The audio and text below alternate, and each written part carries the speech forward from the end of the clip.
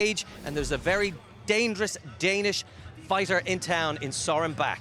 Yeah, this fight's evenly matched. Brazier is not just a military man, he was from the elite, he's a former paratrooper, so you know he brings that to the cage, his conditioning, his toughness, his resilience, both very well rounded, both former champions in other promotions. Fantastic fight. They are our main card fights later on this evening, but between now and then we've got some quality fights inside the Bellator cage, so let's get things underway, and we hand it over to our commentary team of Josh Thompson and first Dave Farah. Well, thanks very much indeed, Aidan. We get underway with Charlotte McIntyre and Josie Blabber. Big opportunity this for Charlotte McIntyre, 26 years of age, 6 years younger than Josie, and just a little bit taller, and the reach advantage is really significant.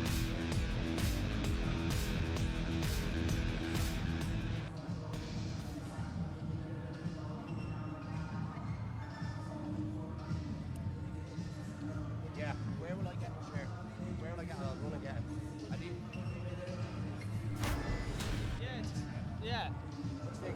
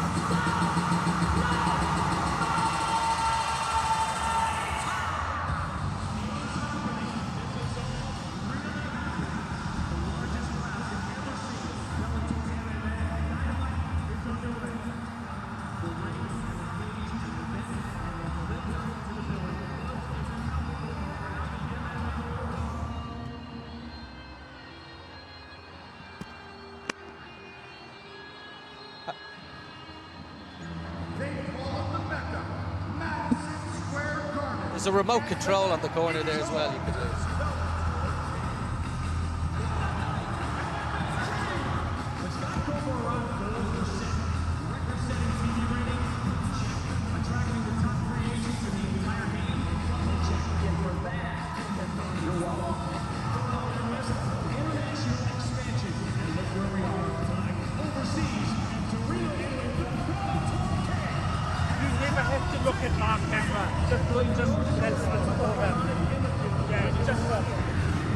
How's this? 1, 2, 3, 4, 5. Yep, okay. No, not now. I can move them. I just thought they were out of shot. Okay.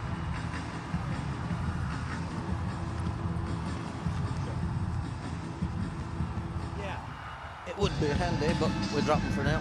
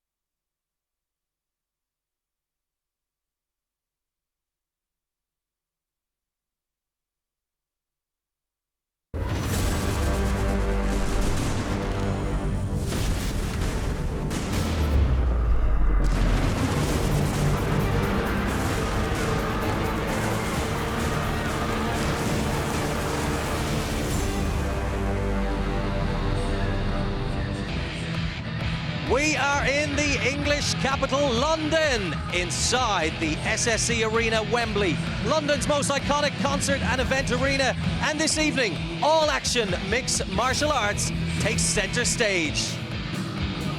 A very good evening and welcome to London. Welcome to the final Bellator series for Europe in 2019. We have a stacked card for you tonight, a fitting end to 2019, and delighted to welcome MMA veteran Paul Daly, who will be giving us the fighter insight this evening. Good evening, Paul. Good evening, Aidan. How are you? Very well, sir. This is an amazing card that we have between now and the late hours of Saturday evening. Our main event tonight, the superstar Michael Venom Page headlines in his hometown against Giovanni Melillo, a somewhat unknown fighter who's come in as a late replacement for Derek Anderson. Yes, an unknown fighter, but a fighter that's got absolutely nothing to lose. He's coming here for his pot of gold at the end of the rainbow, and I expect big things tonight from MVP and get him out in there in the first round. It's going to be a spectacular end to the night. Before that, though, in our co-main event, a fight everyone will be tuning in for, everyone showing up to the arena for too, those who could get tickets. It's Fabian Edwards, the rising star, against Mike Seabass Shipman. Serious beef between these two, and tonight it gets settled once and for all. Yeah, this one I'm really excited for. This is something that has boiled over from social media to reality. These guys genuinely do not like each other. This is going to be a violent fight, and a fight that we're not going to need the judges for. And also on our main card tonight, we will see the return of Terry Brazier, former military man, fighting against a very dangerous Dane, Soren Bak. Yeah, not just a military man. You know, Terry Brazier was a paratrooper, the elite of the elite. He brings that with him into the cage. Very fit, very durable, very tough. This is a very evenly matched fight. It's going to be explosive. It's going to be a very exciting evening here in London, and it is time to begin with our prelims. So we hand it now to our commentary team of Josh Thompson and firstly, Dave Farah.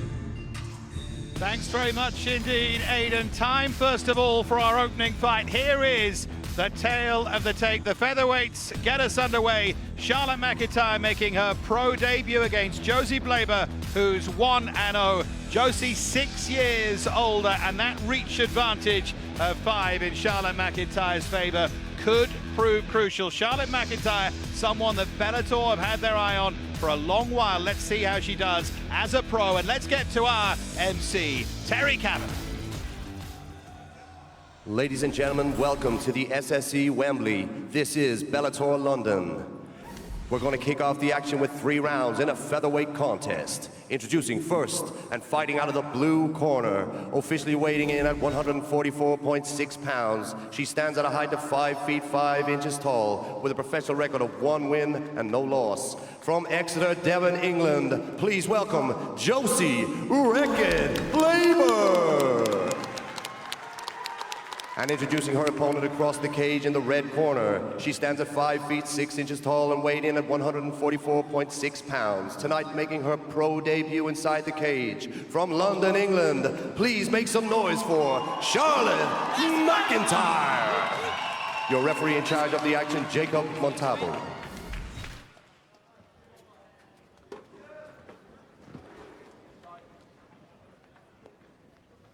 So Jacob Montalvo, the man in charge here. Our opening bout at Wembley. I tell you what as well, Charlotte McIntyre comes very well supported, judging from the noise around the arena in those red gloves in this opening fight. She has a win over Josie Blabber as an amateur, beat her in April of last year. An arm bar in round 2 on that occasion. And the question here, Josh, for Charlotte McIntyre is how can you adapt to being a pro, to the pressure of a pro debut and of a Bellator debut? Yeah, I mean, that's a lot of pressure on anyone at that time. But she's going to come out, do what she probably did in the first fight, and just kind of pick and choose her shots, use the length and the range. The one thing that she needs to do is she needs to make sure that she just lets the fight develop in front of her and not try to push the action too much. It's kind of what you're seeing right now. She's doing a great job. Yeah, it's a really good opening from Charlotte McIntyre. Confident enough as well to look for kicks already, using that really good range. Looks to have found her distance early on as well, which is important.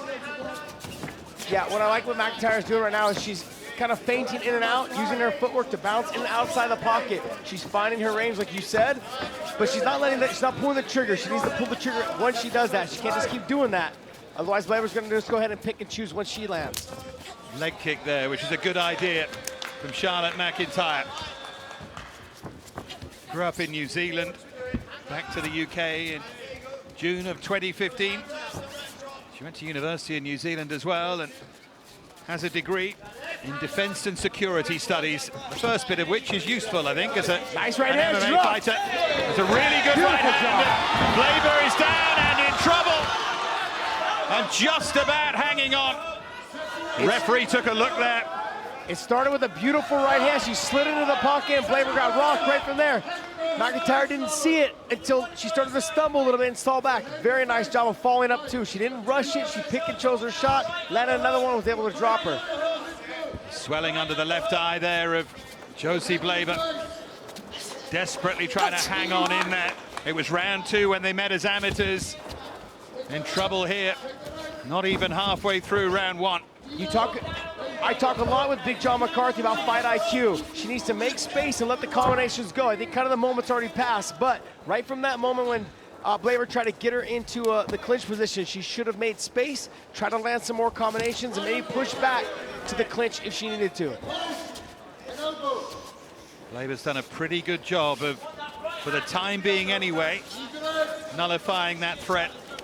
Trying to regain her senses as McIntyre looks for those knees. She's doing a great job. McIntyre's doing a great job of keeping her forehead kind of like at chin level. Blabber's trying to like dig for the underhook and fight out of that position, but her eye is pretty swollen. Anytime you see the eye swell like that, there's a potential of a broken orbital. It's swelled really quickly, hasn't it? She's struggling physically as well here against McIntyre. You can tell there's a strength advantage. There's that right hand again. Left hook, straight right. Needs to keep her cool, and the finish is right in front of her. Goodness me, Blabber is tough. Blabber needs to circle off the fence, trying to get the fight back into the center of the cage. Looking for that right hand over the top. And the left hook as well. There's that straight right again. Beautifully timed, and again. Right hook from Blabber in response.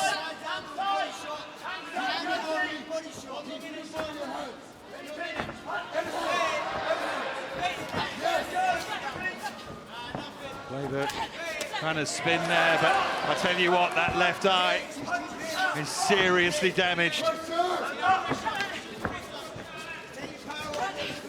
Impressed by the way that McIntyre is keeping her cool here. Doing what you wanted her to do, Josh. If I was Blabber, I'd be trying to mix it up a little bit more. Maybe press to the fence, trying to put McIntyre against the fence. What she's doing right now is just eating shots. She needs to use her head movement to try and maybe close the distance, get to the clinch, because she just keeps eating that right hand. Blood from the nose now of Blabber as well. We move into the final 25 seconds of this opening round. If Josie Blabber makes it, she'll have done remarkably well to still be in there. She's lunged in with a nice elbow there. There it is again. Oh, hit it again. Overcommitted a little bit, throw herself off balance. Both girls kind of punched themselves out in this round a little bit. See what the recovery is between rounds.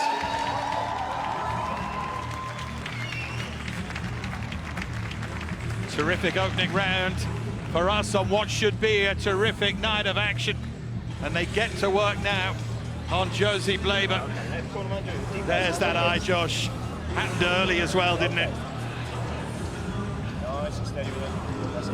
Yeah, it all started with that right hand. She slid in on the nice right hand. Here we go. Boom, right there, caught her right on the button. You can see she's stoned for a second. What I mean by stoned, she got frozen in place in her same spot right there, didn't know what to do. Then McIntyre was able to throw another one. It was a beautiful job. The follow-up, this is what I was talking about. She smothered her. She should have taken a step back and go ahead and went and landed some clean shots in that exchange. She wasn't able to do that because she smothered her punches and her combinations. Convincing opening round, though, from Charlotte McIntyre. Not a bad start to your pro debut. No, beautiful work. All right, guys. That's 10 seconds, right? Yeah, the doctor's having a look here at that left eye of Josie Blabber. I'm not surprised. She can still see out of that eye just a tad bit. She can't really afford to take too many more shots, though. We'll see. I don't think there's anything broken there. It's just a toss. You could hear the doctor there. Said she can still see, and I don't think there's anything broken. Yeah, and that's good as well from our referee, Jacob Montalvo. Just said, you've got to protect yourself. I'm not going to let you take too much more. Good refereeing that. Stays on top of it, gives the fighter a chance to respond. You got to remember, at the end of the day, it's all about the fighter's safety, and they can live to fight another day. Absolutely, and that mantra of protecting yourself at all times that you'll hear repeated over and over in the boxing world is also very true in MMA, as Blabber looks for the takedown here at the start of round 2.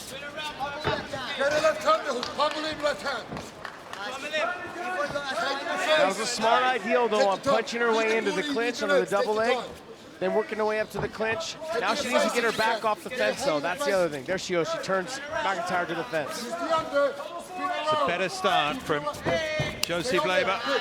1 fight, 1 win before tonight against Laura Handy. March of this year on her debut. You're losing it, break away. Post and elbow, it's good. Nice. Just that physical strength of McIntyre as well was really evident there. Good use of that left knee as well from McIntyre just to keep Blabber off it. She looked again for that takedown. Yeah, Blabber needs to move her head as she comes in. She's keeping her head directly in line of the straight right hand, and that's what's landed in the whole first round.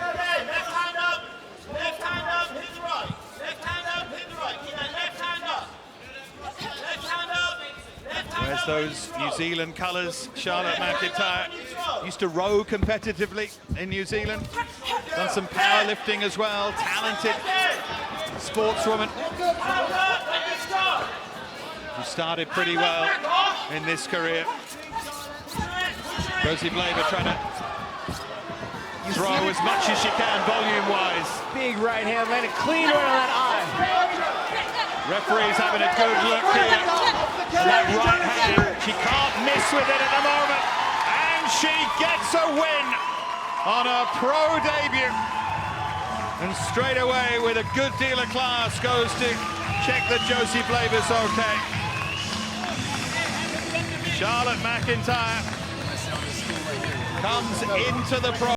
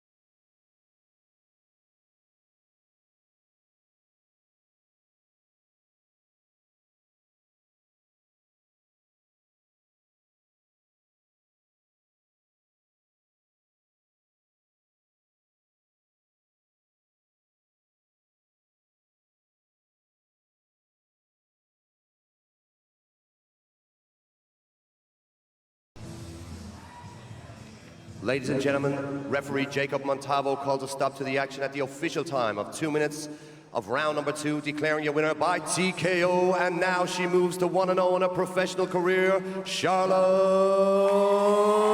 McIntyre.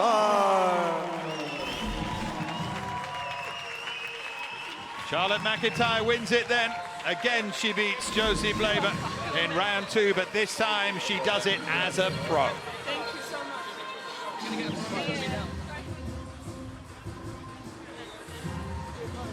What a way to open our show, and what a victory for Charlotte McIntyre. Paul, how impressed were you as a fighter and also as a debutante? Oh, she was fantastic. You know, what really impressed me about this fight was her composure. She picked her shots very carefully. She could have finished her in the first round, but she entered into the clinch. Maybe that shows a little bit of inexperience, but her composure with picking those shots, it was very, very impressive. And as Dave mentioned in commentary, he name-checked Liam McCourt, who I'm sure is a keen viewer today, a potential future opponent. Early stages, admittedly, in her pro career. Yeah, very early stages, but this girl here, she has it. Simon Cowell, the X Factor, she has the X Factor. I was very, very impressed with the debut today. Do you remember your own professional debut, Paul? No, I don't even remember what I did last week, let alone my own pro debut.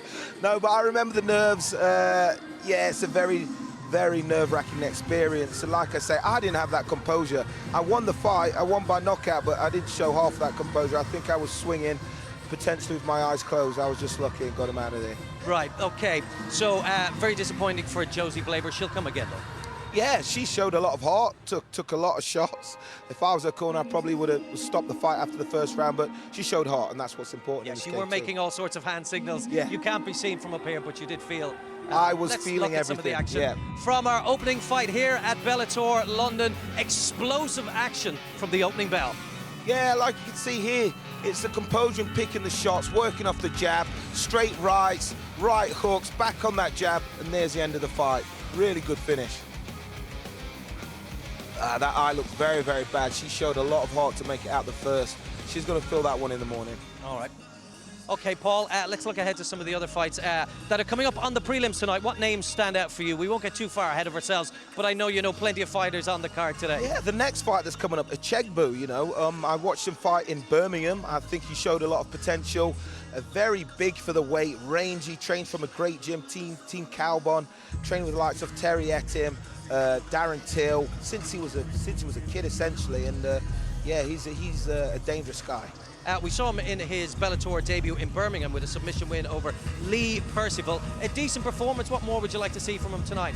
You know me, I'm a stand-up guy. I like to see those hands, knees, elbows. So getting him out of there, standing up, shows his versatility. I'd like to see some of that tonight. Now, we know as well Uchegbu trains with a certain Darren Till, who will be in the building, is in the building. Yeah, I've seen him at breakfast, actually. Darren Till, great fighter. Again, great hands. If he's been training with him, sparring with him, then I want to see this guy put away on the feet. Well, his opponent is Super Shane Campbell, making his pro debut at 31. A little late? A little late, but I feel kind of bad in saying that I'm wanting a Uchegbu to knock this guy out, because Campbell actually trains as my conditioning coach. We share a coach. Sonny DeLacca has got him fit for this fight, so I expect him to be in tip-top condition. Whether his skill set matches enough to win, I don't know, but he'll certainly have the tank. All right, well, both fighters are in the cage, so let's hand it back to Josh and Dave Farrer. Yeah, thanks very much indeed, Aidan. Here is the tail of the tape then. Rafael Uchegbu, of course, winning on debut on our show in Birmingham, beating Lee Percival. A pro debut for Shane Campbell, who's 7 years older, and Uchegbu has that height and reach advantage. And let's get now to our MC. Should be a good one, this. Terry Kavanagh. Ladies and gentlemen, this fight is scheduled for 3 rounds in a bantamweight contest. Introducing first, fighting out of the blue corner. He stands 5 feet 7 inches tall and weighed in officially at 135.4 pounds. Tonight making his pro debut from London, England. Please welcome Super Shane Campbell. And introducing his opponent across the cage in the red corner. He stands 5 feet 10 inches tall, officially weighing in at 135 pounds even, with a professional record of 1-0 from Liverpool, England. Please welcome Rafael Uchegbu. Your referee in charge of the action, Mr. John English. So John English, our man in charge here. Another step on this ladder for Rafael Uchegbu. In the red gloves here tonight, training partner of Darren Till, as the guys were saying. That win on his debut against Lee Percival. I know one or two people wanted a little bit more from him. Got a Bellator development contract at the moment. Very, very highly rated. Be interesting, Josh, to see how he goes here against an opponent making his debut, but still a season one at the age of 31. Yeah, Campbell's really got, this is really a style of matchups. It has to do with the grappler versus the striker. Campbell's going to try to keep this on the feet as much as he can. Uchegbu's going to try to get this fight to the ground where he's explosive and he's real nasty as far as armbar trial setups. But can he get Campbell down? That's the question. He's struggling a little bit right here, but I think as the fight goes on, he's either going to get one early, it'll make it easier to get more as he goes, or he's going to struggle this whole first round to get one. If Campbell was smart, he would try to back out and get us back off the fence. Right now. Right on cue, Josh. Got Campbell just where he wants him. This is where he is really powerful, where he has the big advantage over Campbell. He's going to slowly and methodically look for his pass, probably look to try to get to the mount position, do nice little short shots here. He'll wait for Campbell to make a mistake, probably go to full mount or side control, and then look for the submissions from there. You see him weaving that little foot on the inside. That's helping open Campbell's guard. As the guard starts to open, he'll try to get his left leg out. And when he gets his left leg out, he'll go right to mount or he'll go right to side control. Right here, he's going to side control. Nicely done. Yeah, it was good. Fight IQ, as you and Big John always said. One or two said they wanted to see a bit more of that from Uchegbu here, and he's shown it. Nice, thoughtful and calm, methodical. Got that arm and guillotine set up, that front headlock. He's going to roll him through. Looked like he was trying to set up that Darce from that position, or the Anaconda. Still just about 3 minutes of round one to go. Campbell under massive pressure here.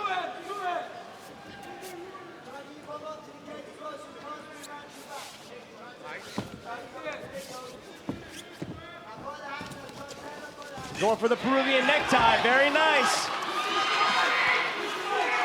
Campbell's trying to think of a way out. Campbell needs to do is work on trying to separate the hands. Oh, he's out there. That was a nice little setup that he was working on. Campbell's managed to get it back to the feet as well. That's it, Shaq. That's it, that's it. That's it. Good man. Take close. Knee now. Knee, Shaq. That's it. He says that he prides himself on his persistence. Shane Campbell, he showed that there, and he also showed good calmness under pressure too. I like what he's doing here. He's keeping him pressed against the fence. He's getting some work in. He's kind of trying to win the round back a little bit with the control. Very nicely done. Very smart fight IQ on his part. Now he just put himself to his back to the fence, which is not very smart.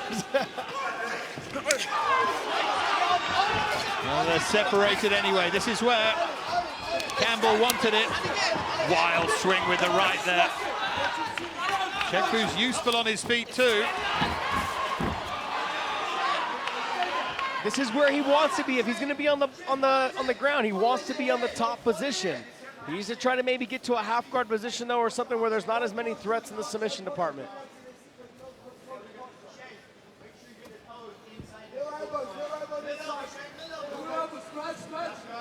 I mean, Uchegbu showed in the first exchange when they were on the ground how good he is on the ground. Past the guard, went right from there to the Peruvian necktie. Tried to roll through for the Darce setup. Couldn't get it. Back on the feet, but that just showed his fluidity on the ground. Trying to work that high guard right now to try to capture his legs over the shoulder. You see that armbar being set up right there. Campbell needs to keep his head down so he can't get that leg over the head. Campbell, one of these situations, if you're new to MMA, looks like he's in the dominant position, but Uchegbu's doing very well here from the bottom. He's very good off of his back. Like I was saying earlier, his armbar triangle game and setups are very good. So that real elasticity in the legs as well.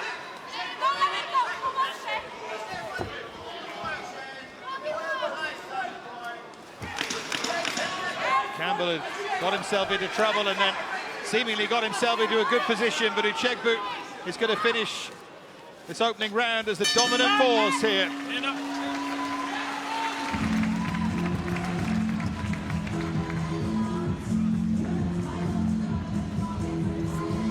Arena slowly starting to fill as we build throughout this terrific card here at Wembley, culminating with MVP, of course.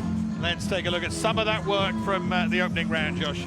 Yeah, a nice little body lock takedown right to the top position.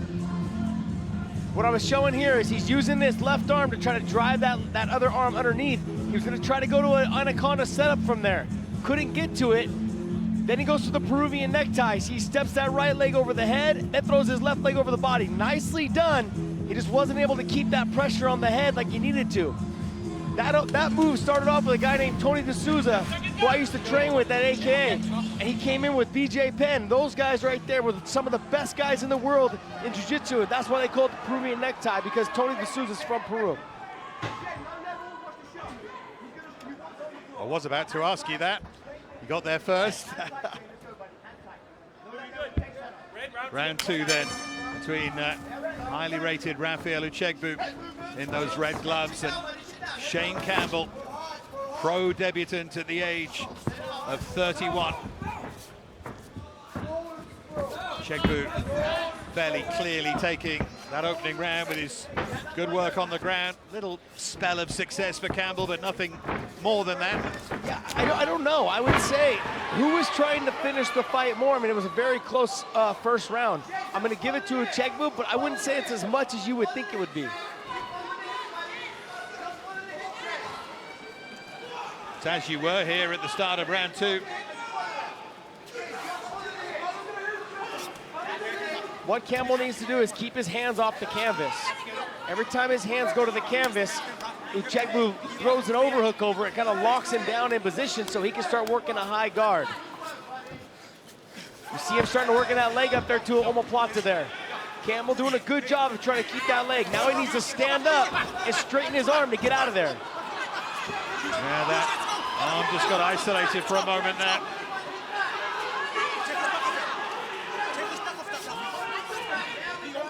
He's trying to, he can potentially get the choke here. It's a hard choke to finish, especially in no-gi.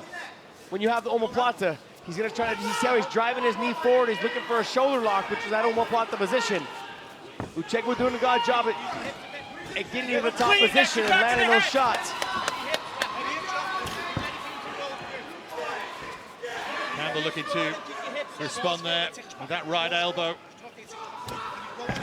Campbell needs to try and put Uchegbu's back onto the canvas so he can start to stand straight up and try and straighten his arm and get it out of there. Those are clean shots. All he's got to do is make some sort of contact to the ear with the glove. And hard to defend as well for Campbell. Campbell showed good athleticism there momentarily. This is not where Campbell wants to be, though. He wanted to be on top. If not on top, back on his feet. Saw a nice little triangle attempt there by Campbell, though. Very nice.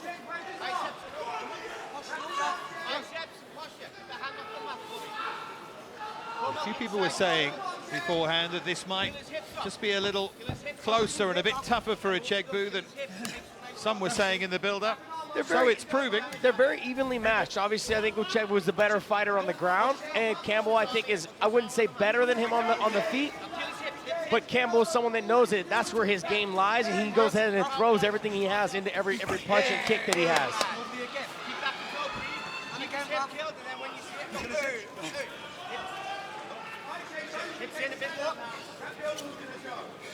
Used to be a football player. Shane Campbell grew up playing that sport and then made the switch to fight sports, and specifically to MMA. Campbell needs to push him ahead right there like he's doing. Turn his hips. Try to clear one leg. Don't try to clear both legs. Clear one and get back to 1 foot. There he goes. Took a lot of energy, though, a lot of effort there for Campbell. Generally, guys that know that their ground game is a little suspect, or they're fighting someone who's a really good grappler, they spend a lot of time during camp focusing on getting up from the bottom. So this this probably shouldn't have fatigued him too much on getting up. But he needs to work on separating the hands and getting back to his feet again. Pushing on the head, there we go.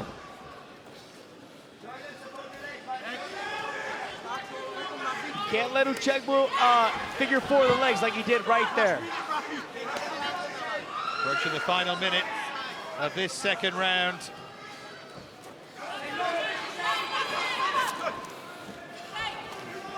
And a confident but not yet clinical display this from Rafael Uchegbu. Said beforehand he felt Campbell had a weakness on the ground as he was submitted as an amateur on the ground, but defended a little patchily at times, but largely okay here, Shane Campbell. Uchegbu did a good job of driving his upper body up over Campbell's body, so now that put Campbell's body back flat on the ground. That makes it twice as hard now for Campbell to get back to his feet. Very smart.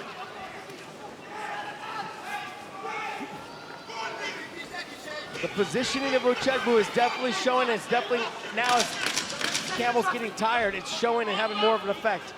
Yeah, closing seconds of this second round. Campbell is certainly fatiguing here.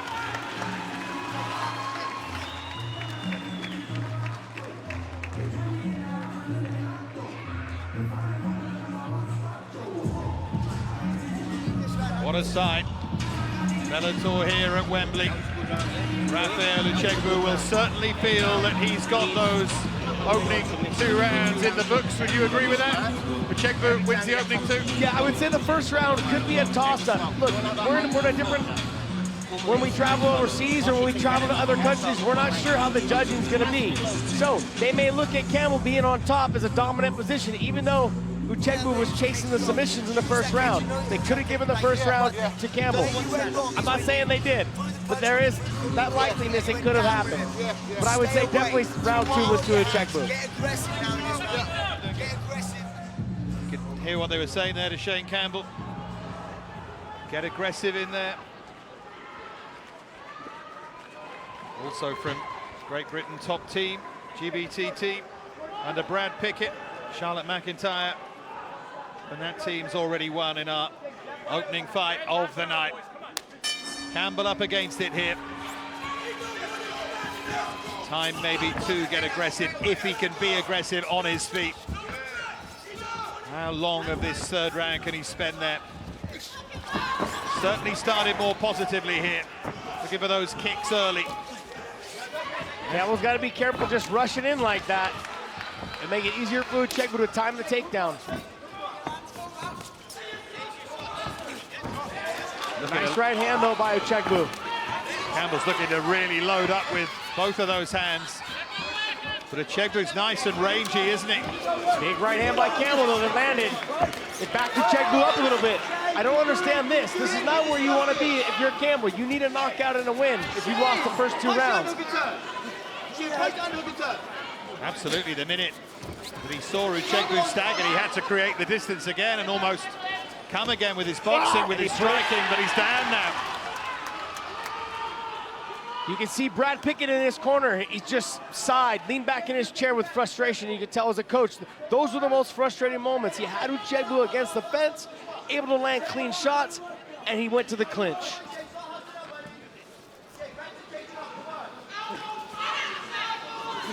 Remember, it is his debut as a pro, and it's that fight IQ thing that you were talking about. Yeah, you can see Brad Pickett's over in the corner right now, raising his hands, just like in frustration.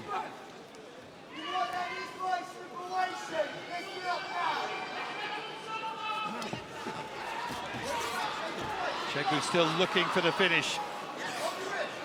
That was a nice job. He's got to get wrist control. 2 hands on 1, start defending. Campbell now in serious trouble here. That's in deep. That's in deep. Looking for the choke. He's doing a good job of defending the hand behind the head. Desperately trying to drag off that left hand of Uchegbu.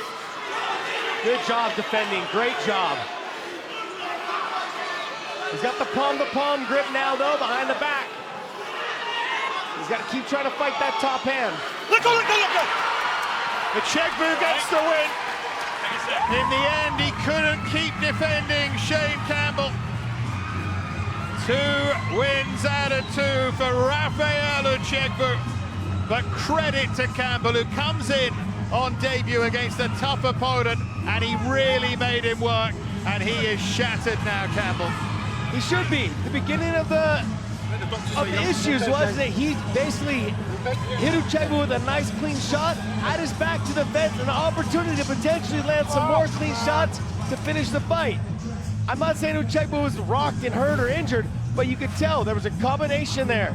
There was a combination there that put Uchegbu's back to the fence, and Campbell pushed to the clinch, and when he pushed to the clinch, that made the opportunity for Uchegbu to out-pummel him, out-grapple him, and get him to the ground.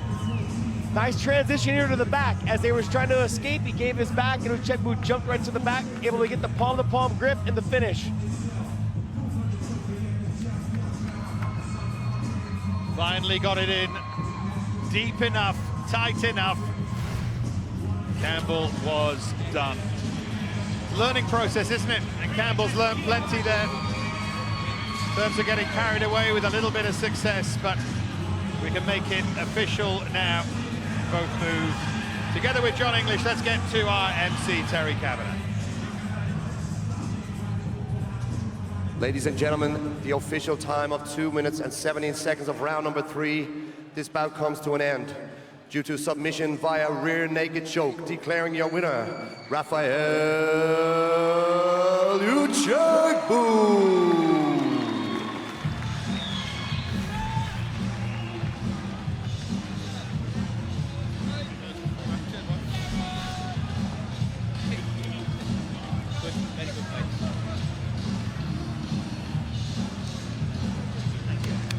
Terrific win for Uchegbu tonight with his teammate Darren Till. So much more action to come live from Bellator London as we close out the European Series, but the Bellator action does not finish. Bellator MMA salutes the troops with a return to Honolulu, Hawaii, as Bellator newcomer Josh Barnett takes on Honey Marks in the heavyweight main event. That's Friday, December 20th at 10, 9 Central, live on Paramount Network and DAZN. So, Paul Daly, your reaction to Uchegbu's second submission win as a pro in Bellator? Well, it was great. You know, he's shown a little bit more versatility, willing to trade on the feet. But in the end, it was his solid ground game where he had a clear advantage, where he got the victory. But I was happy. He was happy to show that he had the ability to stand and trade for a little bit, and I thought he looked good. And as Josh remarked in commentary, that mistake made by Campbell in the third round when he was having success with his striking was to go to the clinch.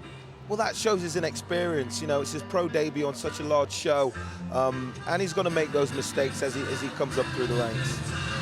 Our next contest this evening is a lightweight contest between Tim Barnett, who's from Wallasey in England, and he will be taking on Akon, the Jedi Wanliss from Birmingham, who will be making his way to the cage momentarily. It's a debut for Tim Barnett tonight, but he's got tough opposition and potential star quality on the rise in Wanliss. Yeah, Wanliss from a great team in Team Renegade, training with the likes of Fabian Edwards, who we're going to see later on, Leon Edwards, who's another fantastic fighter from here in the UK. And Aiden Lee too. Say it again? And Aiden Lee as well. And Aiden Lee, who's also on the card tonight. Yeah, it should be a good fight. 3 KOs, heavy hands, knockout of a night. We'll see. Well, that music indicates that the force is upon us. Akon Jedi Wanliss. Of course, he made his Bellator debut in Birmingham on May the 4th. Wow. And he got a second round stoppage of Sam Slater. What do you expect to see from him tonight? Pretty much the same. I remember that fight there in Birmingham, throwing a lot of heavy hands, very confident on his feet, but from Team Renegade, he's probably got a bit of a ground game and some wrestling there as well. But I expect him to come out throwing heavy hands, trying to get this fight done as soon as possible. Well, his opponent tonight, Tim Barnett, has 5 knockouts to his record, 7-3-1 as a pro, not to be underestimated. And from what we're told, he has good fighter IQ. Yeah, good fighter IQ. Might not be enough when you're getting punched very heavily in the chin, but what might be enough is heart, and he's fighting for his kids, and that could be a big motivation. That's right, he's a dad of 2, chasing a dream. But Akon Jedi Wanliss promises to bring the force tonight as the action continues inside the Bellator cage.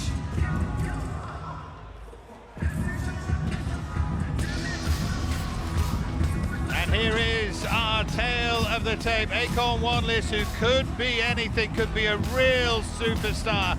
3-1 against the more experienced and the 2-year-older Tim Barnett. Both tall. Barnett slightly taller, and Wanliss with those long arms with that big reach advantage as we head to our MC, Terry Kavanagh.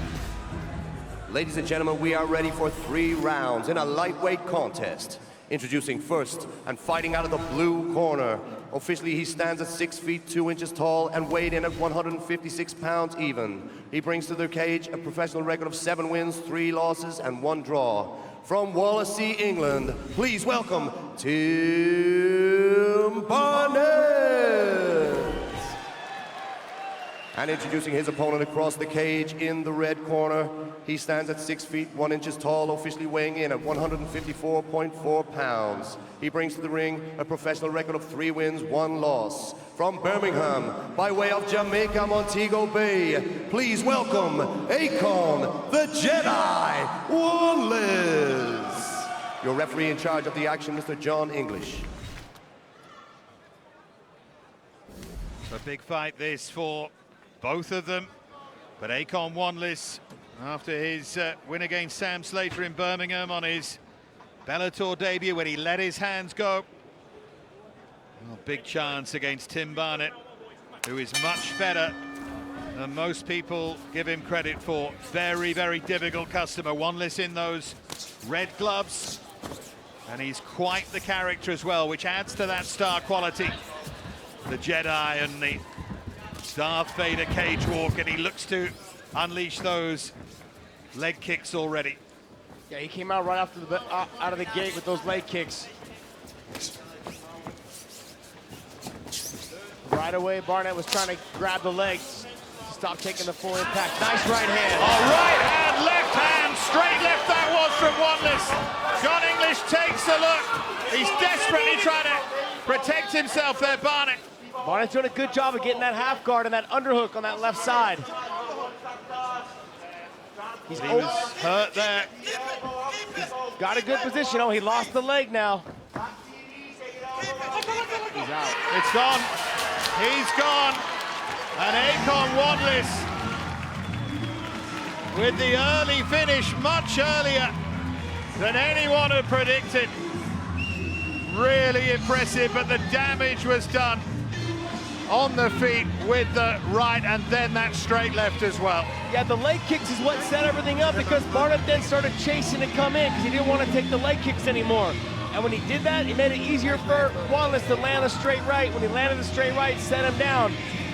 Barnett did a good job of trying to get to that half guard, but once he lost that hook, that half guard hook, it was all over from that Darce position. Well, there are the celebrations you have to feel for Tim Barnett as well, who is, as Aidan was saying beforehand, chasing a dream, family man. And you can see how devastated he was on his knees at the end there. He was caught here, the leg kicks first of all, and then it was the really good work with the striking as well. Yeah, he did a nice job. The leg kicks is what set it up. There you go, you see the leg kick there, straight right hand. Barnett just kind of was pushing his way in, hit him with the right, then hit him with the left, sat him down, jumped on top. Barnett did a good job right there of getting to the half guard. See that position there, but then he undoes the top leg. See that left leg comes off, and when that left leg comes off, there you go, that helps set up the Darce. That allows that Darce to get nice and tight. That's how much it means to Wanliss, feeling the force once again inside the Bellator cage. He's definitely a name to watch, you know. Definitely a fighter we're going to see a lot more of. We can make it official now with Terry. Ladies and gentlemen, referee John English calls a stop to the action at 56 seconds of round number 1, declaring a winner by technical submission due to a Darce choke, Akon, the Jedi, Wanliss. Watch this space with Wanliss. Outstanding opening and excellent finishing too. Barnett, you would hope, will come again, but Wanliss is certainly the man to watch at the moment. The force is strong in this one, young man. Definitely was, wasn't it?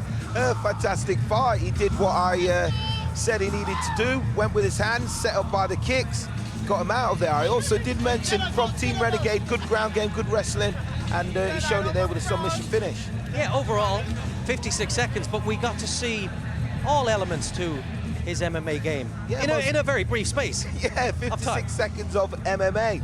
Kicks, punches, and a submission.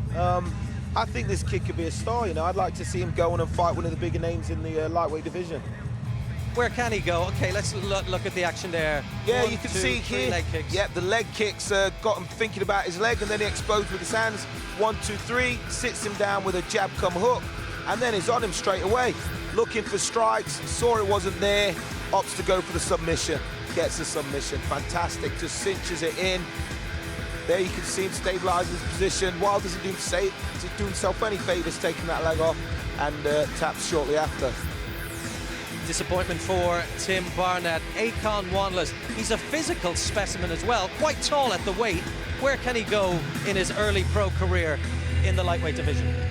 Well, we'll have to see. Let's give him a stiff test. Maybe one of the UK guys, also at the same level, looking to break into the bigger names higher up the ranks. All right, we look forward to the Force returning to the Bellator cage in 2020, but now making their way to the ring.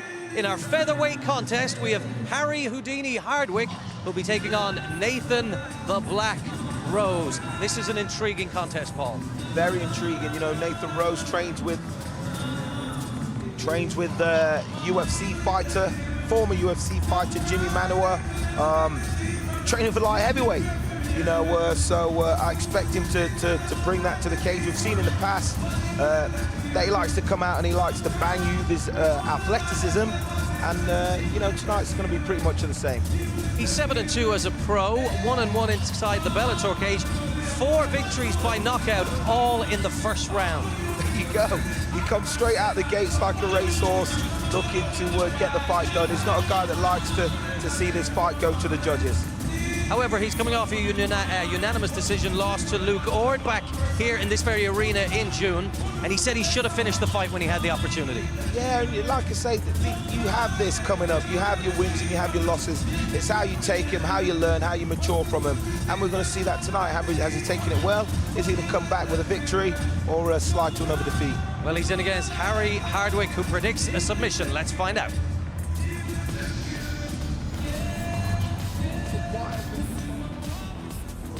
Time now for the tail of the tape then. Nathan Rose really needs a win here. 7-2. He comes into this but so disappointed last time. Slight height advantage and reach advantage, and 3 years the older as well. But all in all, they look fairly well matched statistically. Anyway, we can see how it plays out. Let's get to our MC2, Terry Kavanagh. Ladies and gentlemen, we are ready for 3 rounds in a featherweight contest. Introducing first and fighting out of the blue corner. Officially, he stands at 5 feet 10 inches tall and brings to the ring a professional record of 4 wins, 2 losses. He weighed in at 145.4 pounds. From Middlesbrough, England, please welcome Harry Houdini Hardwick. And introducing his opponent across the cage in the red corner. He stands at 5 feet 10 inches tall and officially weighed in at 145.4 pounds. He brings to the cage a professional record of 7 wins, 2 losses. From London, England, please welcome Nathan the Black Rose. Your referee in charge of the action, Kevin McDonald.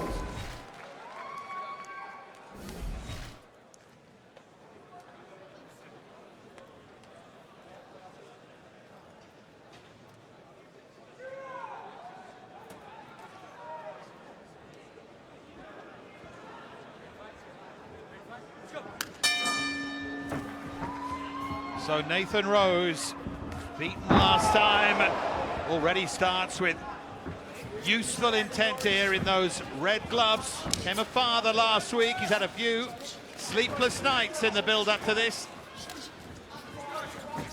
He was already up. I had breakfast with him at like 7 or 6 a.m. this morning. He was down in the hotel breakfast eating, and he was talking to me about his newborn and how excited he is for it. And then this is really what he's looking to do. He wants to come out here, get a dominant win, go home and spend some time with his family.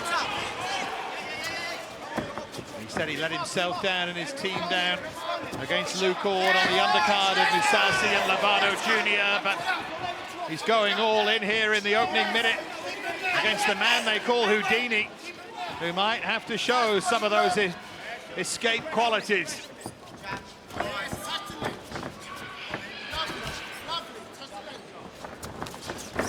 Good leg kick there from Rose as Hardwick trying to come in and set himself, and again inside this time. He's mixing up the leg kicks too. He's not just kicking on the outside of the leg. He's kicking low on the inside as well as down low by the ankle and calf. Just looks so physically strong, doesn't he, Nathan Rose?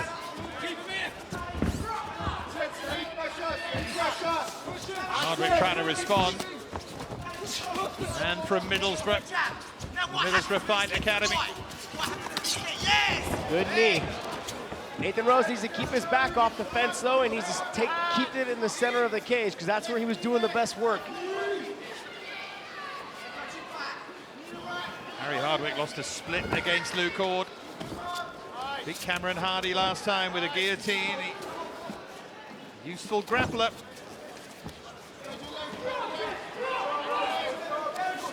You're gonna have a hard time getting Rose down. Extremely strong. You can just tell by the way he's clinching. He gets to that body lock. Turn and pressed him to the fence. 4 knockouts on Nathan Rose's record, all 4 in round 1, and you could see that explosive power early on. Hardwick trying to nullify that now. This is where Rose wants it again. Felt like this is where he was doing his best work when the fight started. Straight right. Straight right. Right, Preacher. Hardwick wants a scrap, doesn't he? You can see. The pressure of Hardwick, though, is making Rose make some adjustments. He's having to circle and pick and choose his shots. Again, utilizing those kicks. They're having an effect. You can see the redness on the side of the leg. And you can also see Hardwick starting to lift his leg now every time Rose is going to look to kick.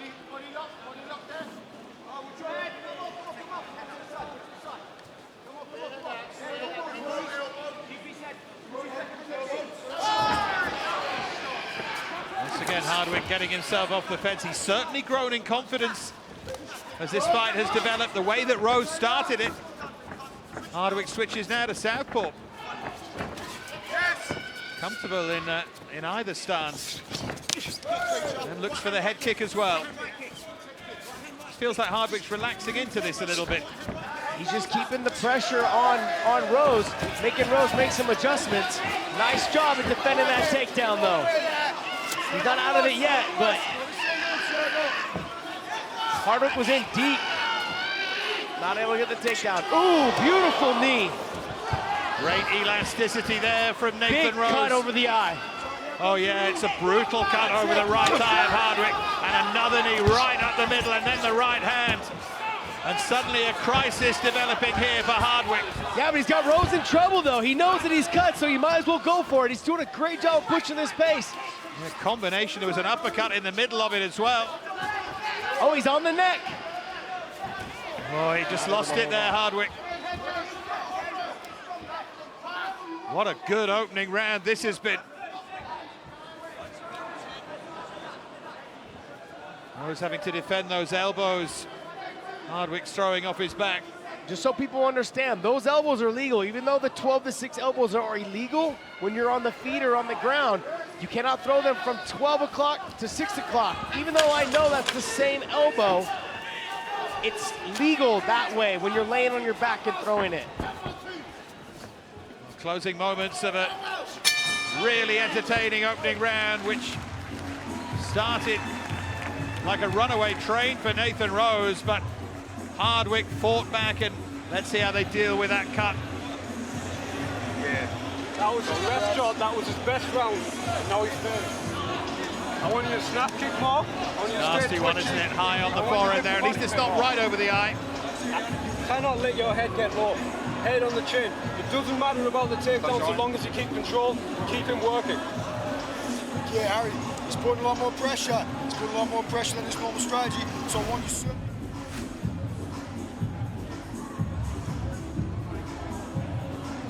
Threw a nice head kick there to start off the round. These leg kicks by Rose's butt's been the difference, I think, in the fight, and these knees have been nasty. Not a lot of guys can take those knees. Hardwick coming forward, but here's where you see the knee right to the head. Boom, beautiful job. Opened up the nice cut, started bleeding automatic right away. You can see his corner did a great job of stopping the blood. Yeah, they have done. Doctors had a look at it as well. He had a word with the referee as he made his way out of the cage, just to say keep an eye on it. Look deep, that cut. Nathan Rose then in the red gloves here. And Harry Hardwick looked super tough in there after Rose threatened to overwhelm him early on. Hardwick's corner said exactly what I thought they should have said. They said keep the pressure on him. Rose is not the same fighter. He does not fight the same when he's getting backed up. Not a lot of guys do, but very nicely done. Really good from Hardwick. And now he has the fight where he wants it.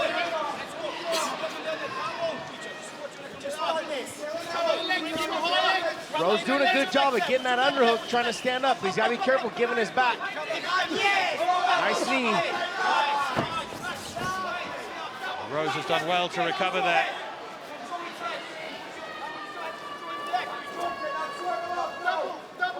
Knocked out Ranjit Barrier on his Bellator debut. Round one. It was an off-balance punch.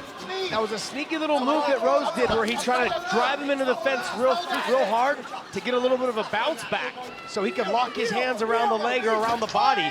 But here he goes with those knees again. These knees are nasty, and these things are going to have an effect later on into the third round, I believe. Yeah, the knees are really effective, aren't they? And gets great purchase on them from very little backlift, it seems. Great spring in the legs there. Good knees to the body are like good body shots in boxing. They don't maybe pay dividends right there on the spot. Sure, you can end a fight like you can in boxing with a nice body shot, but they usually play dividends later on in the fight, in the end of the second or into the third. Same underhook, same underhook. Now you just done this. Let's work. Bring him up so he go low. Come on, bring him up so he go low. Watch your neck on the way. Swap your legs. Swap your legs. Come on. No, almost done the hook. Come on. Work again. Much scrappier second round so far. Underhook. Swap your legs. I mean, it's been a back and forth battle for the first round and a half. I mean, both these guys now, it's kind of like taking a rest. The problem is Rose is on bottom, so you're not getting as much rest as Hardwick is on the top. Spars and trains with Cal Eleanor, who's going to be centre of our show in Dublin in February. Against James Gallagher. Swap your legs. Swap your legs. He's doing nothing for each other. Hardwick with the good shoulder pressure. Landing the elbows there, nice.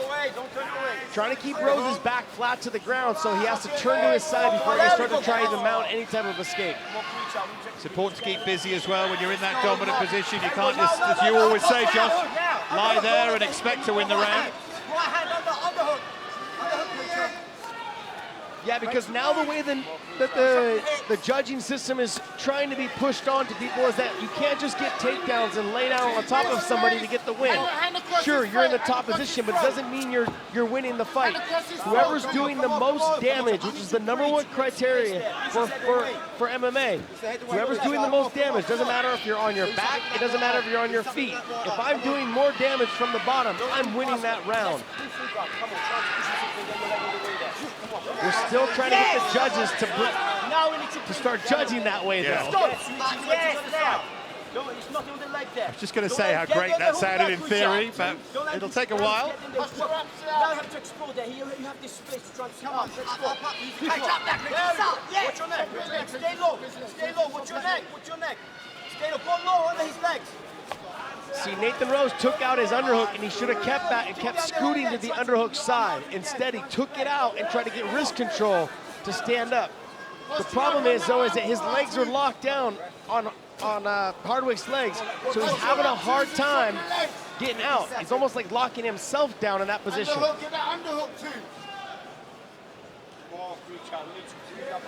Right now, Hardwick in charge of this second round. Nathan Rose finding this tough.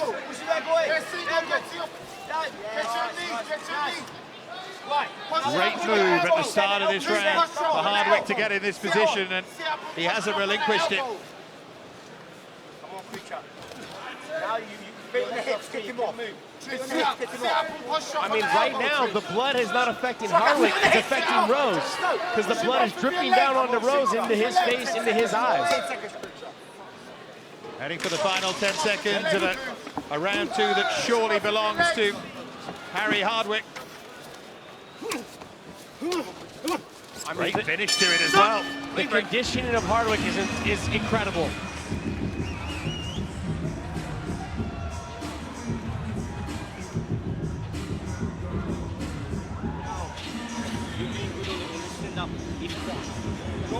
So's that work on that cut in the corner. Incredible as well. They've done a brilliant job. You can see the doctor in the background taking a good look as the corner's working on it, as the cut man's working on it.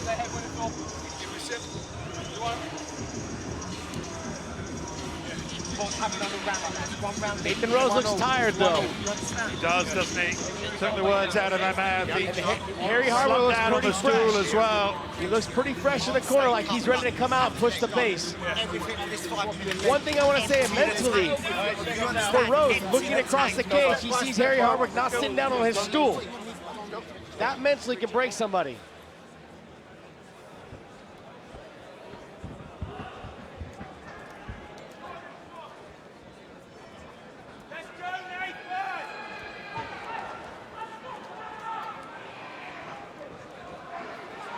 Three of Nathan Rose's last 4 fights have gone to the judges. Shown that he has that perseverance, that fitness, but it's being tested to the limit here by Harry Hardwick.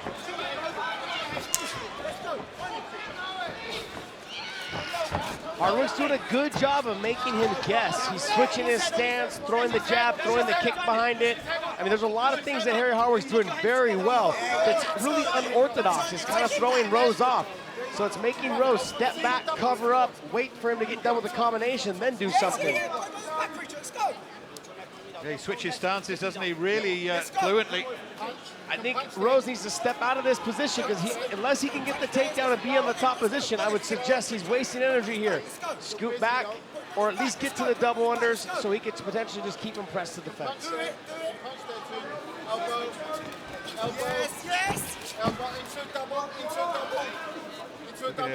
Keep exerting that pressure against the cage. Nathan Rose.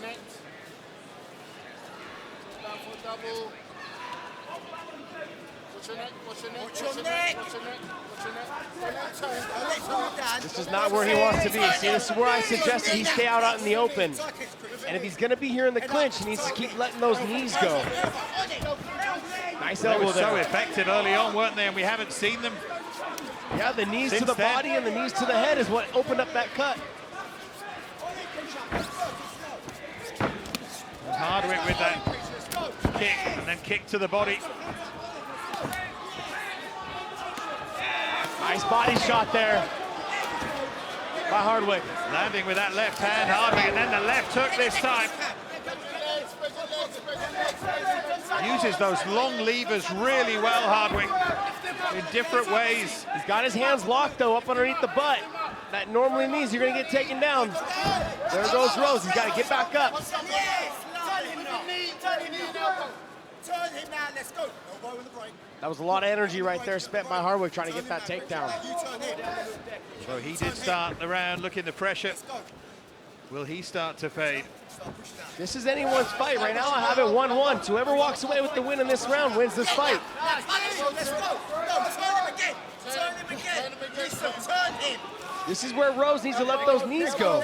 Elbow in, tight. Preacher, tight kick.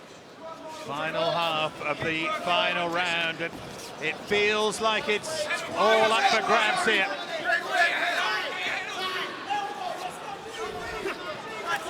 Given that defeat last time, Nathan Rose is not fighting for his career, but he's fighting for his level here. against Hardwick. Can't afford another defeat. There's a knee. Needs to get his legs wide base. He's working on that guillotine right now. Digging the underhooks. Let go of the guillotine, digging the underhooks. He's about to lose that takedown with the sweep. Needs to keep that underhook and go back to his knees. Hardwick is turning into a nightmare opponent here for Nathan Rose. Well, like Hardwick's corner said, it's the pressure. Keep the pressure, make him work. And that's exactly what they're doing.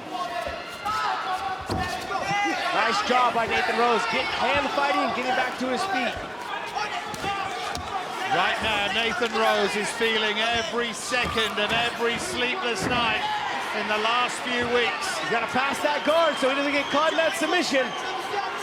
That choke is in. Looking for it here. Needs to open the heel.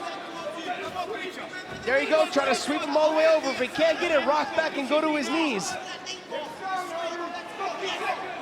Rose is clinging on. He needs to push that knee to the other side of his body, Nathan Rose does. If he can do that, then he can go back to his knees and try to get back onto the top position.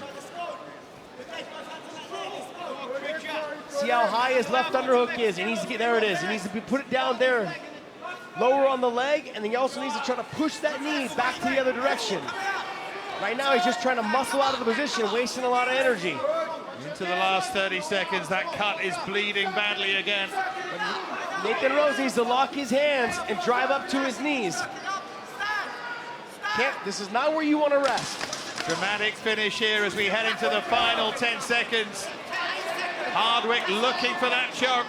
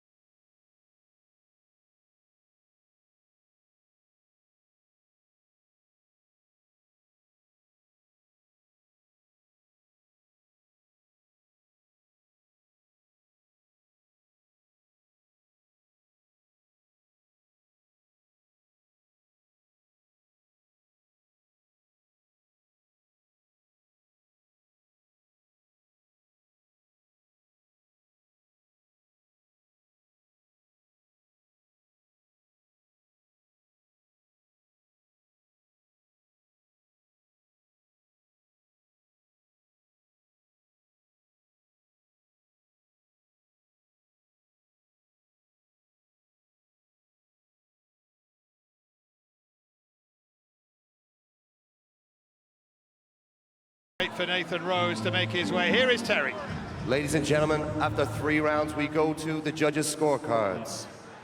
Both judges Roberts and Montalvo scored the bout 29-28, Hardwick. And Judge Cartledge scores the bout 28-28, declaring your winner by majority decision, Hardwick. Well, Harry Hardwick gets it by majority decision. It's another defeat by Nathan Rose. It's more disappointment for him. All the weirdness. I love Middlesbrough. I love it. There's his message to Middlesbrough and indeed to the world as well. It's an upset win, you'd have to say, for Harry Hardwick. But Josh, quickly from you, it's a hard fought and it's a deserved one as well. I mean, he took that big gash on his head late in the first round. And as the fight went on, he didn't let the blood get to him. He didn't let the doctors get to him. His corners were giving him the right instructions. He went out there and did everything he had to do to win the second and the third round. Great job. Great job and a great win for Harry Hardwick. Terrific win for Harry Houdini Hardwick. Perhaps Paul Daly, he should drop the Houdini and just change it to hard. Yeah, he's a hard man. I was impressed how he came back from that cut. It was a nasty cut. You could see there at the end once they cleaned it up. You know, he didn't start the best. Maybe he's a slow starter. Well, he definitely is, as we've seen. But he still showed some positive things in this first round. Bar taking that nasty knee, you know, he gritted out the first round, had his successes. You see a lovely takedown there, controlling from top position. You know, I was very impressed. I think this is the second round where he's mixing up his hands a bit here, you know, going to the body, switch hitting, displaying some great striking, and again back into that takedown. A rather desperate takedown there from Rose, and, you know, lands himself in a lot of trouble. That was the end of it. Well, Hardwick promised beforehand that he would fluster his opponent, he would set an uncomfortable pace, and he did that, particularly at the end of round two. You could see that Rose was breathing heavy. Yeah, not just the pace, you know. What's disheartening is when you hit a guy with your best shots and he keeps coming. All right, well, congratulations to Harry Houdini, Hardwick, whichever way he wants to call it. We will definitely be seeing him again inside the Bellator cage. Our next contest for you this evening from Bellator London is a contracted weight of 150 pounds. It's between Tom Burns from Milton Keynes, and he's taking on Jeremy Ninja Petley from London, who makes his return to the Bellator cage. Tom Burns arrives here as a 6-2 professional, 0-1 inside the Bellator cage, losing through arm injury to Mike Ekondeo in the second round at Bellator 200. This guy has a huge amateur record. We've seen him before, and it's a very impressive amateur record at that. 16 wins, Paul. Yeah, and you know, and that stands a lot. Stands you in good stead, you know. MMA, it's a new sport, and you know, not a lot of fighters get that solid amateur experience, so he's got a massive advantage. He might not have the fights in the pro ranks, but as an amateur, he's got that experience, should show a lot of composure, and I'm expecting him to perform at a decent level. And one of his teammates is a name on everyone's mind in recent times, Linton Vassell, who beat Karatanov in Tel Aviv only last week. Yeah, that's great. You know, when you're training with a certain caliber of opponent, it kind of rubs off on you, you know. You're in there with a guy like Linton Vassell, hardened veteran at the highest of levels. It's got to give him great confidence coming into this fight. And what about the Ninja Petley? We haven't seen him inside the Bellator cage in 2 years. His last win against Lewis Monarch. He's a good grappler, this guy. A very good grappler, and I remember him from when I'm fighting on the scene. You know, he's a veteran. He doesn't have the fight in terms of numbers, but this guy, believe me, is a veteran. He's been in there with some tough guys. Solid grappler, very ambitious fighter. It's going to be a good fight. Well, Jeremy the Ninja Petley is on a 2-fight win streak. Let's see if he can make it a hat-trick.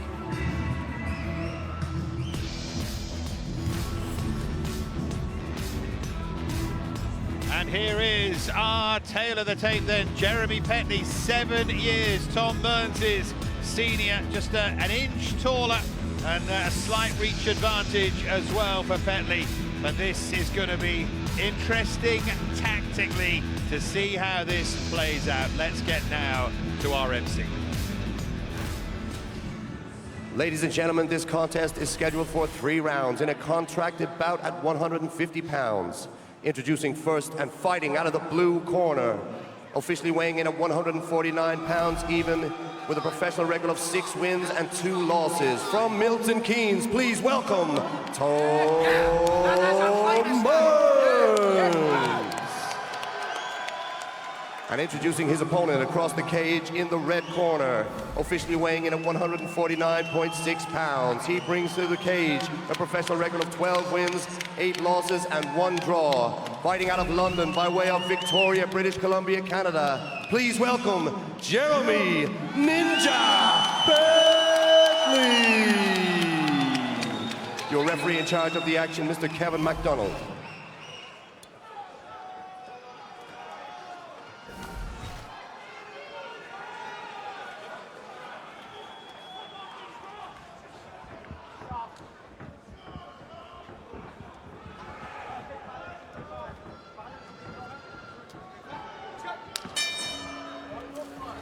Well, Jeremy Petley, those red gloves out of that southpaw stance, is experienced at the age of 34.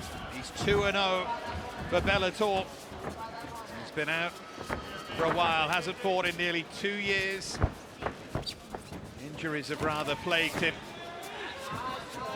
Slightly the taller man here against Tom Mearns from Milton Keynes, who's well supported here tonight. They both look to try and make early inroads on their feet here, but very smart straight decision. away what he was looking for there, Petley. While Mearns is fresh, he's got great conditioning and good cardio. His stand-up is very good. Petley did a great job of luring him in, thinking he was going to stand, and right to the takedown. Nice timing on that. It was smart. You're going to hear me say fight IQ a lot tonight. I was going to ask if you're paid per fight IQ, because you're doing well so far tonight, Josh.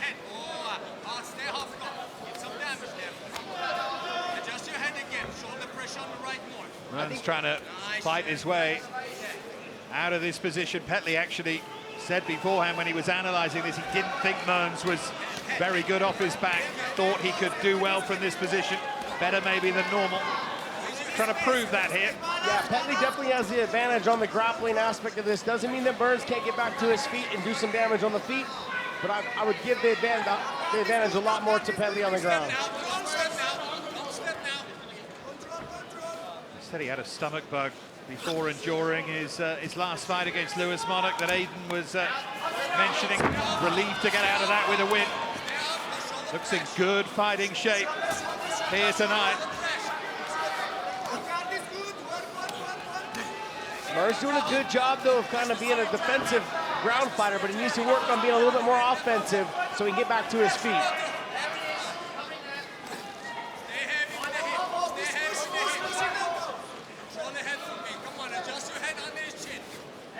Got the underhook now on that side. He's gonna looks like he's gonna try to elevate him and hit that hook sweep. There it is. Kind of muscled it over, but was able to get it. Nice sweep, though, by Petley to get it right back. Yeah, the toing and throwing there. Both guys with nice sweeps. Yeah, it's great to watch the use of balance, the intelligence, not the IQ, the intelligence. But this is where Mearns makes his living, though, off of his back, though. He works for the overhook, underhook, the double under, or whatever it is, so he can try to get to a hook sweep position.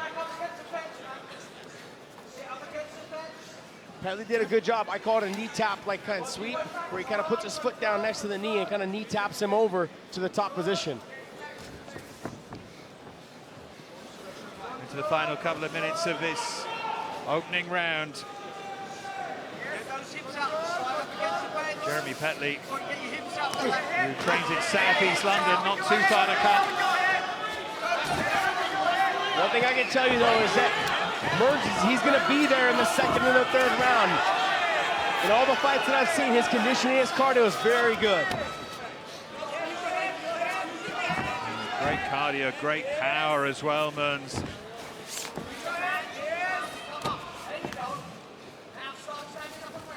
Petley doing a phenomenal job. What I like what he's doing here is he's trying to turn Mearns' back off of the fence, because guys use that to get up. Did a good job of turning his back off, and then Mearns gave his back right here. Let's see if Petley starts trying to put the knee in, or the hook in. To land that knee, Petley into the hip. Like I said about the Nathan Rose fight, those knees paid dividends later on in the fight, in the second and the third round. Your knee in the thigh, the hip, the butt, you know, those type of things. They don't seem like they're doing any damage. But by the end of the second, into the third, that fighter's not moving as fast, or he's not as mobile, and his footwork isn't as good. And that's all you need. When you get to the top echelon of fighters, all athletes, doesn't matter, NBA, NFL, it doesn't matter. You get to those top echelon, that split second is all it takes to make a difference on whether you score or whether you land a knockout. Manzo looking to turn and land those elbows. Final 10 seconds here. Stand up from there. Petley's been doing his best here to try and control Mearns. Those of you guys at home watching this, he's making Petley work though the whole time, Mearns is. You see how Mearns just jumps up like he's ready to go.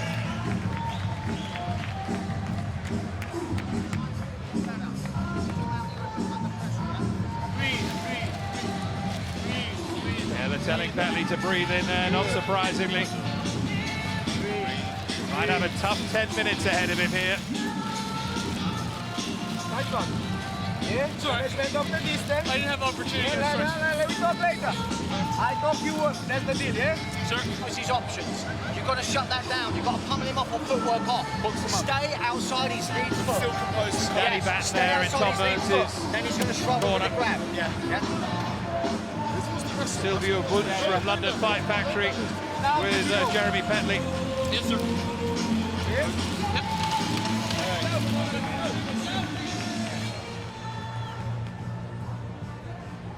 Both guys look extremely fresh. How would you have scored that opening round, Josh? I would give it to Petley, but let's not forget, Mearns made him work the whole time, trying to keep him down. Want to see if Petley's conditioning will carry on into the second or into the third round. So Jeremy Petley, originally from Canada, now based in South London. Beautiful the red little gloves up here kick. against Tom Mearns of Milton Keynes. He was able to split the guard with that little switch kick in the air right up through the middle.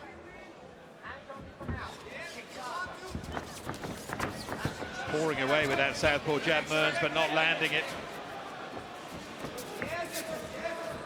Wary of the takedown, wary of getting too close and overbalancing.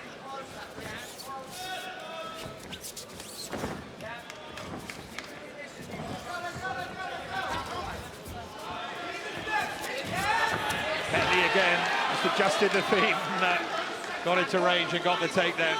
Exactly what he was looking to do. He dominated the first round because of that. Mearns with a sweep though, he's on the neck. Lost the neck, so he's potentially back on the bottom. It was a good idea from Mearns and nearly executed.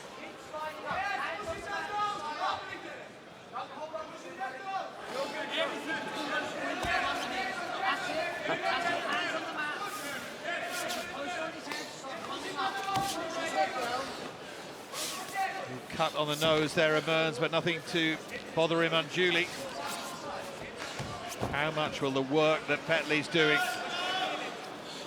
really come to matter later in this fight, if we get to later, of course. So Mearns is hanging on that head and arm choke. But what Petley's doing really well is that he's turning his back off of the fence.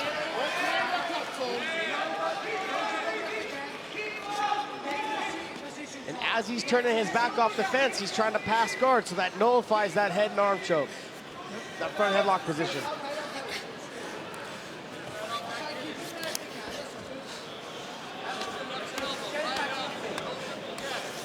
Still that output from Petley to the body. Nearly opened himself up to the elbows there from Mearns, but again he adjusts.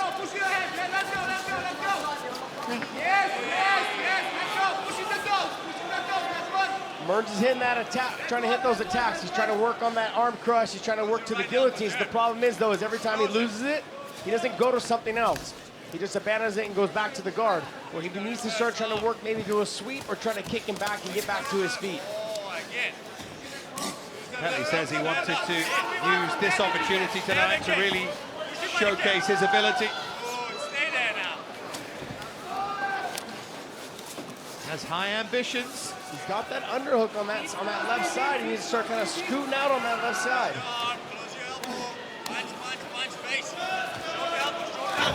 Put his feet on the hips, kick him back so he can try to get back to his feet. Let's go, Jeremy. Pushing the toe, Jeremy. Pushing the toe, Jeremy. Pushing the toe, Jeremy.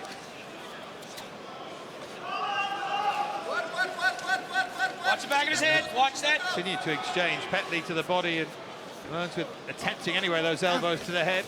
A bit more damage to the nose of Mearns. Heavy. Close your elbow. Close your elbow.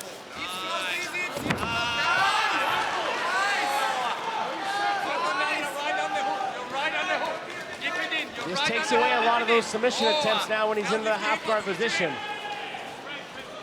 Shoulder heavy, left shoulder heavy in there. Raise your head. Below the chin. Mearns needs to work on trying to open that heel, trying to get that left side underhook so he can scoot himself out. Get back to his knees or try to work to the hook sweep. Control, stay on top and then do that. Let's go, shoulder. Control, yes. Control in there. Yeah, that shoulder, left shoulder.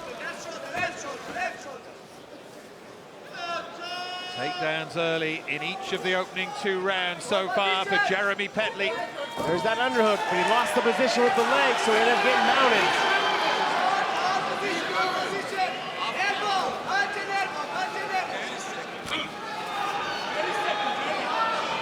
Petley doing a great job with the control. See how he's got that head and arm control, making it hard for Mearns to get any type of sweep position.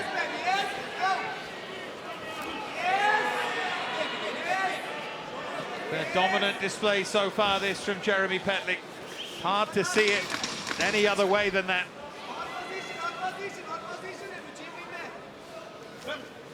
Talked about Mearns' cardio in the opening round. He's going to have to change the pattern of this fight in round 3, or else you feel anyway it's only going one way. And Petley still looks fairly comfortable in there physically and with his cardio. Even with the long layoff, he looks phenomenal. Mearns has lost 2 of his last 3, including against Aidan Lee, who's coming up later on tonight. Here's Mearns in action with that kick. Split right through the defense of Petley, right to the upper up kick. Petley with a nice little left hand, but what I like is the timing on the takedown right there. He waited for Mearns to throw a punch, and stepped in on the single, and then just sat into his butt. Leg strip back, catch that head. He's open for the guillotine, but only the standing variation. There you go. If you do it on the ground, you're going to end up underneath it. You're just slipping that way around. Now's the time you finish him, yeah? It's either by knee or by guillotine. Hands, clinch knee. You can hear the advice there from Danny Batten. They gave him the proper advice. Stop going for the guillotine on the ground. I'm only looking for the guillotine on the feet. So needs to make something happen here, Tom Mearns, in those blue gloves against Jeremy Petley, back after a long layoff, and dominance so far here as we head into the final round. What Mearns did right there is he switched his stance because Petley was hitting on that single leg dump. So what he did was he switched his stance, kind of threw Petley off a little bit.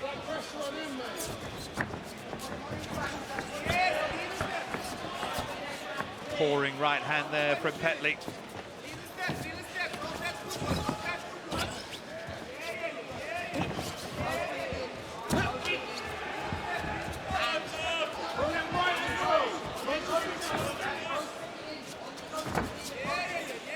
Back as a southpaw here.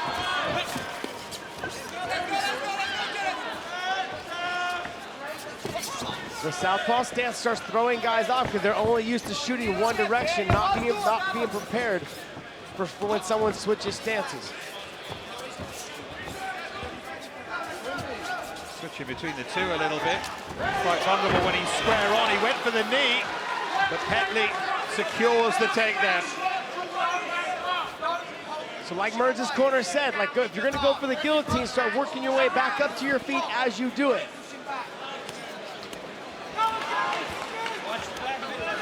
In the first 2 rounds, he got too comfortable trying to shoot submissions from his back, but never tried to once get up from that position.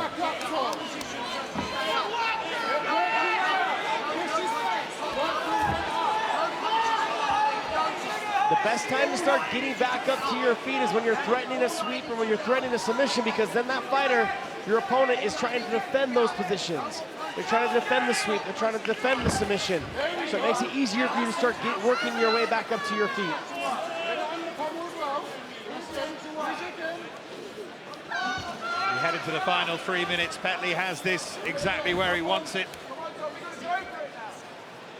Mearns will be frustrated and aware of that, trying to think of a way here.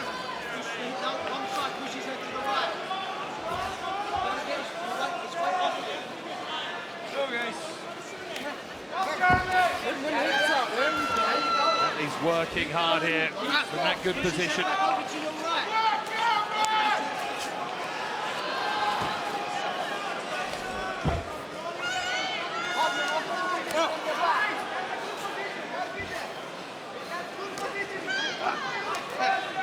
You can hear those shots being landed. They're not easy shots. They're like light shots. They're hard shots landing.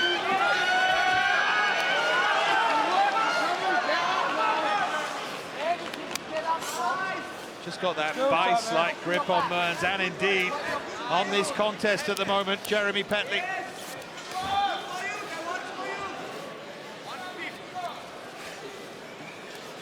What Mearns needs to do is started looking to advance his position, though. He's just kind of content with fighting off of his back, and you're not going to win fights that way. He needs to start working for the underhook, trying to get that underhook low. Start working back to his hook sweep position, because he has a very good hook sweep. Scooting his butt and his back to the fence to maybe use the fence as like a third leg to get up.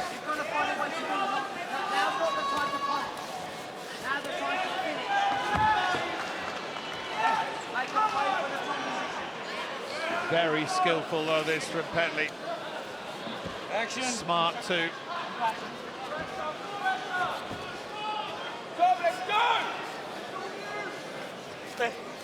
I talk with Big John McCarthy about this all the time. Mearns just looked at the ref and put his hands out like, let me up.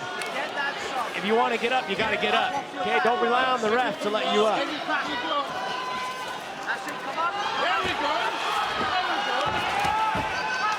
Mearns looking to land those elbows again. I'm going to go back to fighter IQ, though. This is the fighter IQ that I'm talking about. He was hitting trying to hit the guillotine, trying to hit the sweep. He could have led potentially back to his feet. Instead, he decided to lay back to his back and try to land elbows to the top of the head. Those moments you have to seize because they don't come very often. You have to get back to your feet. Let's go.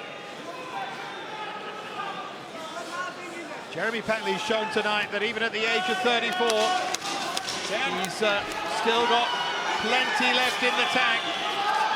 He finishes powerfully here. He's dominated Tom Mearns.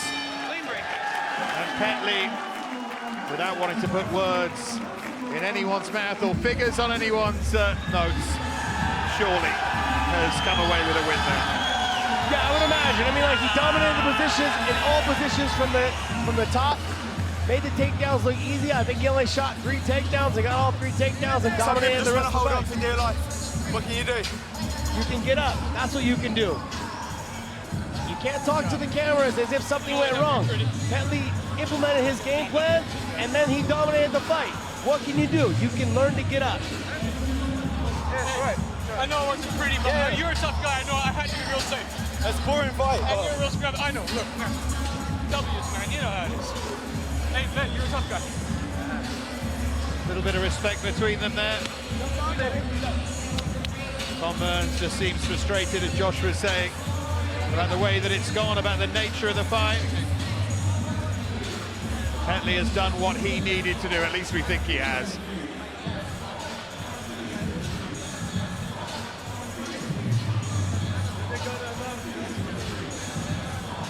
The story of this fight was simple. Mearns had a hard time, didn't stop one takedown. And the fact that he couldn't stop the takedowns, and then every time he had an opportunity to get up, he decided to lay back to his back and try to go for a submission or try to go for strikes to the top of the head. Well, let's get the result now, see which way it has gone with Terry. Ladies and gentlemen, after 3 rounds, we go to the judges' scorecard. All three judges scored about 30-27 in favor of your winner by unanimous decision, Jeremy Ninja Petley. I'm not a gatekeeper. I'm a contender. I want the big fights. Let's go.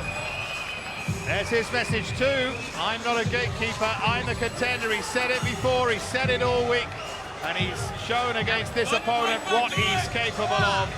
Jeremy Petley, even at 34, still maybe going places. And Tom Burns, maybe a work in progress still, and work still to do. Petley with a win by unanimous decision. Well, congratulations to Jeremy Ninja Petley. The 2-year layoff showing no effects. He's now 3-0. His fight streak continues, and so does the Bellator action. It's a Hawaiian homecoming for flyweight world champion Alima Leigh McFarlane when she defends her belt against England's Kate Jackson. Plus, AJ McKee and Derek Campos kick off the quarterfinals of the Featherweight World Grand Prix. That's Saturday, December 21st at 10/9 Central. It's live on DAZN. And good news for European fight fans, our first show of 2020 has just been announced. Bellator loves Dublin, and Dublin loves the strip animal. James Gallagher. He's brash. This is where James Gallagher is so strong. He's bold. Big shots. He's the headline act. Just like that! Dublin! Gallagher versus England's Cal Pacino Eleanor. The 3 Arena, February 22nd, 2020. Make a date. It is set. James Gallagher returning to headline his 3rd show for Bellator. It's Dublin, February 22nd. And his opponent, Cal Eleanor, who he was due to fight in Dublin recently. That fight is on. It's confirmed. We're very excited, Paul Daly. Rare, fantastic fight. You know, I'm a massive fan of James Gallagher, the charisma. Great fight. All right, well, James Gallagher is in the building. We will be meeting him later, but now let's meet our featherweights in our next contest. This is Damian Frankovich, fighting out of Seville in Spain, 11-2 as a professional, making his debut in Bellator tonight, and we believe he's a good grappler, Paul. Yeah, I've heard he's a great grappler. I don't know too much about him as such, but, you know, he's come over here from Spain. He's come here to fight a very tough guy in Aiden Lee. He's a southpaw, so that's going to, you know, that can be tricky for people. So it's going to be interesting to see how Aiden Lee handles this. He also possesses good kickboxing skills, too. Well, we know Aiden Lee can switch, so the southpaw stance should not be an issue for him. Aiden Lee is a very exciting fighter, Paul. I like the guy, you know. I'm finding that I'm liking more and more guys from Team Renegade. They're doing something right over there. Aiden Lee coming off a loss against Sol Rogers, but Sol Rogers is a great fight, not just for the UK, but for the world. You know, we've seen how he performed in the Grand Prix. And he thinks he could have done better, Aiden Lee. He thinks he could have beat him if his mind was right and if he would have given a little bit more. So I'm expecting to see him come out here with a point to prove. Yeah, I said he didn't put the foot on the gas that night in Birmingham against Sol Rogers, so you expect a better pace from Lee tonight. Yeah, to know now that he can compete at that level, that's going to, you know, stoke the fire a little bit. He's going to come out here, try and get this guy out here clinically, and I think he can do it. He's a featherweight, and he's 6'1". How? That is crazy. You know, he's a big guy, long range. How he makes featherweight, I don't know, but he looks comfortable at the weight, and yeah, I like the kid. Well, all those attributes physically will work to his advantage, he hopes, tonight. Yeah, definitely. If he can keep the range, I know he likes to stand up, use his range to his advantage, jabs, lots of front kicks and kicks. It should be okay. Let's see if it will be win number 2 for Team Renegade.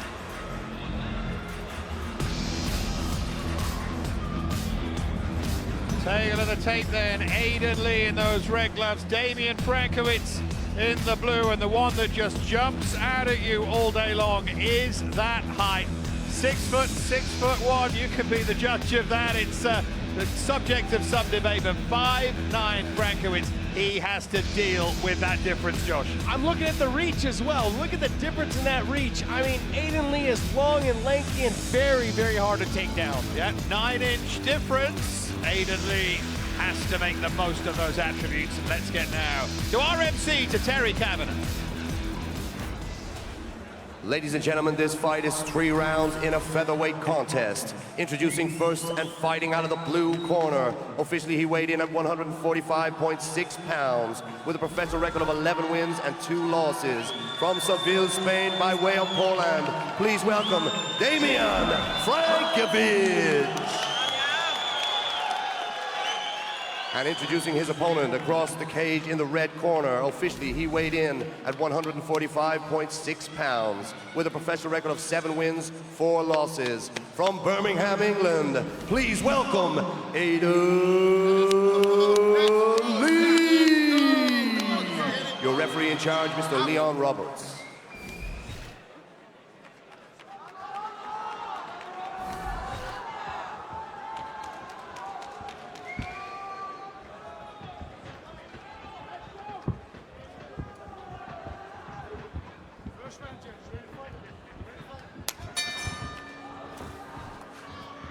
Well, Aidan Lee said he was disappointed against Saul Rogers in Birmingham. Paul Daly talking about it beforehand, and he felt he made an impact and he made some inroads and didn't take advantage of them.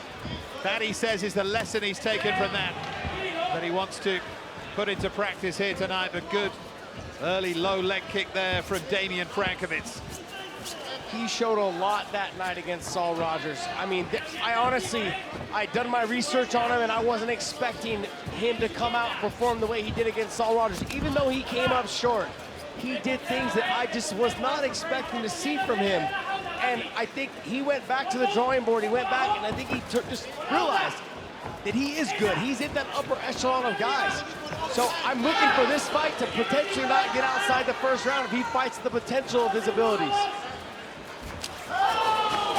Nearly walked Frankovich onto an uppercut there. Started brightly, hasn't he? Good left hand, though, from Frankovich, who's come to get inside that jab and come to fight.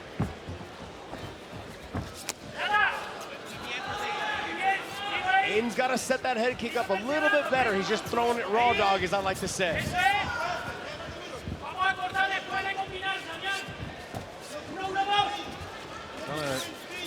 Two-fight losing streak, Aidan Lee, after the defeat by Rogers. Lost to Dean Truman before that, but as Josh was saying, take great confidence from the performance against Rogers, trying to bring it here.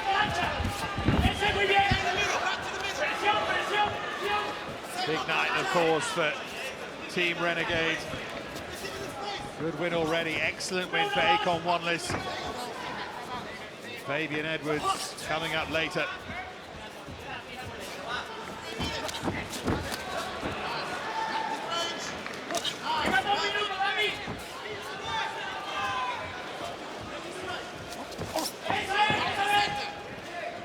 Frankovich trying to set up his own left hand here.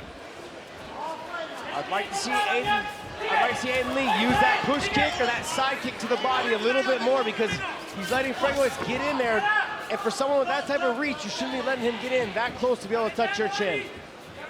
Use that reach and that range a little bit better, or more often, I should say. The mark under the right eye there of Aidan Lee. Left hand of Frankovich.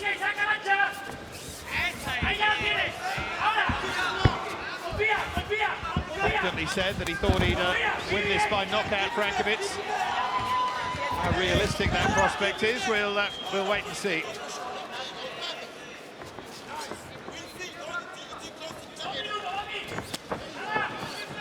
There he went again with that head kick, but he didn't set it up again. He switched stances real quick, they just threw it.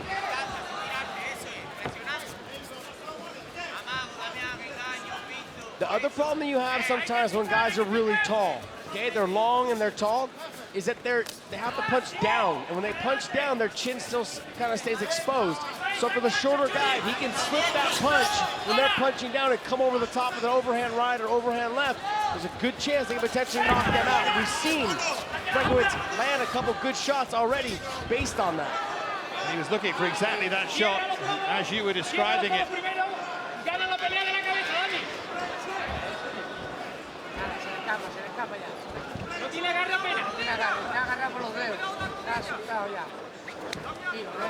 Aidan Lee's last win over a year ago beat Paul McBain. A rear naked choke. This different level for him as he tries to move up those levels. Tries to find a level for himself. Aiden seemed like he was getting a little flustered on the feet. Kind of wanted to change it up. Make Frankovich think about something else in his game. So he's doing a good job here pushing into the clinch. I'd like to see him utilize a little bit of the knees in there. Knees and elbows in that dirty boxing area. This is very important what you're seeing right here. Look at how Aiden Lee is pushing his forehead up against his. Kind of keep that distance so he can sneak his knees in there. Frankovich's having a hard time dealing with that right now. Does have 4 wins by submission, Aiden Lee. It's the 1 knockout win, actually. I think it'd be the other way around with the size of him and those long arms and that long reach. Frankovich trying to line the right hook there as we head towards the end of round 1.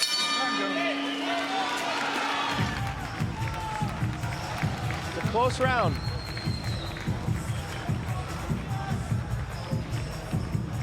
Frankovich's sister, not the easiest watcher here of the action. Must be hard. Let him feel the jab in it. Then, if you don't try that flying knee shit, try to up first, hand, then go to the end.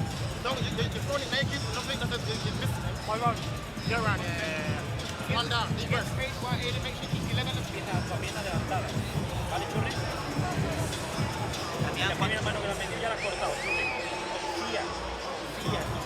Trains out of the Sicilia Academy in Seville. Enrique Wasabi, the man in charge. Second round. I wish I could tell you what they were saying, but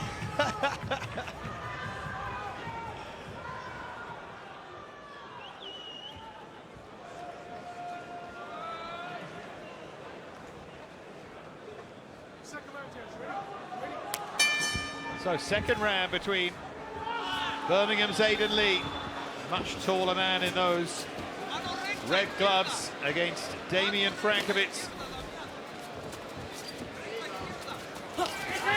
Pole who fights out of Seville in Spain. Comes into this having won his last 5. Not without confidence then.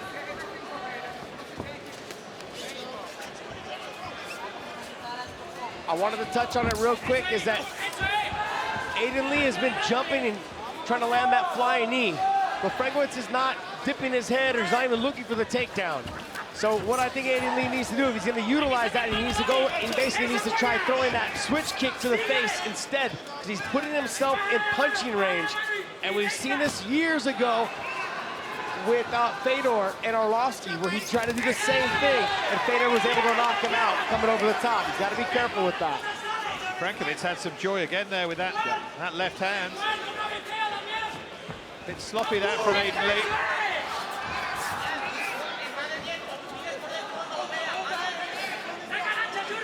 While I was doing the research on this fight, this is like one of the fights that I had marked up on our undercard. I was like, I cannot wait to see this fight.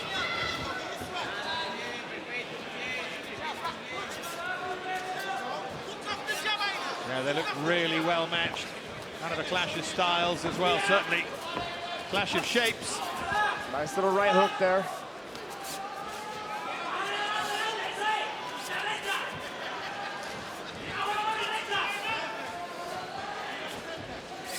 He's just struggling to measure that distance, Aiden Lee. Good movement, good head movement as well from Frankovich.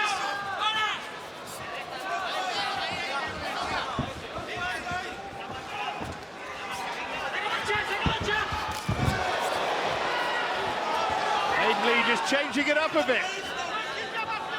You got to keep them guessing, and I think when you do that, it makes them panic and think every time I get close to the cage now, what's going to happen? Obviously, as always, that kind of move got oohs and ahs from the crowd here. Real crowd pleaser. Crowd that is getting gradually bigger. Waiting for our main events. Frankovich needs to start trying to be a little bit more of the offensive, not just the one tracking after, because he's not really throwing as much. He's waiting to counter. And if Aiden Lee doesn't throw, then he doesn't throw either. Blocked every kick pretty much, though, Frankovich. He's read that well. This is what I want to see. I want to see him track after, but then throw the combinations, make Aiden Lee respond, and then come back with something again right away. I like that too. He feinted, faked that move off the cage that time. Lee couldn't do anything with it.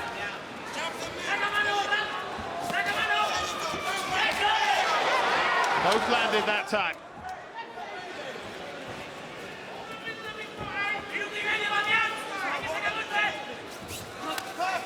Aiden Lee looking for that uppercut.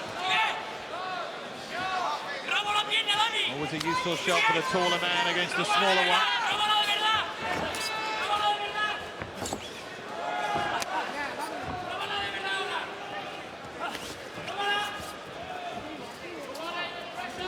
Got to keep thinking here, Aiden Lee. Been a clever performance from Frankovich so far. In terms of it defending anyway. Yeah, these are just hard rounds to judge. If you're a judge sitting on the side trying to figure out who's winning this fight, the guy who's putting the pressure, the guy who's throwing but not really landing anything. So it's a hard fight to judge.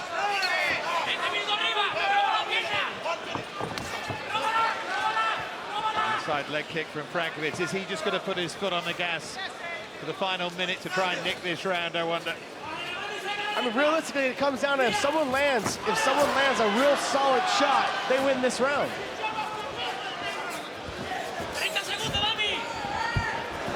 Definitely feels like that, doesn't it? This round or the third, one moment could almost win you the fight, depending on how it's been scored, but it's so close. Nice little right hook there, though, by Aiden Lee. Knocked Frankovich off balance. Maybe that was the punch that might just nick him the round. The margins can be that tight. But Frankovich just came back. See, that's exactly what I was talking about. He tried to throw that flying knee again, left himself standing there. Frankovich throws the combination.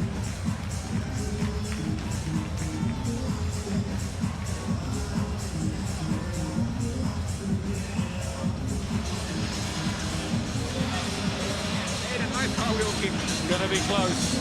Them no stabs, no more them stabs. They're going kick. Round three. Yeah. We're going head. Yeah, no more. We're going head or leg. They're going hands. With a jab as well. Kick around your face. That's it. Yeah, we do up. No pasa nada. Tranquilo. Lo único que está es más activo. Cada vez que haces, entra. Cada vez que haces, entra, cabrón. Cada vez que haces, entra. Confía, cabrón. Son 5 minutos más para la gloria. Solamente eso. 5 minutos más para la gloria. Hay que darlo todo. Hay que explotar. Hay que explotar. Trying to work out who looks the more tired man.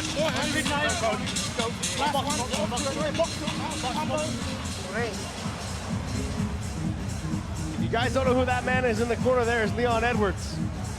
Absolutely. I was going to say, he's got some pretty illustrious help in there, hasn't he? We're going to see his brother later on tonight, Fabian. Yeah, what a fight that's going to be.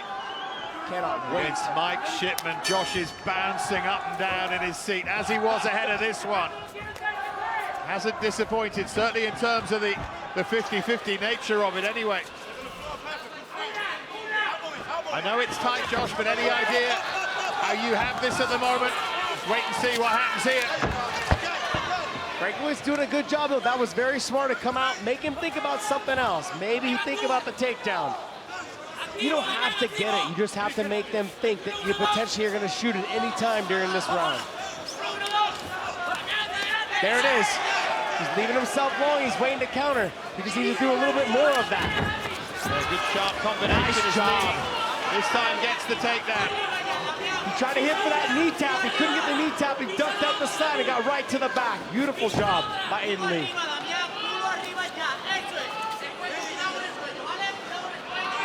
Now then, can he find a way to finish? This is the thing that really surprised me when I saw him fight Saul Rogers, is how good he was at defending from the bottom, how good he was. There it is, it's getting in. He's not under the chin yet, but it is tight. How good he was in the grappling positions. Got a lot of arm to work with, of course, and he's got it tightly wrapped there. That's getting under the chin now. It's starting to force its way underneath. Yeah, he's tapped.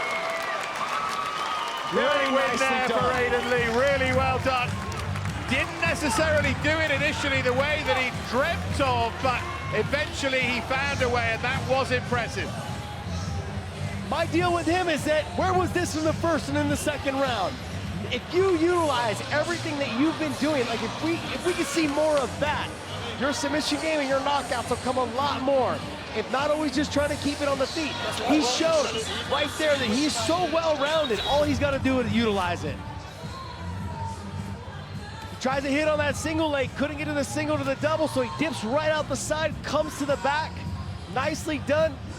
Right before that, he gets to the back. The choke wasn't on, it was over the jaw. And as he put the squeeze, you can see Frankovich start to lift his chin and get the arm underneath the chin. Nicely done by Aiden Lee. Yeah, it's a good bounce back win there.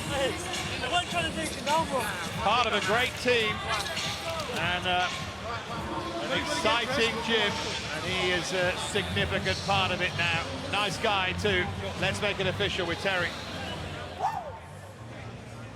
Ladies and gentlemen, referee Leon Roberts calls a stop to the action at 1 minute 24 of round number 3. Declaring your winner by submission due to a rear naked choke, Aiden Lee. Yeah, good, well thought out win there for Aiden Lee. Winner by submission in the third round in what was looking to be a close fight, but one in which he eventually got the job done. The Bellator MMA World Tour continues tonight in London as Michael Venom Page looks for another highlight reel finish at the SSE Arena Wembley, seen exclusively on the Bellator app. And then we say aloha from the Blaisdell Arena in Honolulu with a doubleheader weekend. First, on Friday, December 20th, Bellator salutes the troops when heavyweight legend Josh Barnett makes his Bellator debut against Hani Marks, live on Paramount Network. Then Saturday, December 21st, exclusively on DAZN, the Featherweight World Grand Prix quarterfinals kick off when Derek, the Stallion Campos, takes on undefeated AJ, the Mercenary McKee. And it's a Hawaiian homecoming for Flyweight World Champion Alima Leigh McFarland when she defends her title against Britain's Kate Jackson. Finally, the Bellator cage lands in Tokyo, Japan for an epic year-end event featuring Quentin Rampage Jackson in a battle with the Last Emperor, Fedor Emelianenko. Plus, the highly anticipated rematch between former world champions Iron Michael Chandler and Smooth Benson Henderson. It's all live Saturday, December 28th on Paramount Network and DAZN. For tickets and more information, visit Bellator.com. So much incredible Bellator action to look forward to, and it continues right now here in London. This is Kevin Frier competing in the middleweight division. He is from Fleetwood. He is 7-3 as a pro. Paul Daly, what else do we know about this guy? This guy is a BJJ black belt. He's 1-1 in Bellator. He's used to fighting in Wembley. I'm sure. I think he's had a few fights here. Third time in Wembley. Third time, there you go. So he's comfortable in his surroundings, and I expect he's going to fight his best game. Interestingly, also in his 7 wins, 3 defeats, never been to the judges. Never been to the judges. Kind of fighter that I like, and he's a paratrooper as well. He's the elite of the British Army, so he's got that in his mind, and he brings that kind of determination, and he's going to be a proud man. He's going to fight hard. Currently serving paratrooper as well. Now, here comes his opponent. This is George Chokos from London, England. He lives and trains in Florida with some big names. Yeah, superstars of the game. This guy he may live and train over in Florida, but he says he is a proud Londoner. He's happy to be here. He's happy to represent London. He wants to go out there, put on a fantastic show. He talks about his heavy hands, big heavy hands, but I've actually trained him, Chokos, over at Brazilian Jiu-Jitsu gym in London. He has a great ground game, and if I'm not right, he's a BJJ, if I'm not wrong, he's a BJJ brown belt. Okay, so tonight, will he like to keep it standing, or will he like to show some of those BJJ skills? With the fact that he says he wants to represent London well, I think he's going to come out there and look for a knockout, but if it goes to the ground, don't sleep on him. Right, well, Chokos is 4-0 as a professional, making his Bellator debut against Kevin Frier.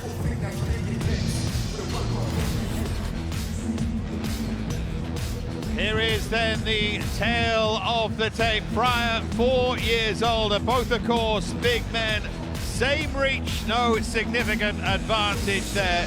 Should be very watchable, this one at middleweight. Let's get to Terry Kavanagh. Ladies and gentlemen, this contest is 3 rounds in a middleweight bout. Introducing first and fighting out of the blue corner.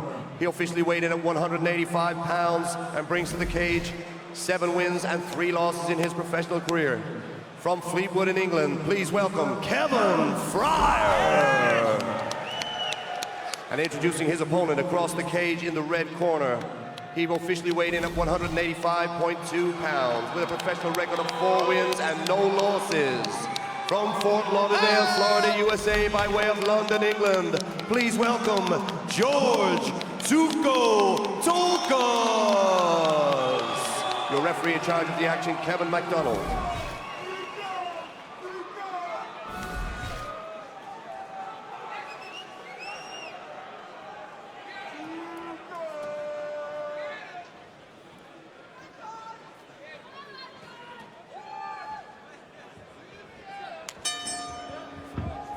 Quite a character, George Tuco Tolkas, in those red gloves. Says he can complete a Rubik's Cube in 30 seconds. See if he can solve the puzzle of Kevin Frier here. Serving paratrooper. Tough man as well, and he was looking for the takedown straight away. Both guys are pretty good grapplers, so I'm surprised to see them try to get the exchanges right away on the feet. I thought for sure someone would come out try and shoot.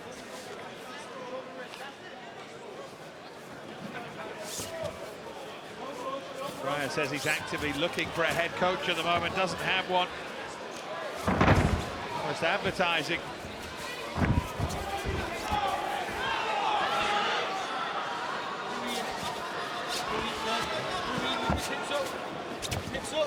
Certainly trying to get it where he wants it here, Frier.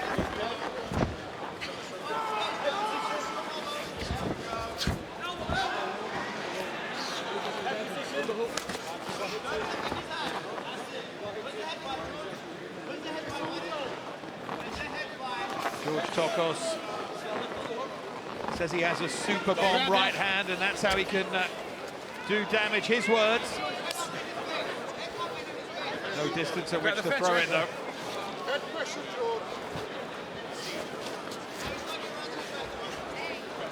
Comes into this 4-0 and says, the guys were mentioning before, that he's wherever he's based, it doesn't matter, based in the USA, but he's the only real Londoner on this card tonight. There's 1 or 2 others, maybe 3 or 4 would have a word to say about that.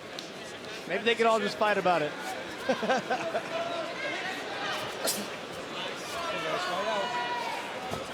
We're going to see a lot of this fight in these type of positions here. Both are pretty good wrestlers, both have good positioning, phenomenal grapplers, both of these guys. So we're going to see a lot of jockeying for positions. I'm going to try to make sure I coach people through this that are sitting at home watching. You and I were talking about this before we came on the broadcast, about how the European market, we really need to start trying to help educate them a little bit more on the grappling aspect of it also. So the fans aren't sitting in the stands just going, okay, what's going on? So well, here's your chance. I know, right? So what both guys are trying to do here, one's trying to get double unders. Double unders means like both of my arms are underneath your armpits, so I can start trying to get you elevated and lift you up for the takedown. Frier's doing a good job at one arm overhook, which we call a whizzer, and then Tolkas doing a good job of controlling the wrist so he can't get the other underhook to try to body lock. So what I mean by body lock is lock his hands and squeeze his hips in close to his. See how Tolkas has his hands locked around the waist, and now he's trying to squeeze him in so he can take him down.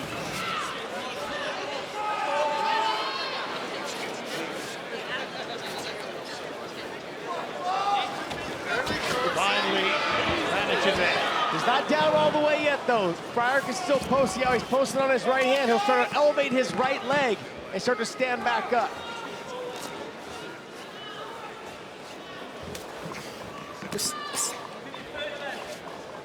Watch the back of his head.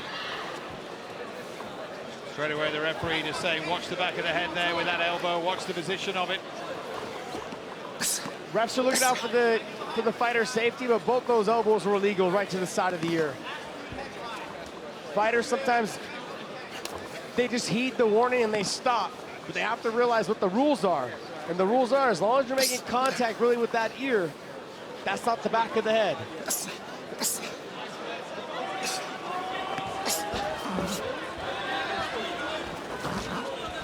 Final minute, very hard fought first round. Frier still trying to make use of those elbows, cut under his eyes, right eye. But Chokos did a good job of, see how he's got his hands locked? Once you have your hands locked in those double under position, it's really hard to get your hips back. And what I mean by get your hips back is get your hips back in a way to make space so you can pummel your arms inside and get an underhook. Nice leg kick, really good. Well timed from Frier. And Frier does really good work from the top position. So whether he's in the guard or whether he's in half guard, he manages to stay busy. He'll start trying to look to pass and also start trying to look to do some ground and pound. Both of these guys are phenomenal guys on the ground, and they both stay pretty busy with active guards and active punches. Yeah, hard opening round to score that one. Frier ends it on top.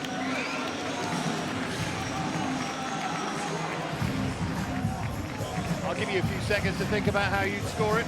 Yeah, if I'm a judge on the outside, I mean, I would probably give it to Chokos because he controlled the position of the fight the whole time and was able to get one of the takedowns.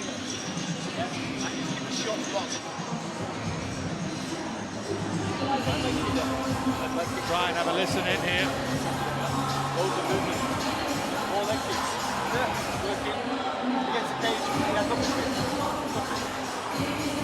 Yeah, against the cage. Work out underhooks, yeah? Spinning. Back and forth. Take position. Starting to get desperate. It's starting to blow. Yeah, let's sit up. Not tight. Not tight.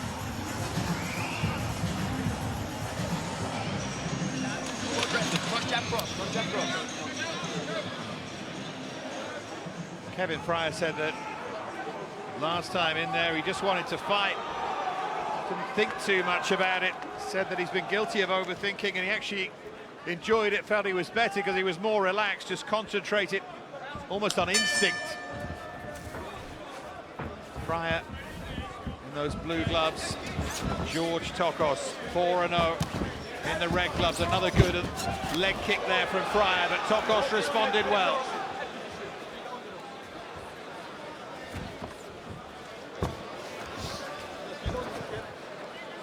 So when they're jockeying for position right here, whoever has the underhook is going to try to elevate the other person's overhook so that he can get his hands locked around the body. When you start locking your hands around the body, now I'm able to squeeze your hips in and get your hips close to mine so I can control your body and potentially take you down, which is what Chokos is trying to do here.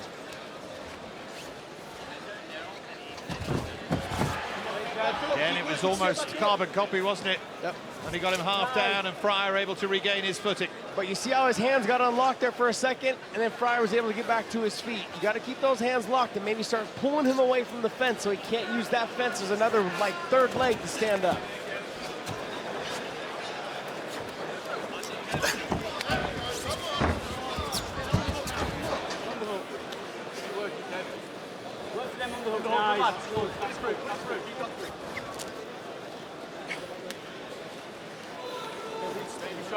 That's good control, like that. It's growing.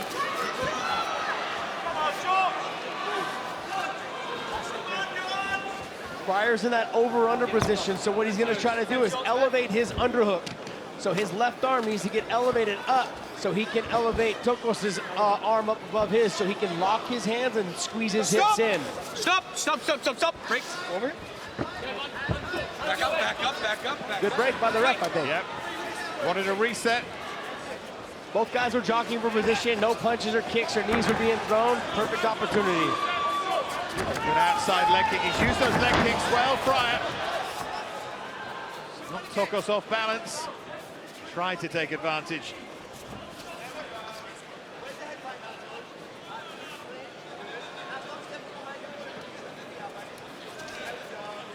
When I went back and watched both of these guys' past fights, they seem like they're almost mirror images of each other. This is why we're getting a lot of this type of positioning for this fight.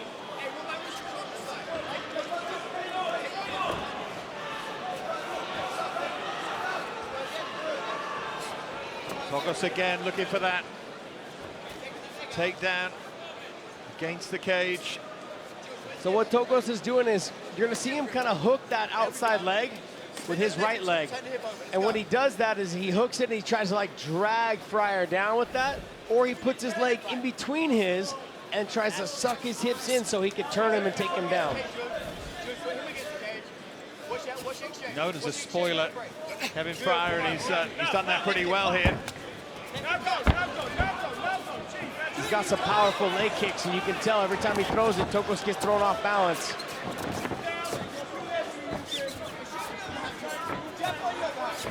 Chokos trying to land that right hand this time. Looks a little tired, Chokos. We've seen this in the past with some fights, with some fighters. When you have fights where both the guys are the same, when they're both good wrestlers, they end up being forced to stand. And so what you're gonna get is you're gonna get guys who aren't used to being on their feet, but they can't take each other down. So you're gonna end up getting sometimes entertaining, fun, you know, stand-up fight. Yeah, kind of windmilling. Wouldn't be their big strength.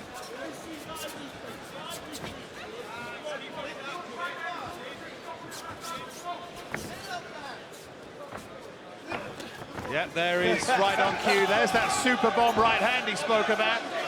That was a nice right hand though by Frier. It was a good counter, wasn't it? Yeah. And he needs to go back to the kicks.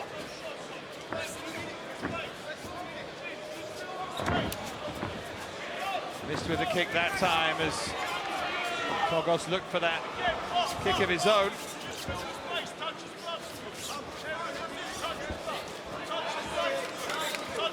Both look kind of slow on their feet here. Yeah, but Frier's throwing the straighter punches, the straighter jab, the straighter right hand. There don't seem to be a lot of power behind it. The technique's not all there. The chin's a little up in the air, but you just saw right there, the straighter punches get to the chin faster, where Chokos is throwing the windmill punches. Those ones take longer to get there. And those kicks are doing a little bit of damage as well, and they're helping him maybe win this round, Frier. Another close round.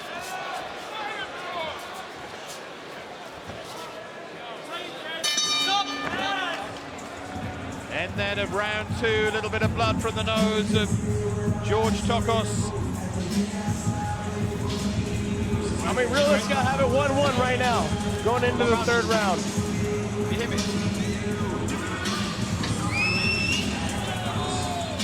be hard to see it any other way. Nice and simple. Nice and simple. Straight down little boxing. Alright? Stay away from your feet. Tired now. Take your breathing. Look, Kev, straight punches. Kev, this round now, this round is just about points scoring now. Win this round. There's the advice for Frier. Move your feet there first. Every time he kicks, when you take your kick or not, you know, to understand that you don't have time.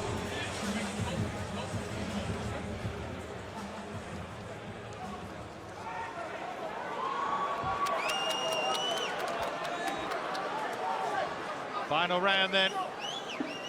Kevin Frier in those blue gloves against George Chokos in the red. Josh has it 1-1.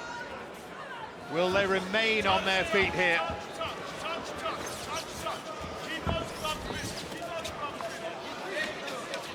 They do. You suspect that Frier might just be better on his feet.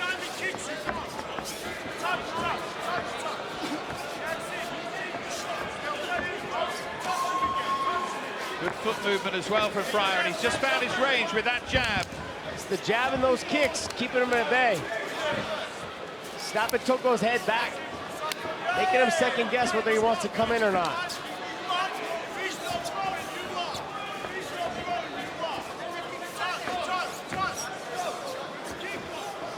Chokos isn't really setting those punches up properly. And that was low, the kick. Just looked like it grazed right off the top of the cup.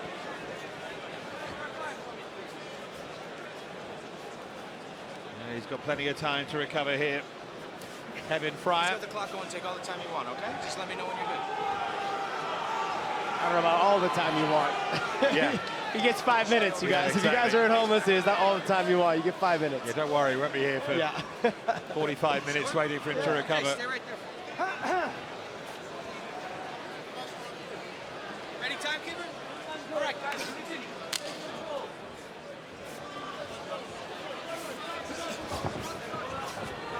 Fight's going to be 1 or lost in these next 4 minutes.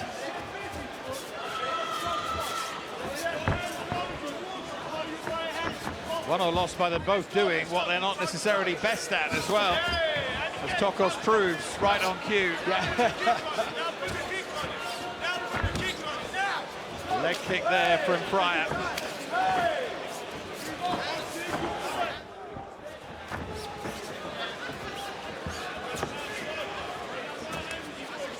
Chokos tried a leg kick of his own, but not having any great effect. In that 2.5 minute mark, you're going to probably see one of them trying to get a takedown because they want to try to steal the round, or at least press the other person to the fence. It feels that it's on that much of a knife edge right now that anything like that might just do it. I'm giving Frier the edge right now because he's landing the stiffer jabs, but I mean, realistically, when it comes down to the judges, you have no idea how they're scoring it.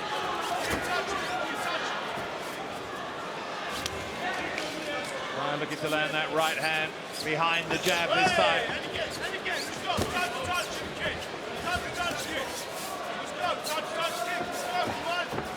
Frier's not massively accurate, but he's certainly more accurate. And now he's got Chokos down. Now maybe he is about to dominate.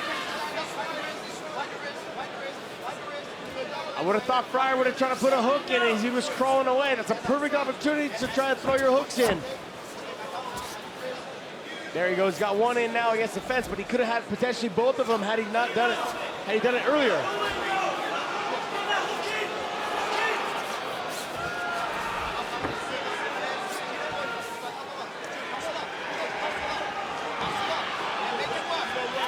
Kind of what I was talking about earlier in one of the other fights, with the Rose fight.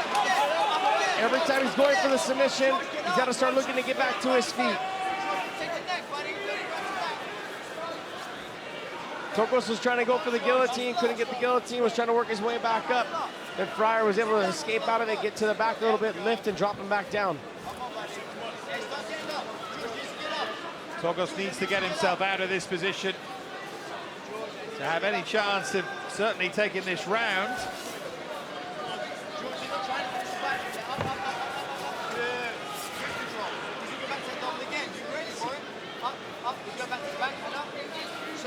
Frier working for that choke a little bit, getting that left hook in. What Frier needs to do is try to put his body, there you go, he's working for that jaw lock, but he needs to put his body between Chokos and the fence. That takes away Chokos' ability to use the wall or the fence as a way to climb back up.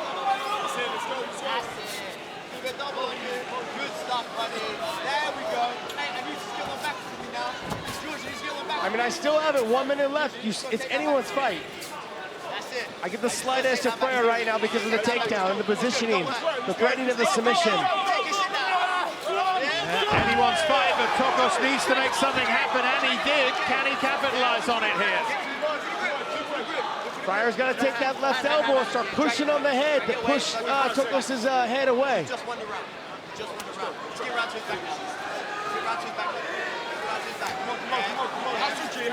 See how his left arm's not being utilized at all there? He's got to use that left arm for something. Either whether it's to overhook that Chokos' other arm so he can try to hip toss him a little bit to throw him off balance and create space, or he needs to use that left elbow to frame his head away so he can stand up.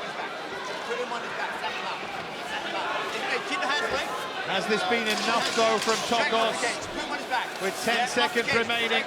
You've really got to remember, whatever the judges see last is normally what they score on that card. Well, we'll see. We'll see. Might well be a split this. Hard to separate them. That often leads to a split decision. You were forced.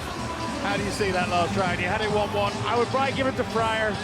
Frier had more of the significant strikes that landed in the third round with the jabs and more of the punches. And then he was also able to get the lift and the slam for his takedown versus what Chokos did. Plus, he also threatened a couple of submissions when he did get the takedown. Chokos didn't get a chance or an opportunity because there wasn't enough time on the clock. Yeah. Did that little rally late on from Chokos have any impact on the result? Well, even though Frier's submissions weren't close, he was still threatening them. And in the judges' eyes, we've already seen earlier in Aiden fight that the choke started off across the jaw and slid under the chin.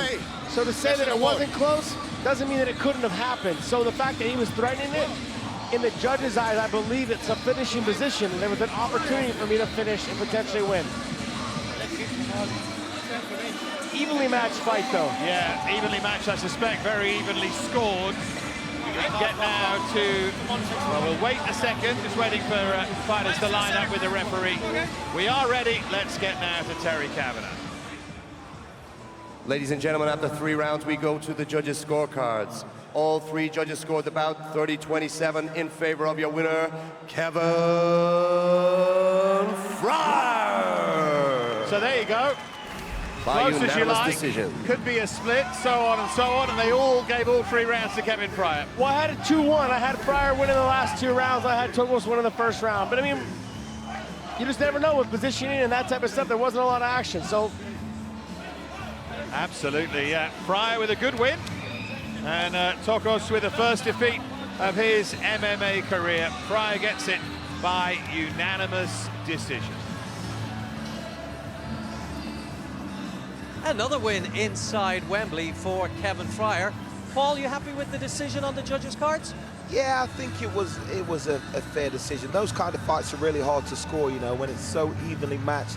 No one really did anything that stood out, but it was a good fight. Okay, and for Kevin Frier, he puts himself in the shop window. He's looking for a coach. He doesn't have a full-time coach, so no doubt that will help him tonight.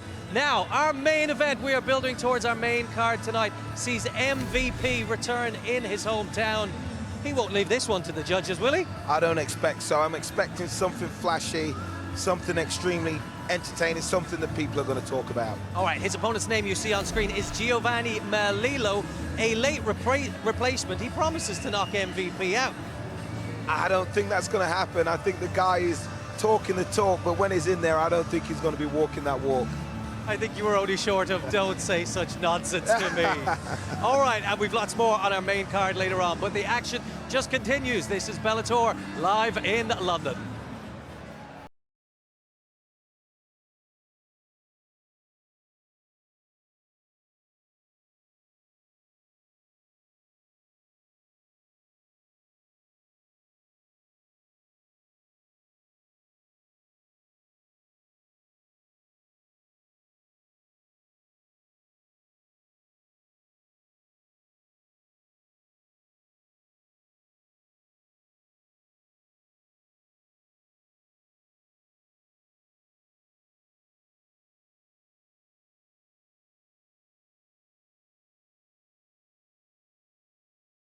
The go-to guy when somebody pulls out. Shows extreme confidence in his ability, and that fight with Brazier, he was fighting pretty well up until when he got submitted, so, you know, don't count this guy out. He talks about the weight cut last time with such short notice. That affected him, particularly as the fight went into the 3rd round. Despite the fact this is a late replacement, he says he's bang on for this one.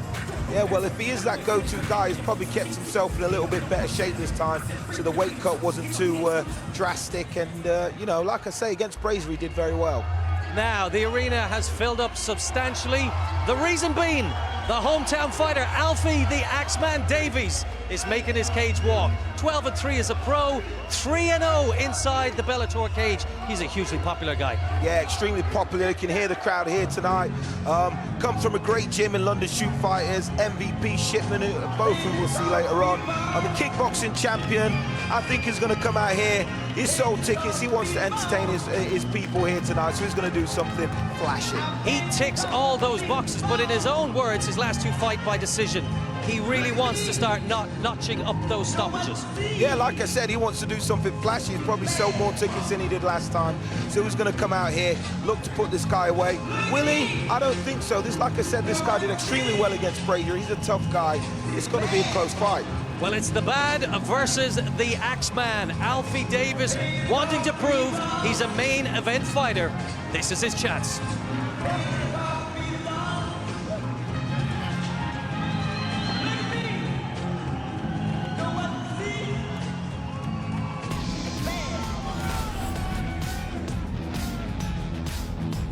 So So the tail of the tape then, Alfie Davis, 4 years younger than Alessandro Botti, smaller as well. The slight reach advantage for the Italian, but nothing too significant. Can Davis get the finish, though? That is going to be the big question hanging over this fight as we head to our MC, Terry Kavanagh. Ladies and gentlemen, this fight is 3 rounds in a contracted weight contest at 161 pounds. Introducing first and fighting out of the blue corner, he officially weighed in at 160.4 pounds with a professional record of 15 wins, 10 losses. From Lecca, Italy, please welcome Alessandro the Bad Botti. And introducing his opponent across the cage in the red corner, he officially weighed in at 160.2 pounds with a professional record of 12 wins and 3 losses. From London, England, please welcome Alfie the Axeman Davis. Your referee in charge of the action, Jaron Vallel.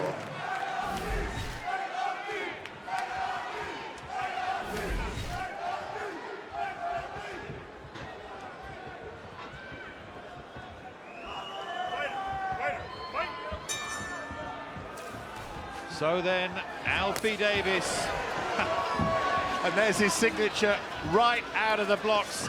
3-0 in the Bellator cage, but many feel that for all the flash and the potential, which is huge, he needs to start finishing guys in there.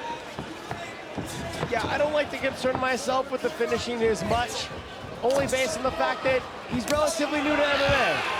Okay, let's ease him in. He's got to get some wins. He's getting the experience that he needs inside the cage.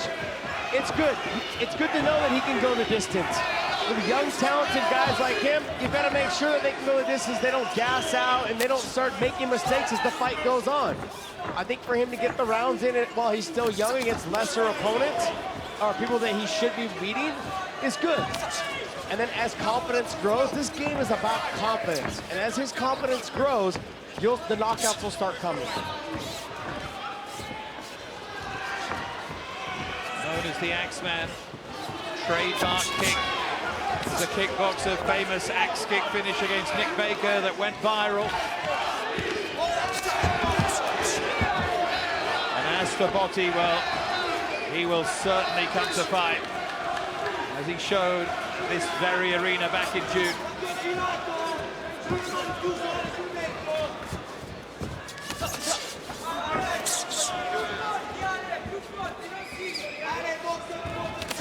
Davis comes from that stacked London Shoot Fighters gym, does plenty of training of his own in southwest London as well.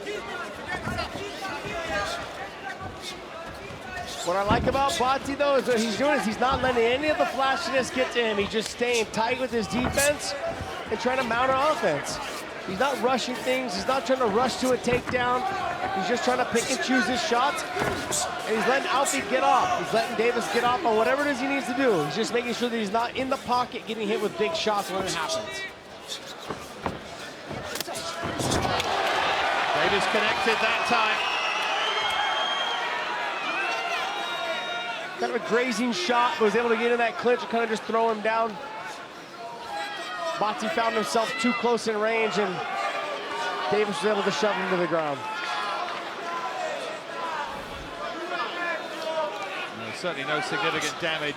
I must say I do like Botti's nickname, just called the Bad. The reason he's called that is he's such a nice guy. And early on in his MMA career, his friends used to say, why do you keep hugging your opponent?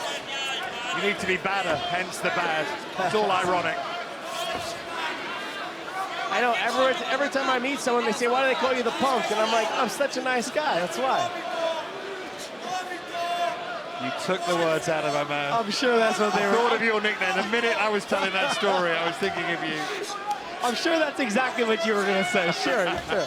We've worked together enough. You can tell everyone the truth. Good to have Josh Punk sitting alongside us, as they call him.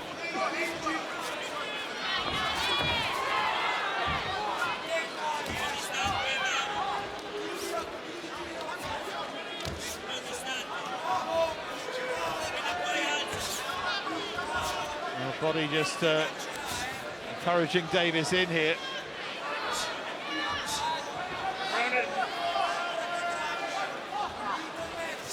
That was very smart. Davis put one knee down so he couldn't be up kicked to the face.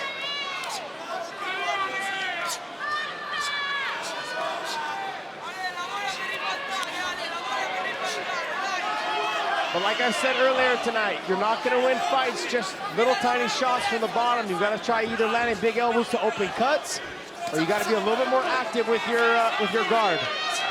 But Alfie Davis made it clear before this. He said he wanted to show that he's the most exciting and skilled lightweight in the world. Believes that that will be his ultimate destiny via Bellator. I know it's not what everybody wants to see, but I'm actually very impressed with the fact that he jumped into Botti's guard. Like, he knows that the fight, he wants to keep the fight on the feet. He doesn't have to go in there. He could have stepped away and the ref would have made Botti stand up. So it just lets me know that he's trying to be a well-rounded fighter. He's trying to learn all aspects of MMA. Those are important things because as he gets later on in his career, those are going to make a big difference when you fight guys that are good wrestlers, good jiu-jitsu guys. They're going to be struggling to get that takedown. When they do, you got to make sure you can defend yourself on the ground. To spin that kick into Botti when he was on the ground. There's the end of round one.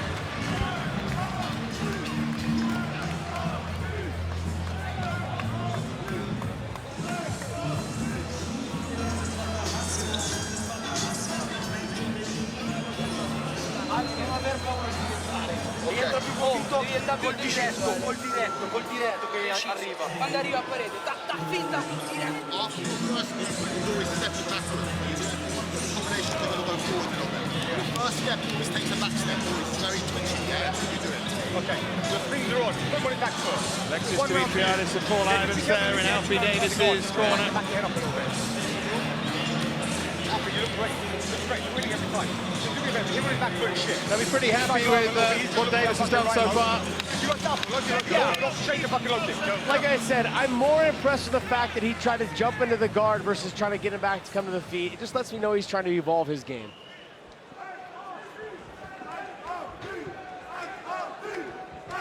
Third down in kickboxing, that is his major strength. Alfie Davis, but he brings that. And he's trying to develop every other part of his game.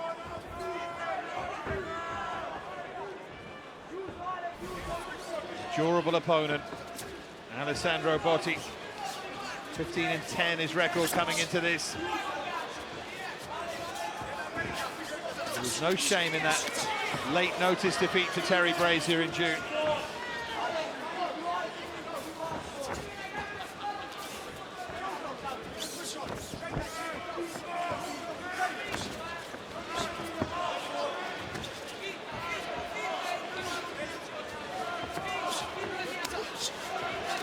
Botti's got to make sure if he's in that pocket that he's throwing. He can't just step in the pocket and wait for Davis to throw out and get off on him first. He's no dummy, Alfie Davis. Got a BSc in sports science. Thoughtful fighter, certainly.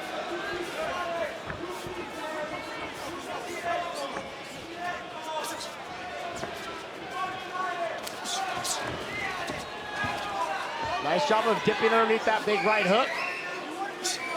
Back to the body lock. A little below the belt there. Yep. So the 5 minutes to recover. I think we need to talk to Davis, though, about when you wear white shorts, you can't have a black jock strap. Trust you, A, to notice it, and B, to mention it. It's a fashion faux pas kind of thing, you know? You know they make them in white. I just want to let you know that.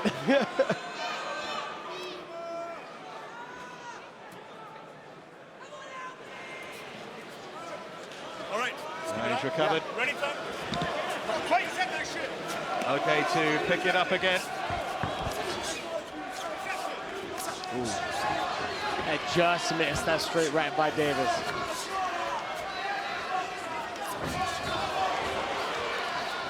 Got really good support. Great ticket seller in London, Alfie Davis. Botti said beforehand that he really respects the skill level of Alfie Davis, but he feels that he can grind him down. That will be the plan here. He's just got to be a little bit more active. So he's cutting off the cage. He's able to press the action. But like I said, he's sliding in the pocket and then not throwing anything. You can't wait for Alfie Davis to get off first. If you let Davis get off first, he's going to land and then get out before you're ready to throw. You can see the speed difference between the two fighters right off the bat. And the footwork and the movement of Alfie Davis is better than Botti's. I'm not saying that Botti can't catch him and land something clean, but he's got to be more active in that when he gets into that pocket. Beaten 2.5 years ago by Stefano Paterno, who we saw beat Ashley Reese on our Milan show. Oh. There's a spinning kick from Davis and then the knee. That's what the crowd came to see from Alfie Davis. Just caught him only with the foot though, like at the bottom of the foot, more of the toes. Spinning back fist that time. Oh, big and a right hand from Botti. Davis ate that up and he has recovered from it, I think. That's the problem when you're trying to be flashy and you're trying to look for that knockout. When you look too hard for the knockout, you leave yourself open in situations. Credit to Botti for seeing that it was on as well and landing it.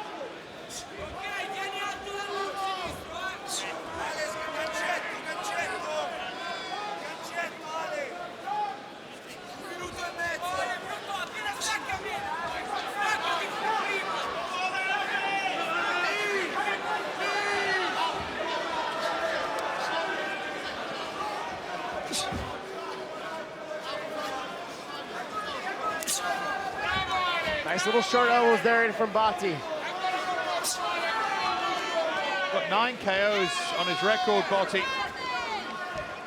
But there wasn't enough power in that right hand. It looked really good to unduly trouble Davis. He certainly felt it. Yeah, it spun him the other way around, made him do a whole 180.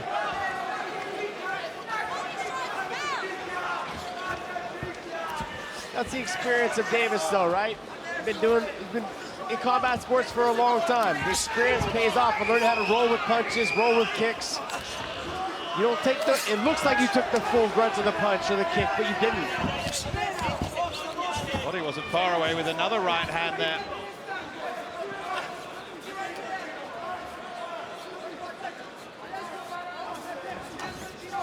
This is what I'm talking about. He's in the pocket, throw, he's got to throw right there. Feinting with the spinning technique that time, Davis.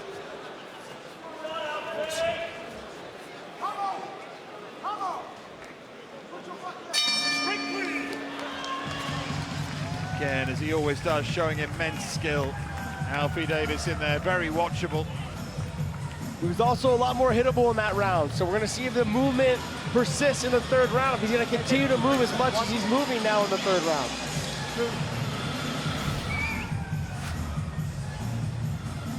So you see the low blow right there. Alfie just kind of takes a little quick break. I mean, nothing that really hurts.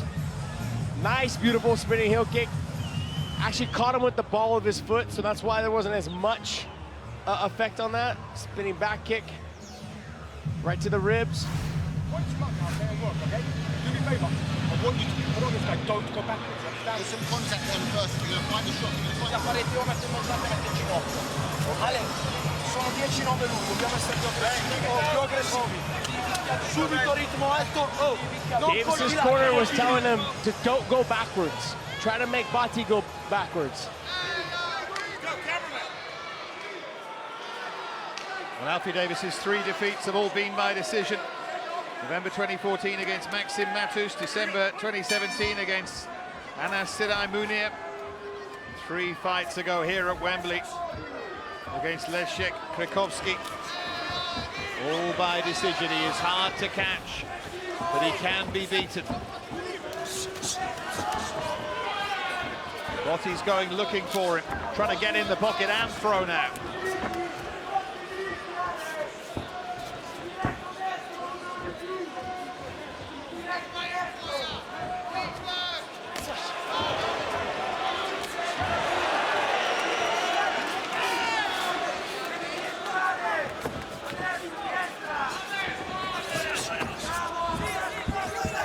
Feels like Botti's just growing in confidence a little bit here in the third.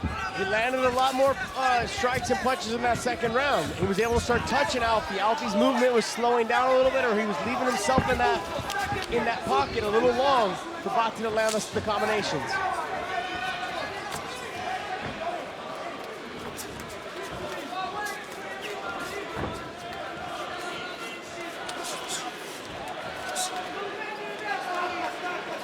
He's got to get his back off of this fence. He can't afford to just hang out here and lose minutes of the rounds.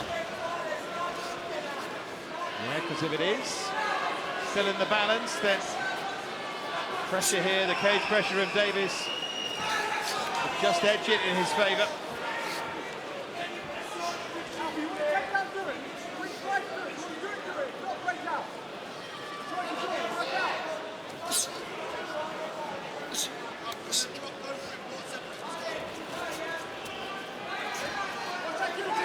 Davis is trying to control that position at the moment.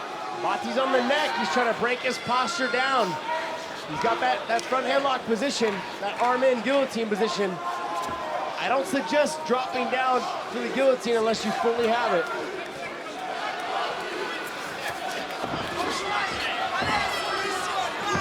Into the final 3 minutes of the fight.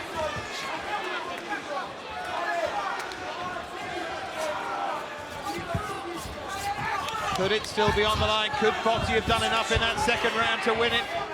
Maybe.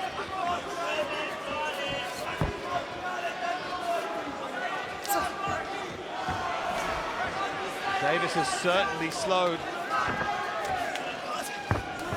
Botti's doing his best work when he's inside the boxing range. So when he's in that pocket and he's throwing, it also takes away Davis's kicks. I suggest he stays out of the clinch because he's got to win the fight. And by winning the fight, he can't be in that clinch.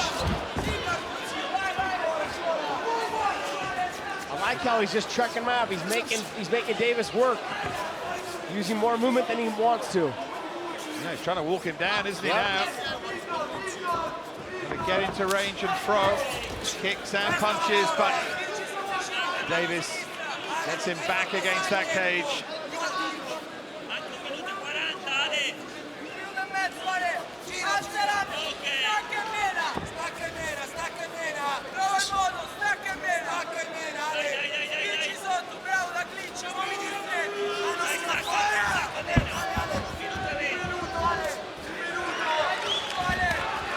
Two of those spinning kicks from Davis and a third.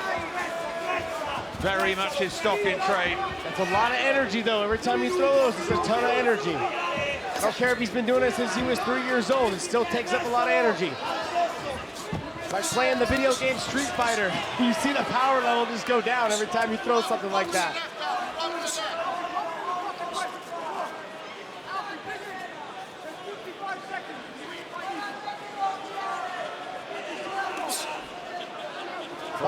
He's got to make space so he can land these punches and kicks and and elbows a little bit more with the more power. He's smothering himself, or he's not throwing when he's in that pocket range. Certainly feels like Botti's just about the pressure here.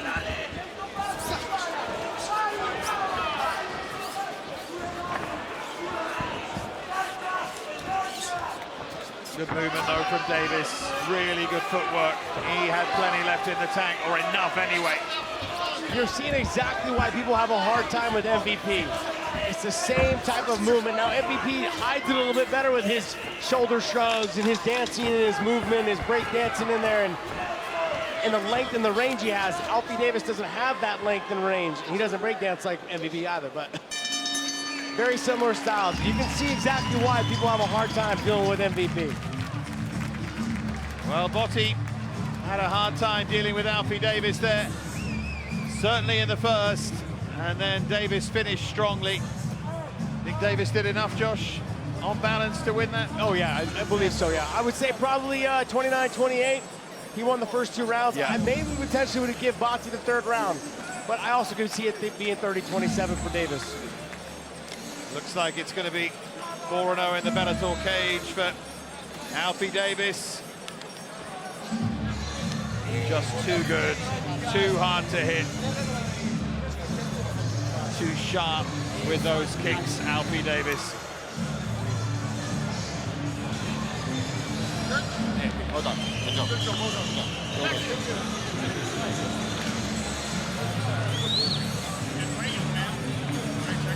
See if he gets it.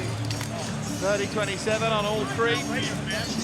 Will they credit Botti with some of that late work rate? We'll see. That's really the only thing probably that's still up in the air.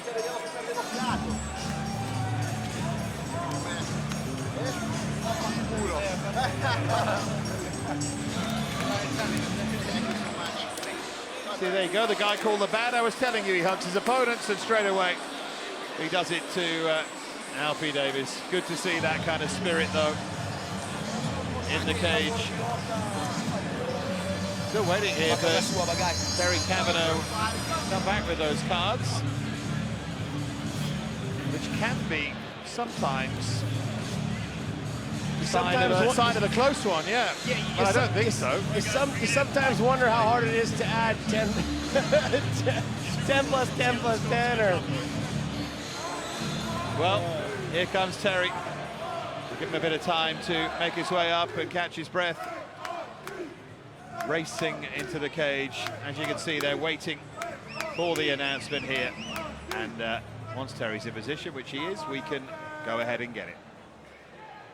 Ladies and gentlemen, after 3 rounds, we go to the judges' scorecards. Judge English and Torelli both scored the bout 30-27, and Judge Cartledge scores the bout 29-28, all in favor of your winner by unanimous decision, Alfie Davis! Yeah, there was nothing complicated about it at all. It was 29-28 on one of the cards, but 30-27 on the other two. Alfie Davis, 4-0 now in the Bellator cage. A third straight win for Alfie, the Axeman Davies, and Paul Daly, a third by decision. Yeah, it was a good fight. It was a solid fight, but me, I'm a big fan of finishes, you know. I want to see a guy come out there and put the guy away. And I thought that's what we was going to have here tonight with him selling so many tickets and being a crowd favorite, but we didn't get it. Alessandro Botti played his part, though, in that. I told you he was a tough guy, and I told you it'd be hard for Alfie to get that stoppage, but, you know, in the end, it was a great fight, really entertaining. Here come the middleweights. Andy Predator Manzolo from Southampton, England, 22-6 as a professional fighter, 4 knockouts, 15 wins by submission. He's a submission specialist. He is. BJJ black belt, judo black belt. He has said that if this fight goes to the ground, he will show his class, and that Kaepernick will not stand a chance against him. His plan tonight is to destroy him on the floor. Is Ken Kaepernick someone you can take to the ground easily? He's a tough guy, an athletic guy, been in there with some absolute monsters all the way for the 3 rounds. He's got heavy hands. He likes to come out here and bang. If I was this guy, I would be keen to get the fight to the ground as soon as possible. All right, well, Manzolo making his way into the cage now. From Southampton, it's his Bellator debut tonight. And as we mentioned, a very experienced fighter with 22 wins to his name. And facing him across the cage tonight will be Kent, the Hammerhorn Kauppanen, 11-5 as a pro, 9 by knockout, just 2 submission victories. And he is back in Wembley. I'm excited to see this guy back. He's a real tough guy. Kauppanen comes out here with no fear. Been in there with absolute monsters like Melvin Manhoff. Beat absolute monsters with guys like Alessio Sakurai. Heavy hands. Knocked him out. Knocked him out. He's going to come out here throwing those hammers and try and get this guy out there. He doesn't want to be on the ground with this guy, that's for sure. Okay, Kauppanen has only been to the 3rd round twice. He likes to knock people out. 9 wins by KO. However, in his last appearance here in London, lost by unanimous decision to Melvin Manhoff. And admittedly, in his own words, somewhat overawed by fighting a legend and someone who was a hero to him. Yeah, when you fight your idols sometimes, you can find yourself being too nice. And I think if you went out there and put it on Melvin, it could have been a different fight. In the end, he went 3 rounds with a guy that normally knocks everybody out. All right, it's bombs away. Dave and Josh, it's all yours.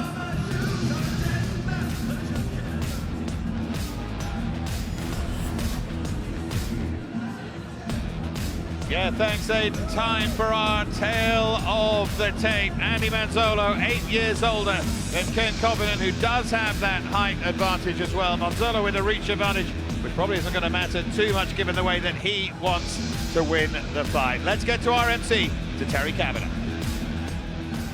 Ladies and gentlemen, this fight is 3 rounds in a middleweight contest. Introducing first and fighting out of the blue corner, he officially weighed in at 184.4 pounds with a professional record of 22 wins and 6 losses. From Southampton, England by way of Estonia, please welcome Andy the Predator Manzola.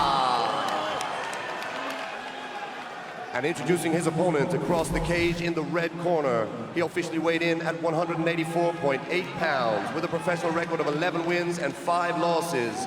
From Chippenham, Wiltshire, England, please welcome Kent the Hammerhorn Kalpanen. Your referee in charge of the action, Leon Roberts.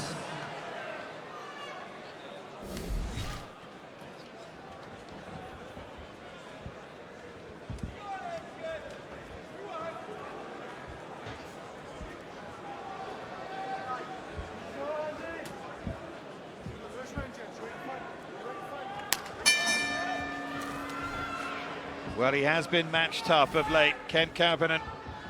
The guys are mentioning, fought one of his heroes, Melvin Manhoof, here last time, and found that a tough experience in many ways, almost too respectful. Lost to Fabian Edwards, Walter Gahanza as well, but that knockout win against Sakara really set him up and gave him this Bellator chance. Andy Manzolo, likeable Estonian, now based in Southampton, wants this on the floor. Confident though, the Hammerhorn has real power in those fists.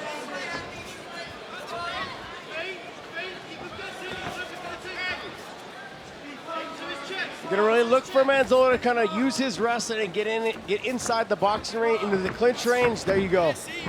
What he needs to do is he needs to set it up, though. When I was watching the video and the footage on him, he sometimes likes to shoot raw dog. What I mean by raw dog is there's no setup, there's no punch, there's no kick, and we just saw an example of that right there. Kavanagh says he thinks he's just too good for Manzolo. Said he's too good in every department. See about that, but certainly too good when they're on their feet, you would think anyway. Outside leg kick from Kent Kavanagh. He needs to use those kicks. Yeah, you can already see the redness on Manzolo's leg. Kick in response from Andy Manzolo. 22 and 6 Manzolo, 15 wins by submission. Tells you an awful lot. Knocked out 3 times. No rush, no rush. There it is. Great leg kick there from Kavanagh. Manzolo's still feeling that. Manzolo went for the takedown there. Kavanagh was ready for it.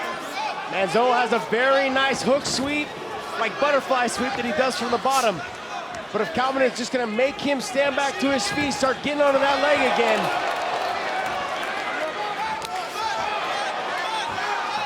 Hurt the outside of that left leg. You can see how raw it is. Manzolo is struggling now to move. The power of those leg kicks from Kavanagh. And that will open up other possibilities for him now. Switch now, Manzolo. He's had to. Switch the stance. Now he's going to start trying to do the push kicks to the face, change the areas of where he's going to kick.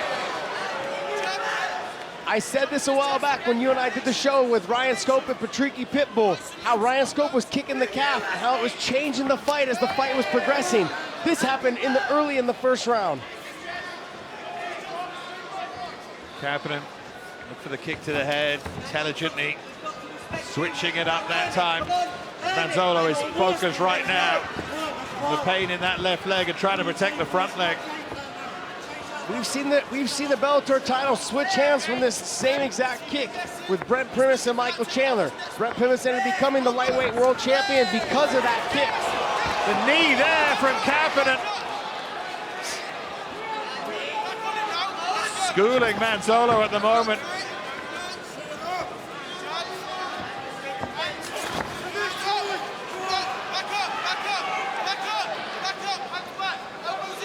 Trying to get Cpan in the ground. Notice how he has the left side underhook, and he also has the leg lock on that same side. But what's... Cpan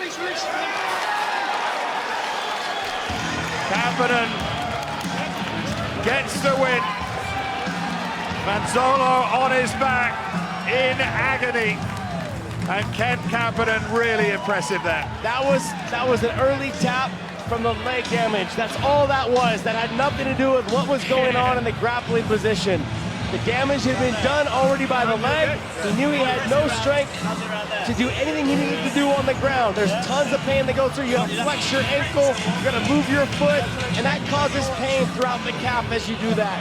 You can tell he's being helped up to his chair right now as we speak. And here you go, Josh. Yeah, that was like probably the second or third one there, but then you see right there, you see it starts affecting him. See, it kept put weight on it there. Kind of goes to a square stance, and you can just hear, like if you're here in this arena, you can just hear the impact. And that last one there swept him completely off the feet. Now this here is just, there's no pain, there's no nothing that's going on as far as a choke or anything along those lines. It really just came down to the fact that he could not use his leg, and his knee was probably causing some pain as well. So using the foot and the knee, which is what he would have needed to do to get a hook sweep or get to a dominant position. Big smile on the face of Cpan. Let's make it official with Terry. Ladies and gentlemen, referee Leon Roberts calls a stop to this contest at 3 minutes 53 seconds of round number 1, declaring your winner by submission by forearm choke, Cpan.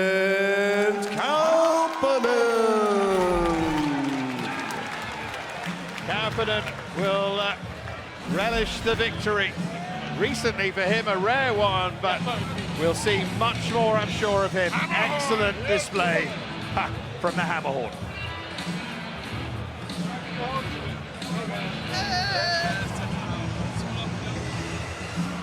Terrific win for Cpan. You could hear that kick from where we are in the arena, Paul. Yeah, those kicks were devastating. You know, I didn't expect that from him. I thought he was going to come out and throw more hands, but the kicks, they were working for him. They're extremely effective, and in the end, that's what led to the submission stoppage. His 7th first-round stoppage by my reading. All right, the action continues here. Bellator London, it is a stacked card as we build towards our main card tonight. This now, a contest in the lightweight division. This is Benjamin El Skeleto Brander, and he comes to us tonight from Zurich in Switzerland with a professional record of 11 wins, 6 defeats, 4 wins by knockout, 5 by submission, and he steps into the Bellator cage for the very first time tonight. I honestly do not know too much about this guy, but what I say in these scenarios, if you're stepping into that Bellator cage, you know you're on a worldwide platform. It's a big promotion. You've got to have confidence. He's got confidence, he's got an experience. He's got experience, and sometimes that's all you need. And you either rise to that, and we've seen it before, even with experienced fighters who can't make that transition. Yeah, exactly. Let's see what he does here. And let's see what this guy does. He has come from Holytown, Scotland. He's Chris, and he calls himself the bad guy, Bungard. 14 wins, 5 defeats as a professional, 1-1 inside the Bellator cage, coming off that loss by decision to Charlie Leary in June. Desperate to get back in the win column. I love Bungard, fired up, a real fighter. You know, former SBG guy, training with guys like McGregor, our very own Gallagher, Peter Quealy. He's a tough guy, good submission game, good wrestling, very athletic, and he likes to put guys away. He talked a lot about being stopped and people thinking he's Conor McGregor. He says, I don't have his money. That is a terrible accent, so we will move on. He didn't start MMA until he was 21 years of age, but the fight game suits him. Yeah, he looked absolutely brilliant in his fight against Terry Brazier in that shock victory. But, you know, since then, his display that he does have what it takes to compete at this level. Hugely popular fighter. That's why he's inside the Bellator cage for the 3rd time in 2019. Let's see how he goes.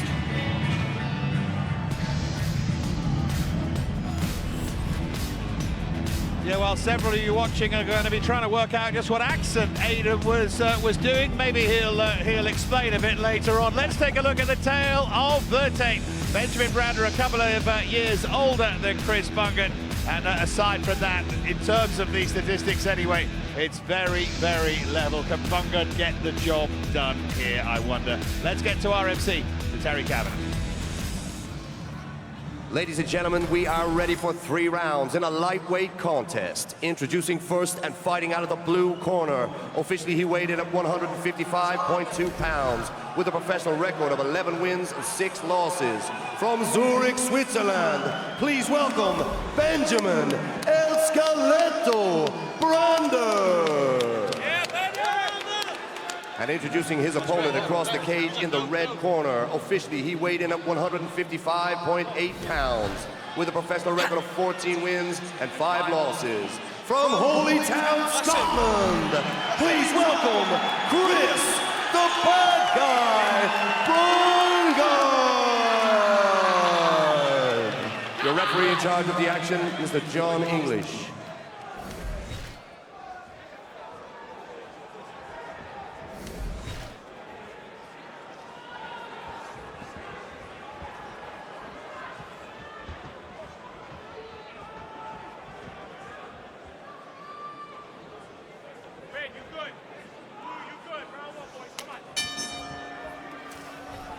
Well, Chris Bungard, who is Scottish, in those red gloves, the bad guy, hugely popular here, growing popularity in the world of mixed martial arts as well. Won on his Bellator debut, upset Terry Brazier in Newcastle, then lost against Charlie Leary here in Bellator 223, and immediately with a takedown there of Benjamin Brander. Late replacement here, the Swiss fighter. What I noticed when I was looking at Brander is what he's very composed in all these type situations and scenarios. The big slam by Bungard, but you're gonna see that Brander doesn't care. It doesn't bother him, doesn't faze him. He's still hand fighting. He's not really too concerned. See how he has double wrist control? He's not letting up, not giving bad positions up when something like that happens.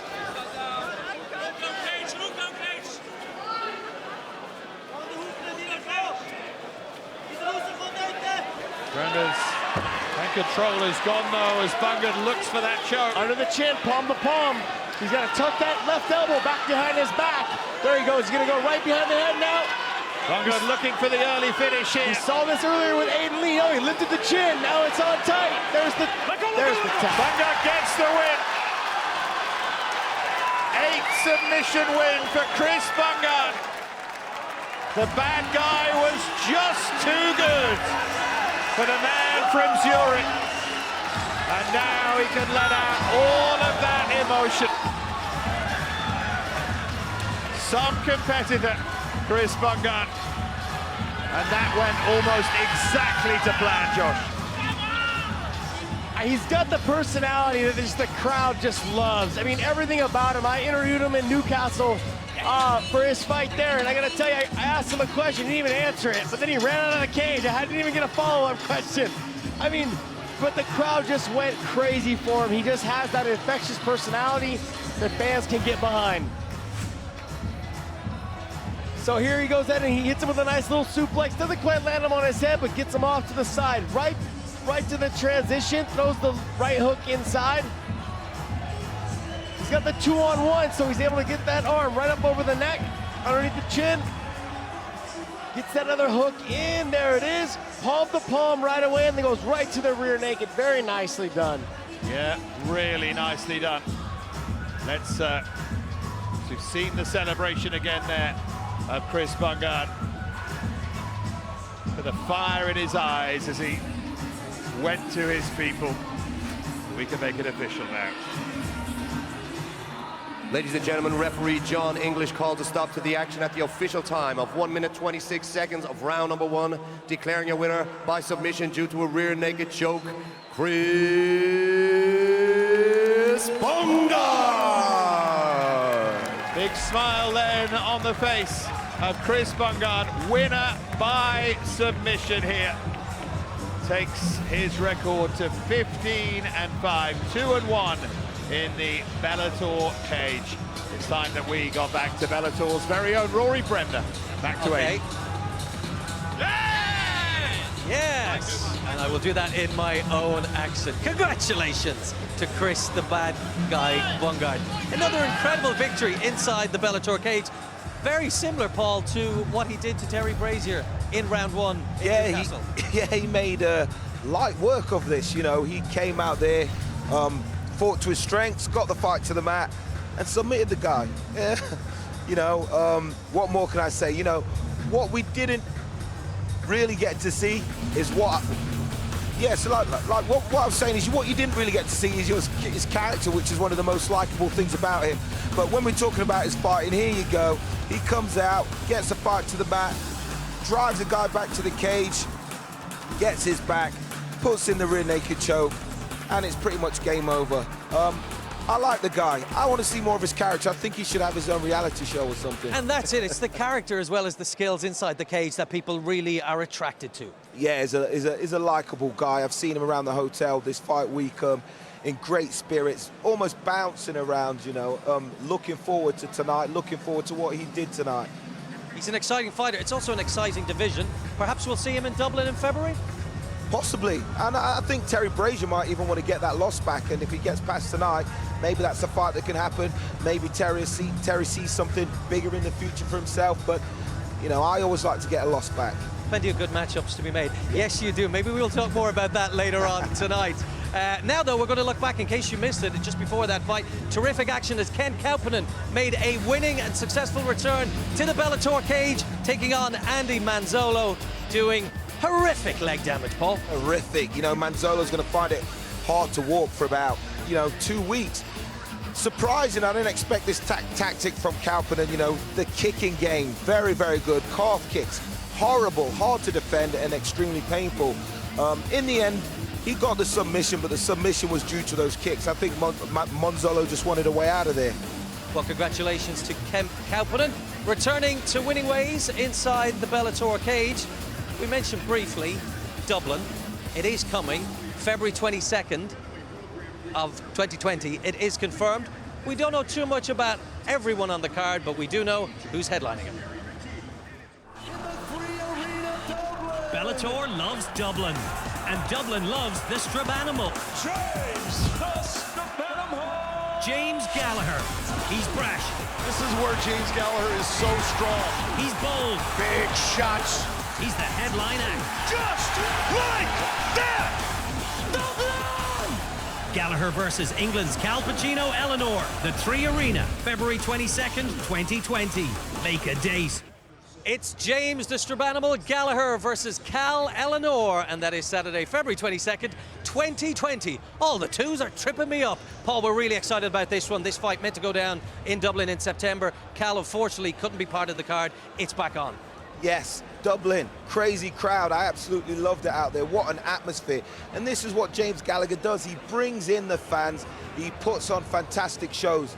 Fantastic atmosphere. I'm looking forward to getting back out there. He's 10-1 as a professional, 3 fights this year, 3 victories. How do you see his career going in what is still its early stages? It's the early stages, but this guy is a superstar. And what I want to know is how he's handling it. It's a lot of pressure for a young guy. So far, he's doing very well with it, you know. He's got the looks, he's got the charisma, and now he's got the money. He's handling it very well. Well, he's in the building. We will be meeting him later on, live here in London.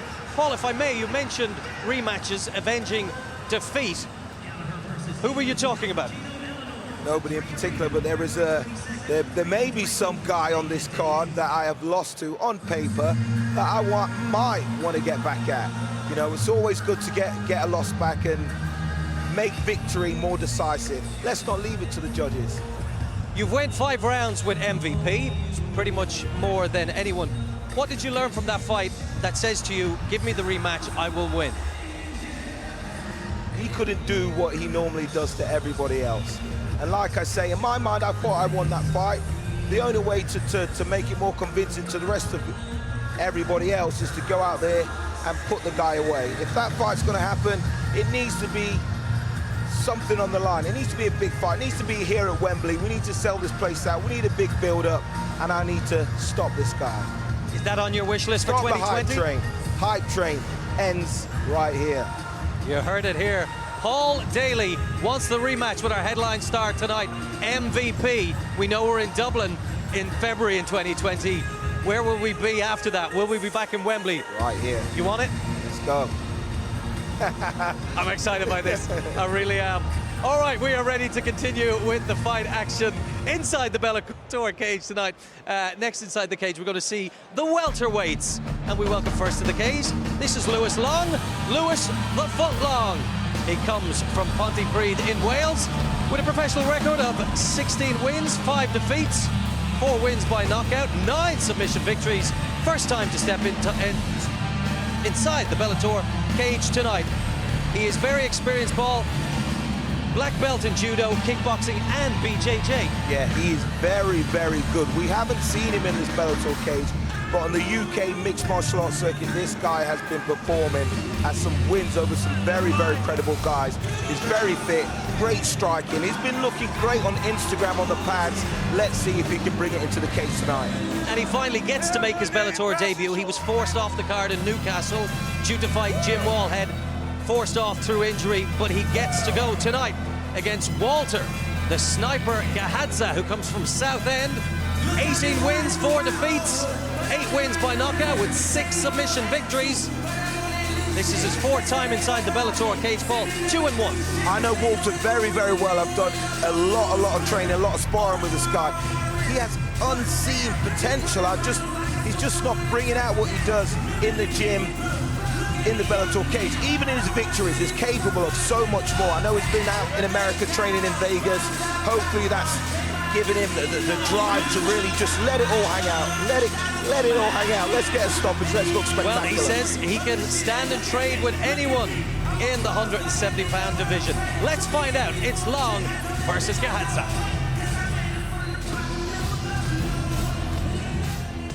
And here is the tail of the tape. Walter Gaza with that significant height advantage here. That comes with a reach advantage as well. But Lewis Long with a really high fight IQ. No question about that. Gaza needs this win. But can Lewis Long announce himself? Talking of announcing, let's get to Terry. Ladies and gentlemen, this fight is 3 rounds in a welterweight contest. Introducing first and fighting out of the blue corner. He officially weighed in at 170.4 pounds with a professional record of 16 wins and 5 losses. From Pontypridd, Wales, please welcome Lewis the Foot Long. And introducing his opponent across the cage in the red corner. He officially weighs in at 170.2 pounds with a professional record of 18 wins and 4 losses. From Southend-on-Sea, England, please welcome Walter the Sniper Gaza.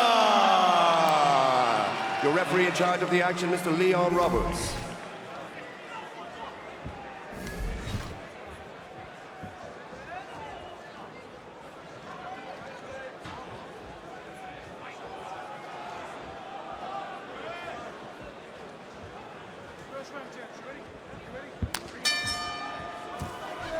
Lewis Long wears those blue gloves. Walter Gaza, the red, born in Bulawayo in Zimbabwe, but now with Team Shore Grip in Southend, and he needs this win. Lost here in round 1 against Oliver Enkamp. In round 1, it was a big disappointment. Needs to get back on the train here, Gaza, and he's up against a very tricky, very gifted opponent here in Lewis Long. Long overdue Bellator debut. No pun intended. It really wasn't. Long overdue. Long overdue. Lewis Long. Very good. I like what you did there. You answer the question? What was the question? I lost it in the transition of... Let's just continue with the fighting for now. There's a insight into the mind of Josh Thompson alongside me. Great to have him with us here at Wembley. Long with a good entry on that. Right timing for the takedown. Nice little foot sweep there.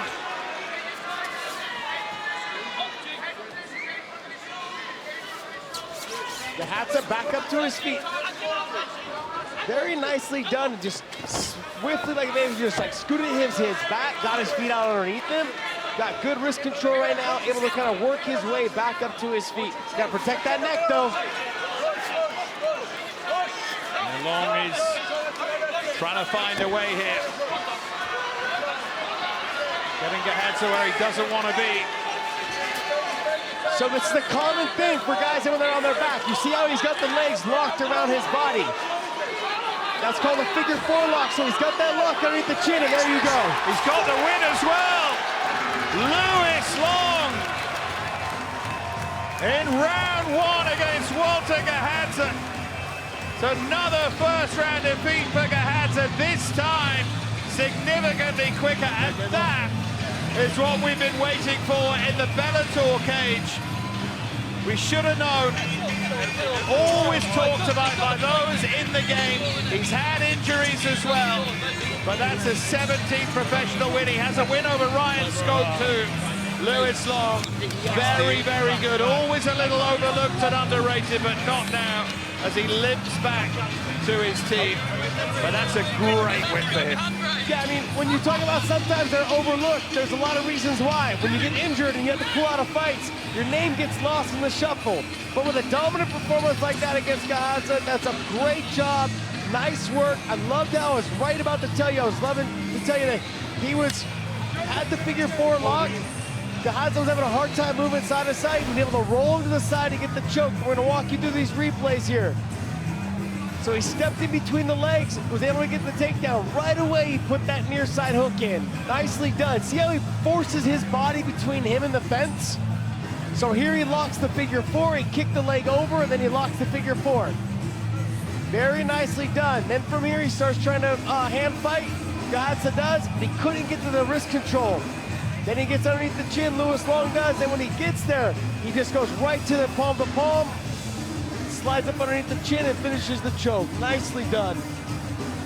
Yeah, great win for Louis Long.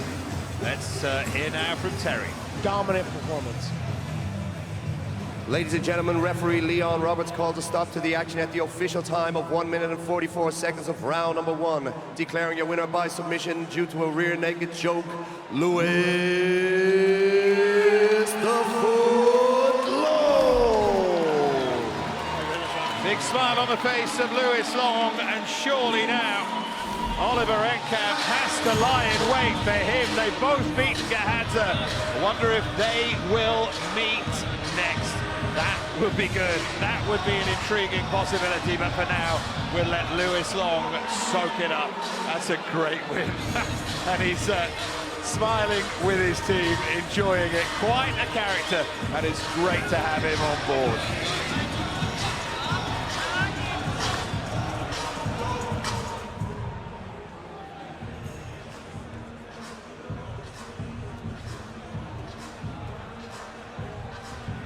And we are back. Sometimes the fights go quick. We welcome Gareth A. Davies. Paul Daly's been busy chatting to Melvin Manoff. Yeah. But before all that, we did see what Gareth, welcome by the way. Paul, we did see what happened. Walter, the sniper Gaza, submitted by Louis Long. You were very disappointed. Oh, extremely disappointed, you know. And it's kind of hard to disguise that. Like I said, I trained a lot with Walter Gaza. You know, he can do so much better than this, but all credit to Lou Long. I said he was so underrated. He's done so much on the UK MMA scene. You can see here his ground game is you know, so proficient. He's a BJJ black belt, and Walter's no slouch on the ground, believe me. But Lou Long came out here, did what he had to do, locked that figure 4 triangle around the body, got the submission. What can I say? Long using all his attributes to great effect tonight. Was this a must-win fight for Gaza? I kind of feel that way because he came into the promotion with so much hype, and he's kind of been hit and miss. And like I say, he's capable of so much more. Maybe he needs to go away, rethink a few things, and come back and show the world what it's really about. This guy's definitely got a future in this sport, you know. In this sport, this commentary business. All of it. I've been watching you tonight. You are made to do this. Sorry about the chaos. I always do bring it with me when we got into this segment here. What a great night so far. Gareth, the chaos. Davies, what are you most looking forward to, what we are going still to see to come later on? Well, look, I mean, I had the privilege this week of standing, walking between Mike Shipman and Fabian Edwards.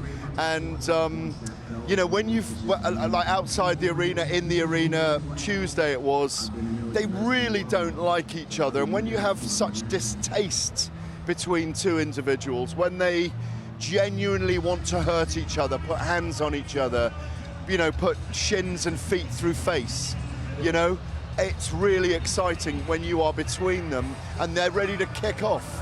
You know, this is, I mean, Shipman, remember, even called Edwards out.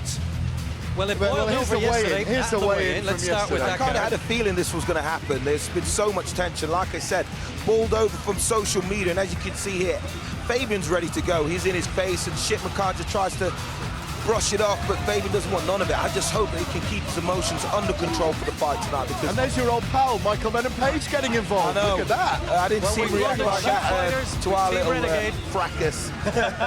This is like gym wars, but the thing is this, look, it was Wing Chun fighting, wasn't it? It was a bit of Wing Nothing Chun. landed. No, because I had to warn them both on Tuesday from Mr. Scott Coker himself, president of Bellator, that if they put hands on each other before Saturday night at 9:30 or 10:30 or whatever it is, the fight is off. And we do not want to see this fight off because this is British bragging rights. It's almost become a bigger grudge fight than you and MVP.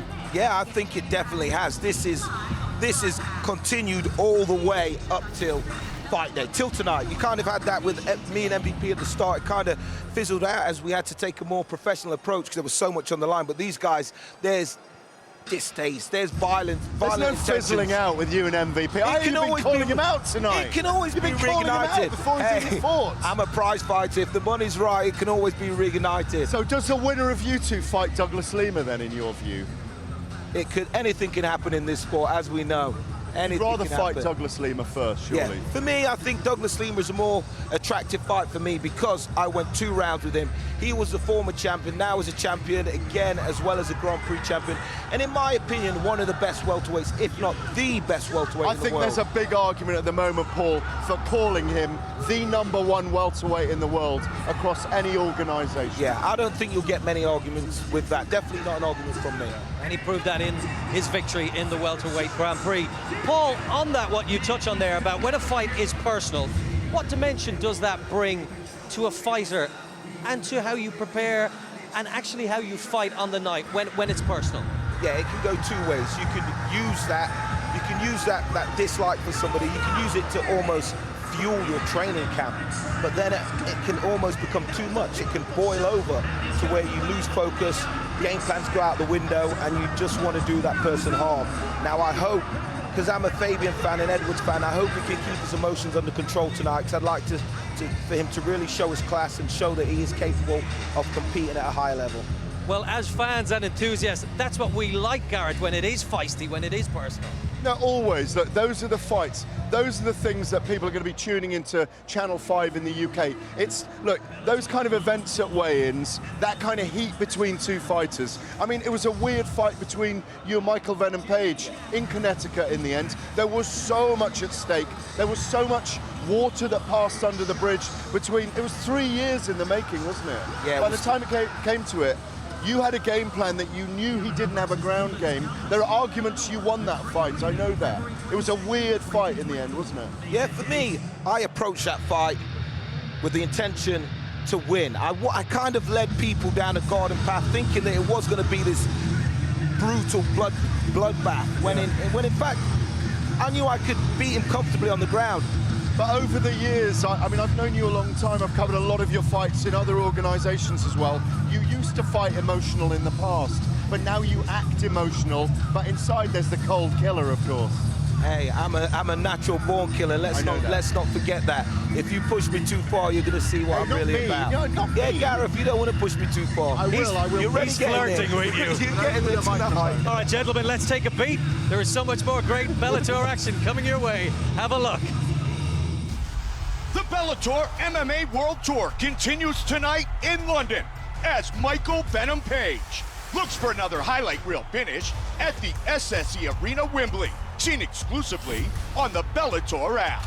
And then we say aloha from the Blaisdell Arena in Honolulu with a doubleheader weekend. First, on Friday, December 20th, Bellator salutes the troops when heavyweight legend Josh Barnett makes his Bellator debut against Hani Marks, live on Paramount Network. Then Saturday, December 21st, exclusively on DAZN, the Featherweight World Grand Prix quarterfinals kick off when Derek, the Stallion Campos, takes on undefeated AJ, the Mercenary McKee. And it's a Hawaiian homecoming for Flyweight World Champion Alima Leigh McFarland when she defends her title against Britain's Kate Jackson.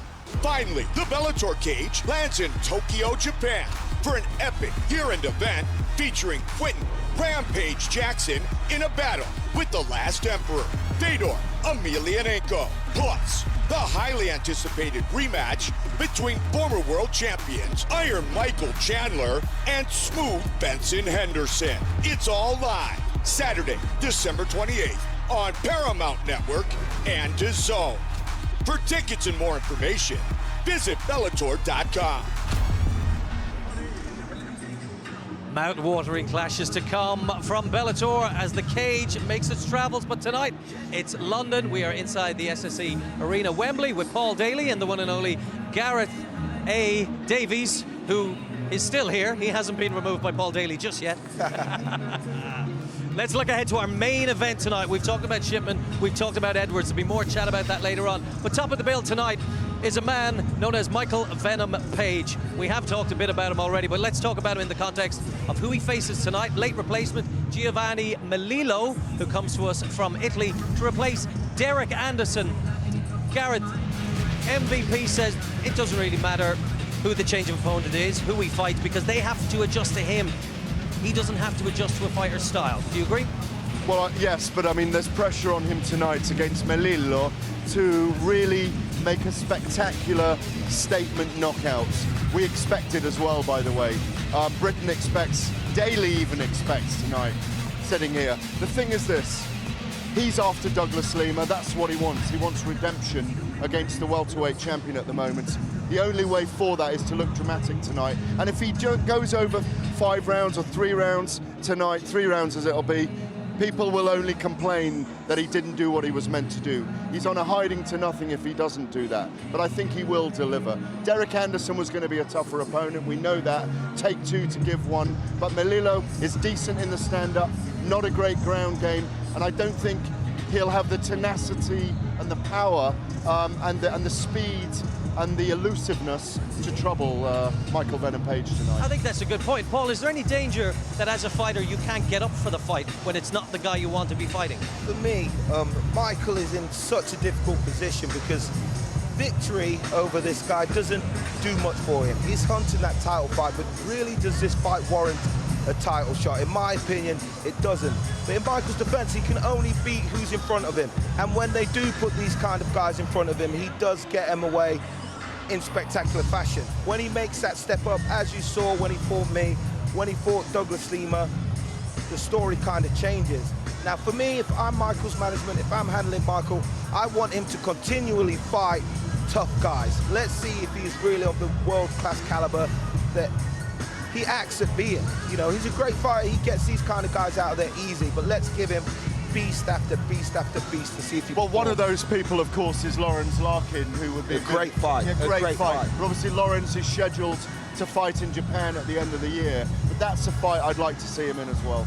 You just put some intriguing imagery in my mind, Paul, when you said if I was MVP's manager, and I immediately went into my head to Apollo Creed and Rocky working together. Yeah. Is it going to happen?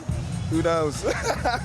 Like I just said to Gareth, anything can happen in this fight game. You only need to look at David Haye managing Derek Chisora now, exactly, don't you? never count. And that was a grudge fight that they had back in 2012. Never count anything out. You know, exactly. Always expect the unexpected. Also on our main card tonight, we see Terry Brazier take on a very dangerous Dane in Sorenbach lightweight contest. Terry Brazier has been impressive in his Bellator career so far. This guy, Sorenbach, though, some consider the best grappler in Europe. Here's Terry arriving into the building moments ago. Terry Brazier, an elite paratrooper, not just a soldier, the best of the best. He brings that with him into the cage, the tenacity and that no quit. Sorenbach, a world champion in another promotion, a tough guy, a Viking, a warrior.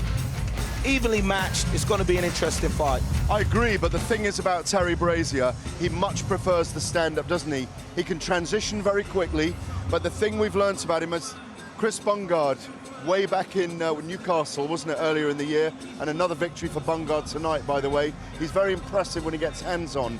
That's what Brazier wants to avoid tonight, getting in the clinch, getting on the ground with Back, who, like you say, is a very formidable, powerful, shorter squatter opponent. Use his range, hurt him from distance, get ahead in the early round. It's an intriguing prospect. We will see what happens later on. That's our main card, but now the fight action continues inside the Bellator cage.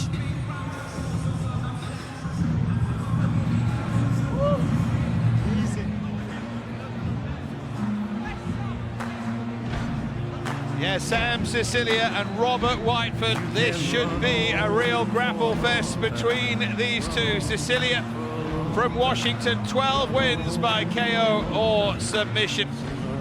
And made his Bellator debut back in December 2017. Said the nerves got to him in his last Bellator fight against Pedro Carvalho. Hopes to have put that right. 2-2 he is in the Bellator cage, the 33-year-old. He faces a man tonight, Robert Whiteford, 3 years his senior. But Sicilia brings plenty into this cage, including a little bit of support as well.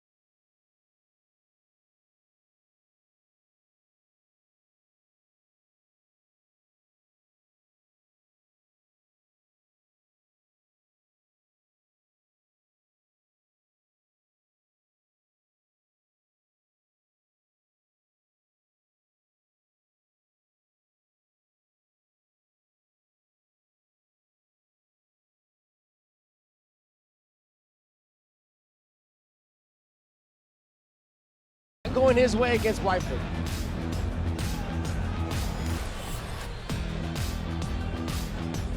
Here's the tail of the tape then. Robert Whiteford 15-4 against Sam Sicilia 17-10. Same height and the reach pretty similar as well. They look well matched, don't they? Let's get to our MC, Terry Campbell.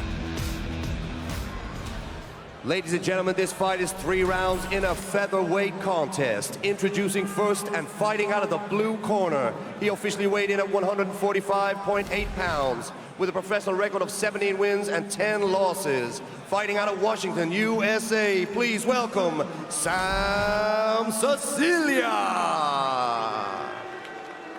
And introducing his opponent across the cage in the red corner. He officially weighed in at 145 pounds even, with a professional record of 15 wins and 4 losses. Fighting out of West Lothian, Scotland, please welcome Robert the Hammer Whiteford. Your referee in charge of the action, Mr. Jacob Montalvo.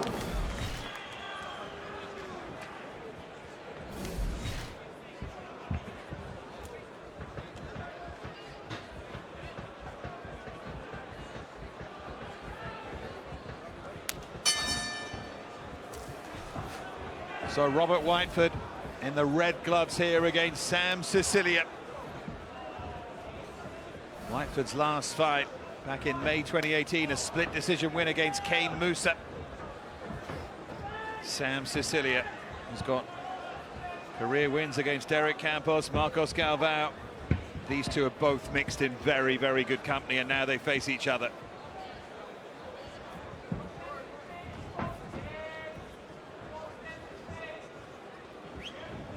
Two guys just filling each other out right now. They're expecting a lot from each other. Both guys are very talented, very well-rounded, both guys. Like you were talking about, though, both are good wrestlers, both are also very good grapplers. So whoever gets the top position will have the advantage, I think, moving forward throughout the rest of the exchanges through this first round. Or they could both just nullify each other and we could see a stand-up fight. You never know. You've already explained that throughout the course of the night, how that can happen. Whiteford, a southpaw, but is able to switch. Started out as southpaw here, though, where he's much more comfortable.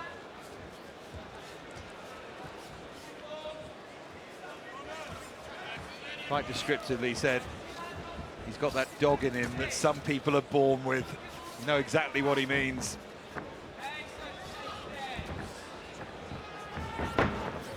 Sicilia with a lunging right hand.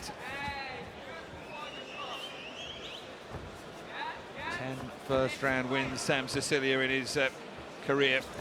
Hasn't won a fight by submission since August 2011, Sicilia.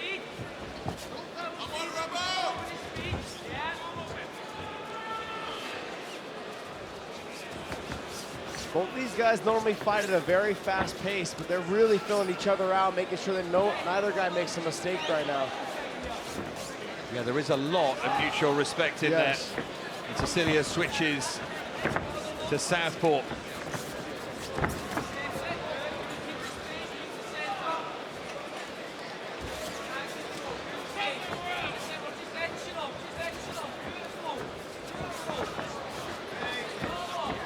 Carries on like this, it's going to be very difficult to score this opening round. Just thought about looking for the takedown there, Whiteford.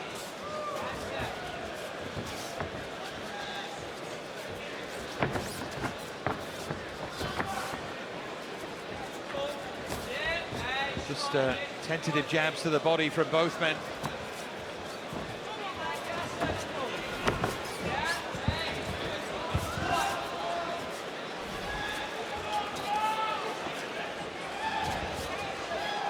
We're 3 minutes in and they're still filling each other out.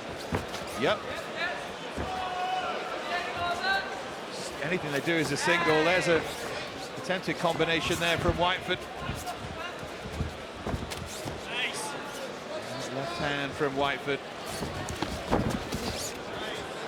Good chopping little right hook there from Sicilia. He did it off the break because Whiteford came forward trying to get into the double leg. When he tried to back out, Sam hit him with a nice little chopping right hook.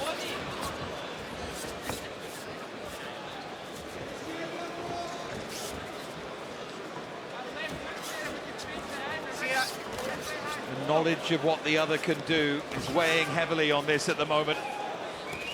Heading to the final 80 seconds of this first round.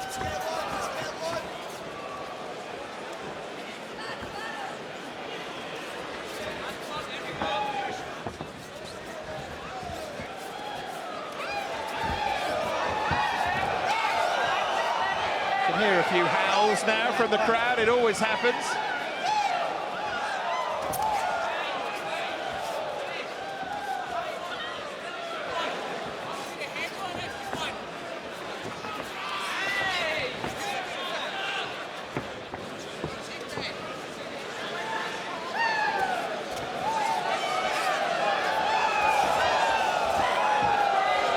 Coming up on the last 30 seconds. One of them right now, it's one of those rounds again that we had earlier about the judges having to judge this type of round. Yeah, this is the most passive round almost of the night so far.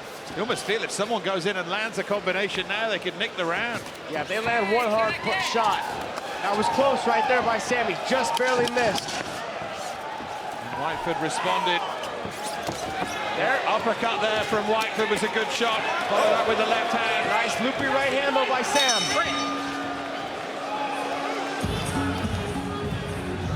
Well, good luck scoring that one. I wouldn't want to be a judge. No. Not for that round. Give me 2 big deep breaths, right?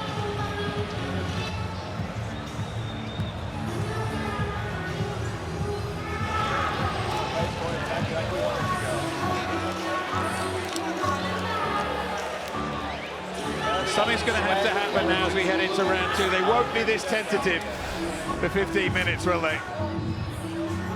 See, See the nice little right uppercut, the straight left by Whiteford. You'll see right out of that exchange, caught him, didn't catch him clean on the chin. It looked like originally when it was live, it looked like he caught him clean on the chin. He caught him more on the neck there. I mean, realistically, I probably would have to give the round to Whiteford. He was the one taking the center of the cage. Probably just the one that landed the more significant shots, just.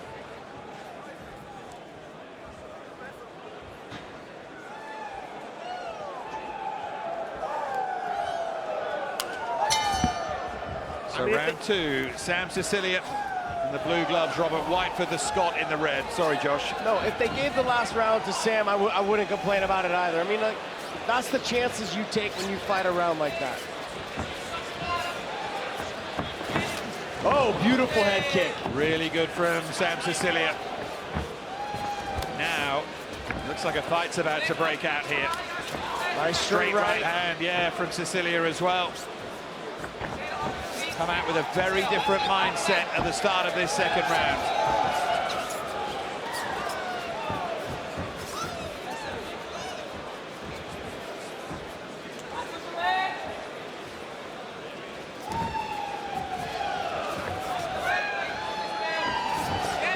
Whiteford trying to get in range to throw that combination this time. And a good inside leg kick from Whiteford. Yeah, I'm very surprised, though, that we haven't seen more attempts for wrestling. At least trying to press him to the fence.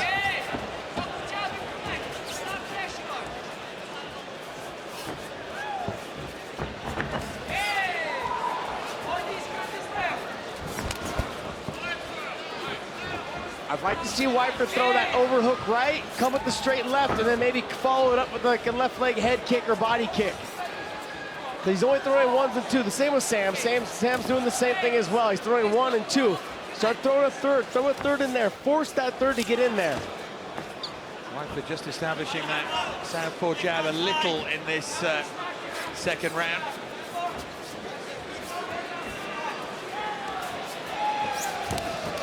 Sicilia that time looking for the kick. He landed that right at the start of this second round.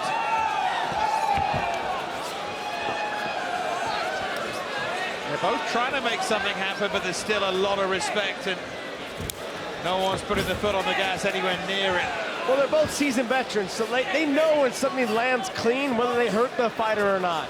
You see with young fighters, oh, beautiful little overhand right, but see, he noticed that it didn't land clean, so he didn't go in to pursue that. That's just being a veteran. The young fighters, when they land something like that, they may rush it and try to get in there real fast. That ends up sometimes leading to them getting knocked out or getting clipped with something themselves.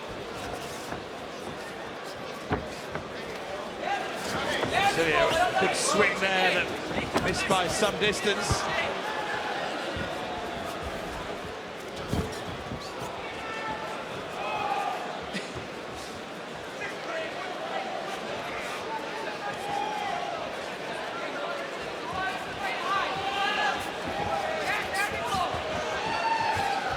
I was really expecting to see a lot more wrestling, more of like two ferrets, you know, going at it, but we're seeing more of a stand-up fight right now. I think both guys have realized that it'd be probably a lot of work and a lot of effort to get a takedown. You predicted it right at the start of the first round, but it could happen, and that is the way it's developing. We may see one of them or both of them actually probably shoot to steal the round at the end of the second round. Sicilia throwing to the body there, but they're both clever defensively as well. I mean, I've got Sam slightly ahead in this round because of the head kick he originally landed in the beginning of the round. He's also landed a little bit more of the harder shots, it seems. I wouldn't argue with that, but still an awkward one to score. Yeah, it is.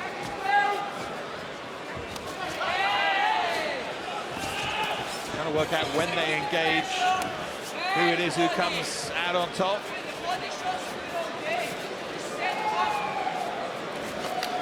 For the uppercut there, then a right hand, Whiteford. Final minute of round two as he tries to swing this round back into his favor.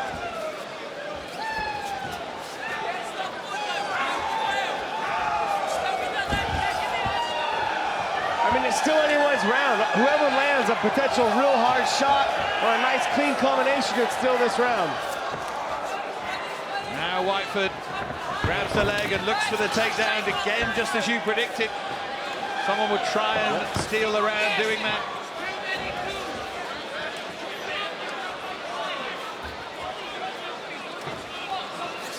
Great left there from Whiteford, but nothing really has landed cleanly. Oh, that did from Sicilia. Whiteford shook up and Sicilia follows it up with the knee.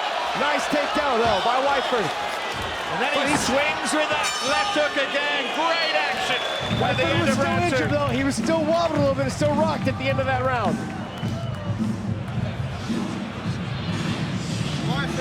Just unfortunate for Sicilia, he landed it when he did, really.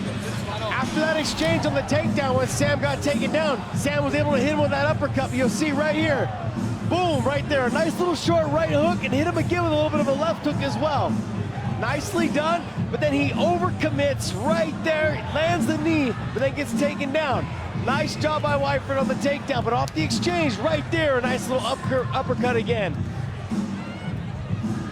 This is the fight potential that I thought this fight had. At the end of this round, this is exactly what I thought this fight would be. I thought it'd be this way though for all 3 rounds. Throws the kick, but it was more of a knee that landed clean on the chin, but he timed it perfectly, caught the leg, and was able to hit the dump. Well, with a bit of luck, we might get a round of it. This could be fun. Realistically, I think it's a 1-1 fight. I think Whiteford won the first round and you got Sam winning the second, but the first round could have went either way. Yeah. For the work that Sicilia did at the end of the second and during it, I feel convincingly makes it his.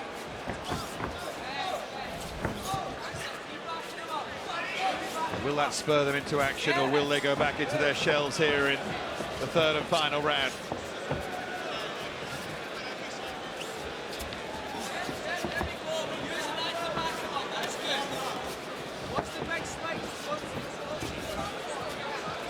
Back into the stand-up. Whiteford trying to land his backhand, his left hand there.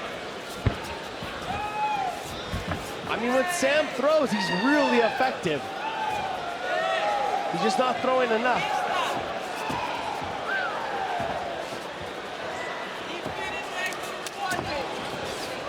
Swing that big right hand again there, Sicilia.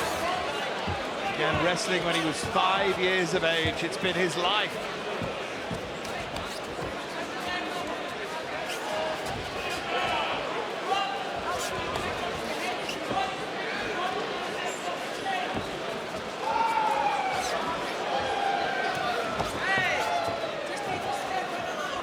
This third round is starting to turn into a mirror image of the first at this rate.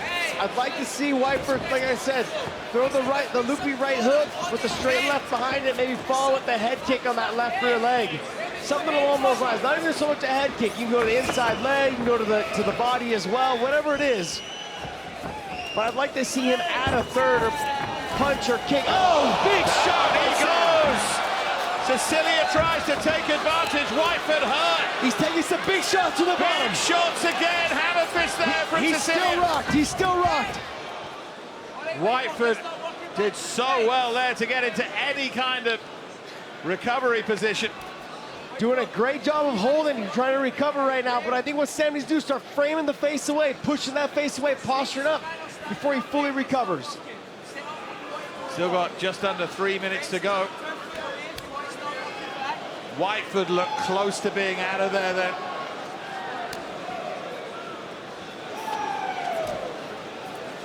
Sam's really taking a chance right now, not being able to try to capitalize on this moment. At least little short chopping shots that kind of keeps the brain rattled a little bit. Just wonder if with the experience, is he thinking the work that I've done so far in this round and the fact I'm on top, I can win the fight right here. Whiteford has a very nice little hook sweep he likes to do from that over-under position. What I mean by over-under, see how he's got the left side underhook? And he's trying to dig that other foot, he's trying to dig that underhook back in so he can try to lift and elevate and sweep him.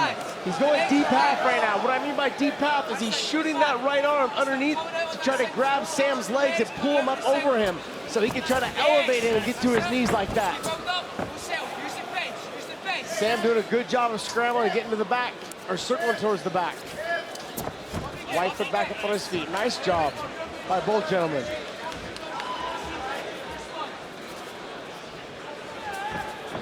Well, Sicilia showed that he can hurt Whiteford. He's done it twice in the fight so far. The end of the second and then halfway through this third round. Is it enough? You can tell Whiteford slowed down quite a bit. There's that takedown. He's going to try to win this round back by getting a takedown and trying to do work from the top position.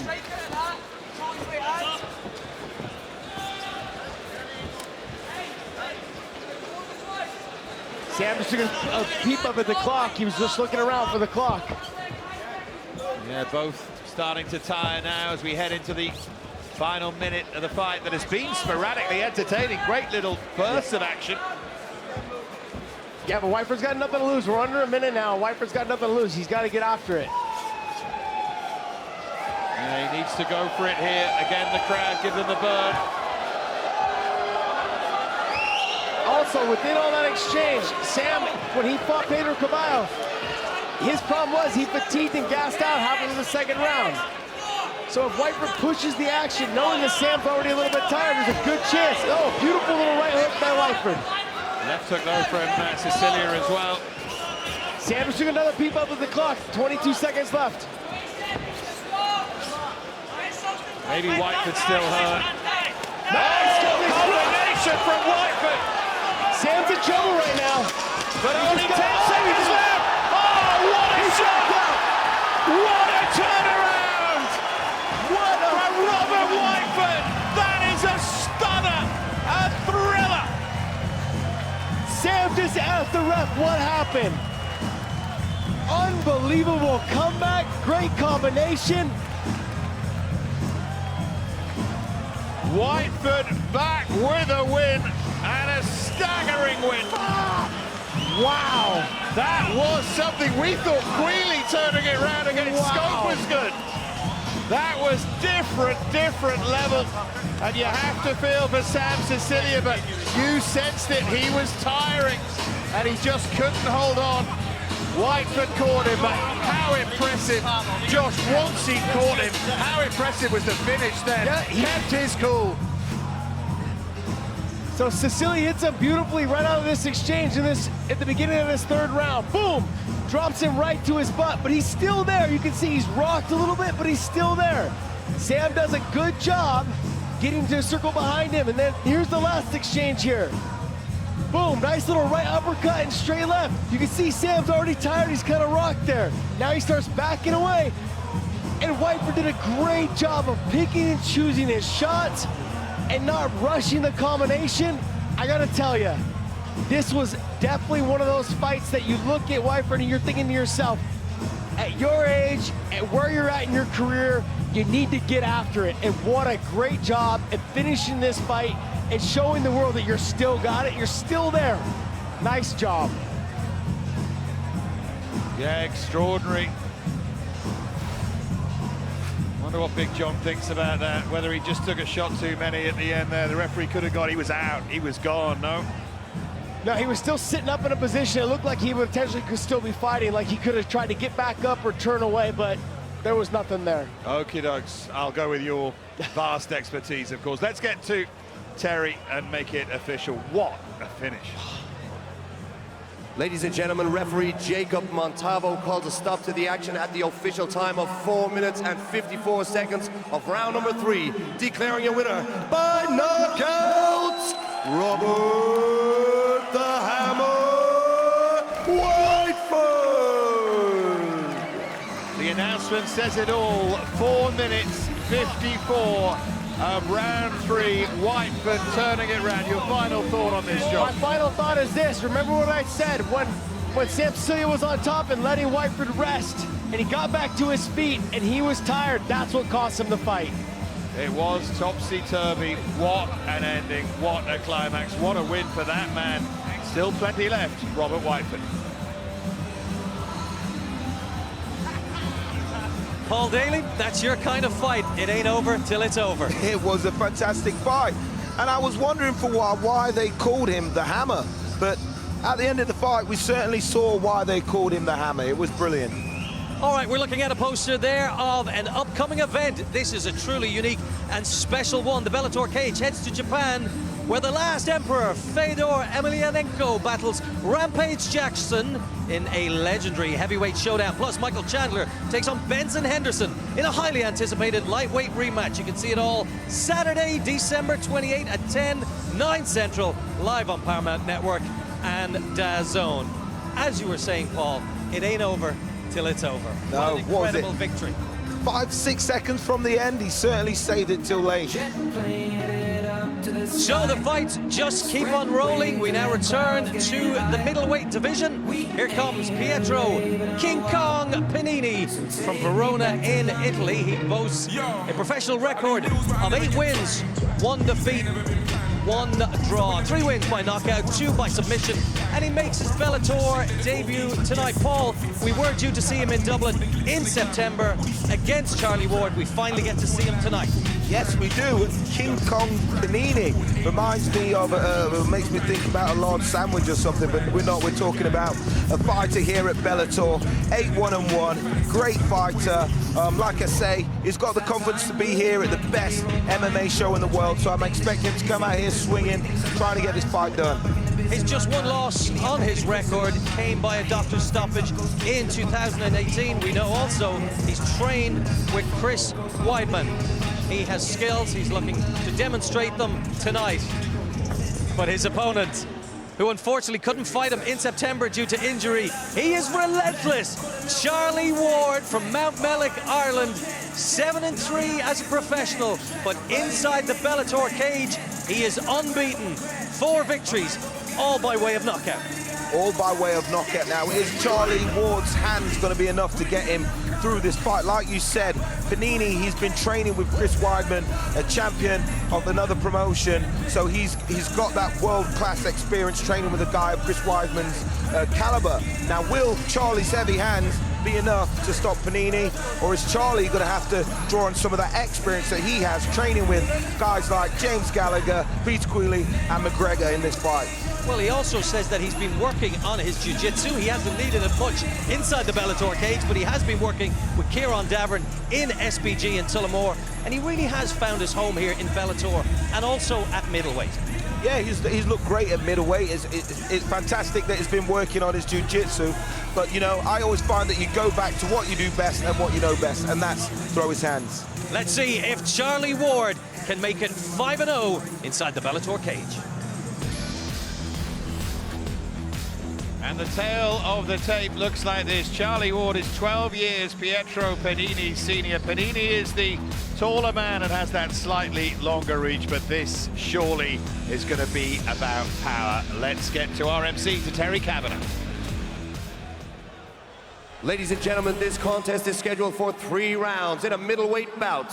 Introducing first and fighting out of the blue corner. He officially weighed in at 185 pounds with a professional record of 8 wins, 1 loss and 1 draw. From Verona, Italy, please welcome Pietro King Kong Panini. And introducing his opponent across the cage in the red corner. He officially weighed in at 185.6 pounds. He brings to the cage a professional record of 7 wins and 3 losses. From Mount Mellick, Ireland, please welcome relentless Charlie Ward. Your referee in charge of the action, Mr. Leon Roberts.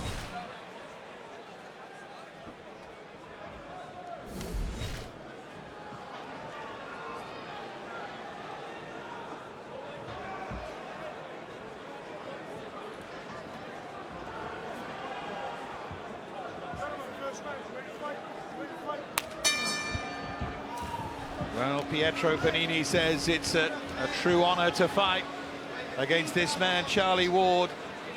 Trained with him a few times, met him at SPG when he spent a little bit of time there. Whether he still feels that after the end of this, we'll see. Charlie Ward comes with power, big power. 4-0 in the Bellator cage, 4-fight winning streak at the moment. 3 of those in round 1, all 4 of them knockouts. Yeah, Ward talks about he's been working on his grappling, but what I have noticed though is I haven't seen a vast improvement in his grappling, but I have seen a vast improvement in his takedown defense. He does a lot better against the fence now and digging his underhooks and not allowing the guys to get in deep on the legs.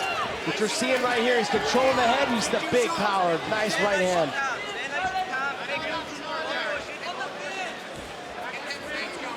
Panini doing his best to try and stand up and box and stay out of range. Leg kick there, miss from Charlie Ward.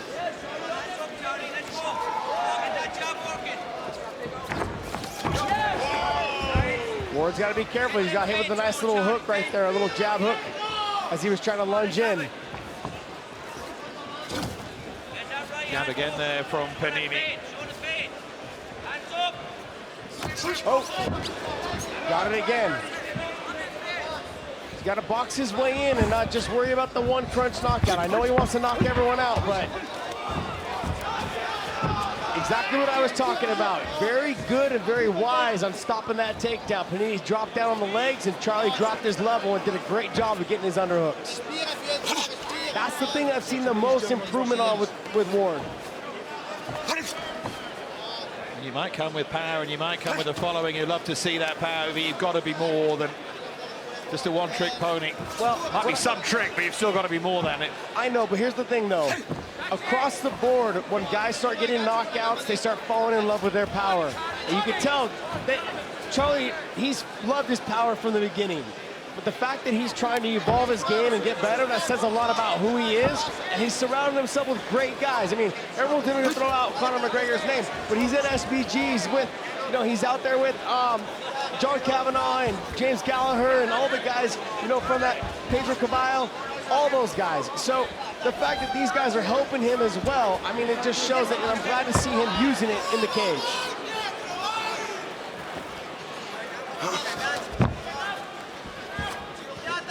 He reminds me of somebody like a Mike Tyson, like he will just let everything go out the door as soon as you hit him. You know, but I've seen the improvements in these type of things, and I love what I see. There's that jab again, though, of Panini. He's having success with it. Yeah, absolutely. Needs to maybe throw something behind it, needs to maybe double it up, but as confidence grows, he might just do that. Right hands there for Panini, but he's wary of Ward's power. Yeah, Charlie's got to be careful with the kicks because his kicks are a little slow, so Panini's able to capitalize on countering with those.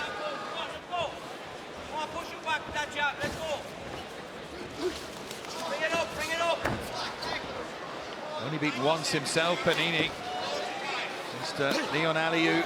That was a doctor stoppage back in March 2018. Mutual respect, I like that.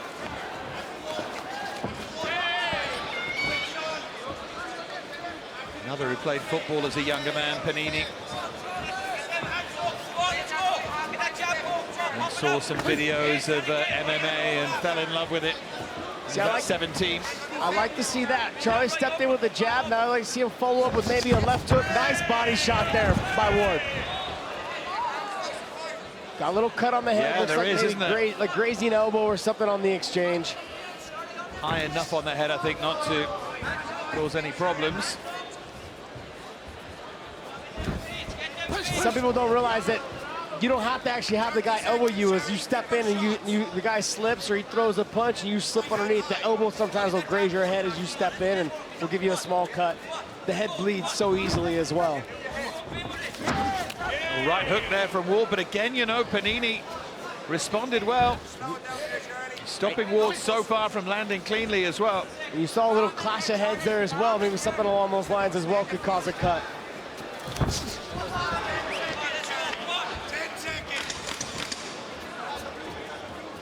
A menacing start from Ward. It's been a good round this from Panini.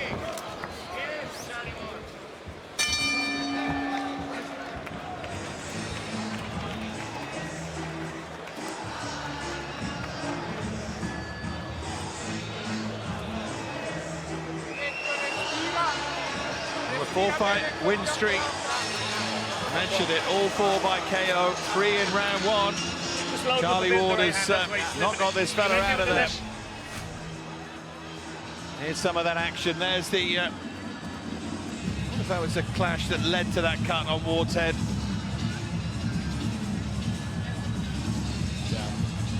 Yeah, they clash heads, which is common, you know, and then that happens all the time. You see it in boxing, you see it in MMA as well.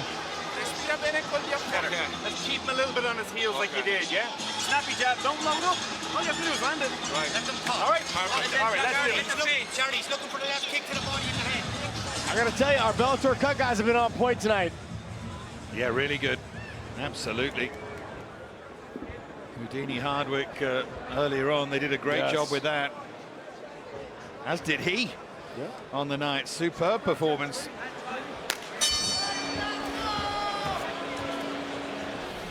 So Charlie Ward, relentless Charlie Ward in those red gloves against a durable Italian. Good boxer too, Pietro Panini. It's been an interesting little clash of styles, this clash of striking styles.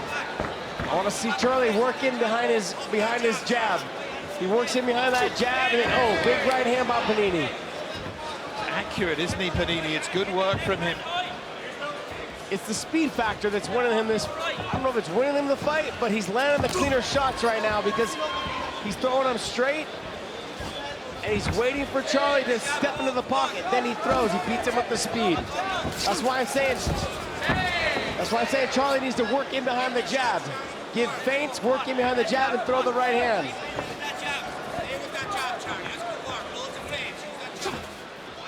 Well, you used the phrase in the first round, you can fall in love with your own power. You've still got to set up a right hand behind a jab, and Panini, again, good speed, great turn as well.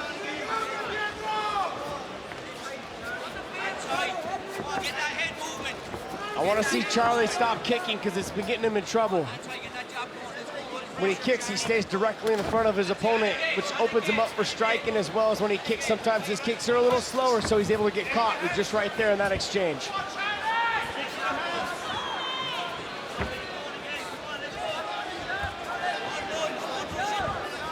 Pouring with the jab that time, Panini, and Ward made him pay for that. That jab went right down the pipe, landed right on the chin. Oh, big head kick. Yeah, terrific head kick, but Ward just brushed it off. He's an animal. What he smacks, he's an animal to him. This guy.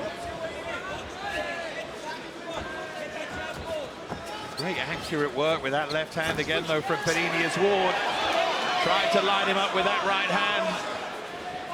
Threw that with feeling.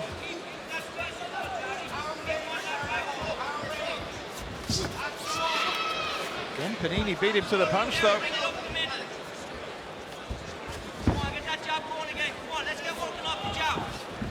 Well, we've already seen Ward. He's got a granite chin. He's taking a head kick and a couple of good shots.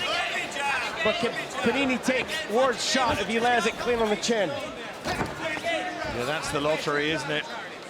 You feel that if Ward can land clean, that might just be the end of it. There's another good right hand for Panini. That was a nice jab cross. It came right down the pipe. Another good jab there from Panini. Oh, big right hand. Short right hand, yeah. What Panini did there was he stepped off and threw the right, like a little bit of a right hook, right hand off the turn. But he has to stay switched on the whole time here, knowing about Ward's power. Ward wants to encourage him in.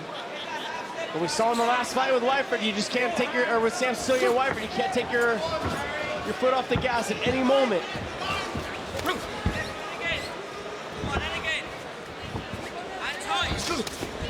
Ward coming in, swinging. Consistently being beaten to the punch. That left jab of Panini's been the weapon throughout the fight. Big And a right hook, yeah. Big John McCarthy and I always talk about speed kills, and right now it's the speed that's getting to Charlie Ward. He's gonna have to throw more than 1 and 2 to get in. He's gonna have to slide in behind that jab.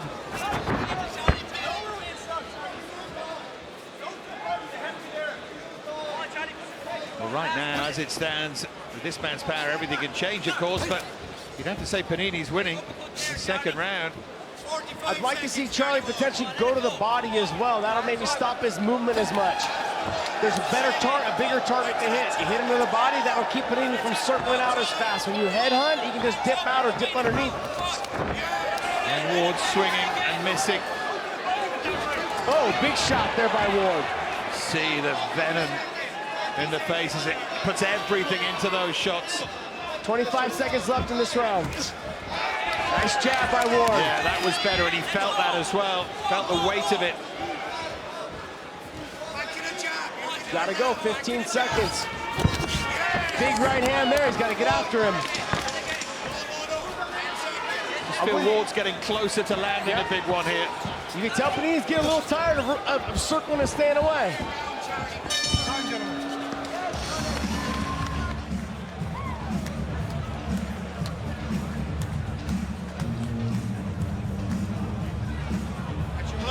Close. Go be one each. Go be one each. You can rinse and spit there.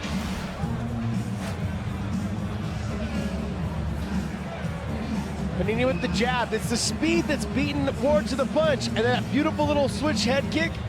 Nicely done, but he just caught it with the toes. But that was a nice combination right there. He stoned him for a second, so when Ward came back with a straight right, he was already gone. Panini was out of the way. There's that jab again and that speed. He's stepping in, he's jabbing, and he's stepping out. Here's Ward, hit him with a nice jab. He catches him again after that exchange with a nice little right hook to the body of the head. Nice deep breath. 5 minutes working. 5 minutes, Charlie. Box in range. Box in range. Charlie Ward's been beaten 3 times. Beaten on debut by John Phillips. And then back-to-back. Galor Bafando and Abdul Razak Alassane.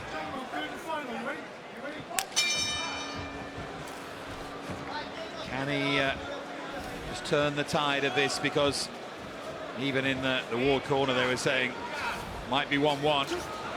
He needs a strong closing round here, preferably one in which he lands that right hand.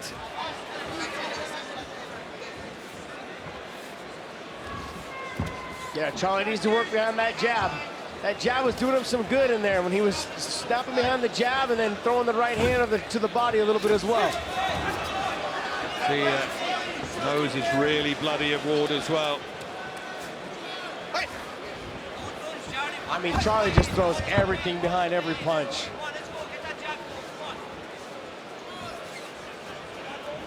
He does, and he has that power that means he's in it right until the last couple of seconds.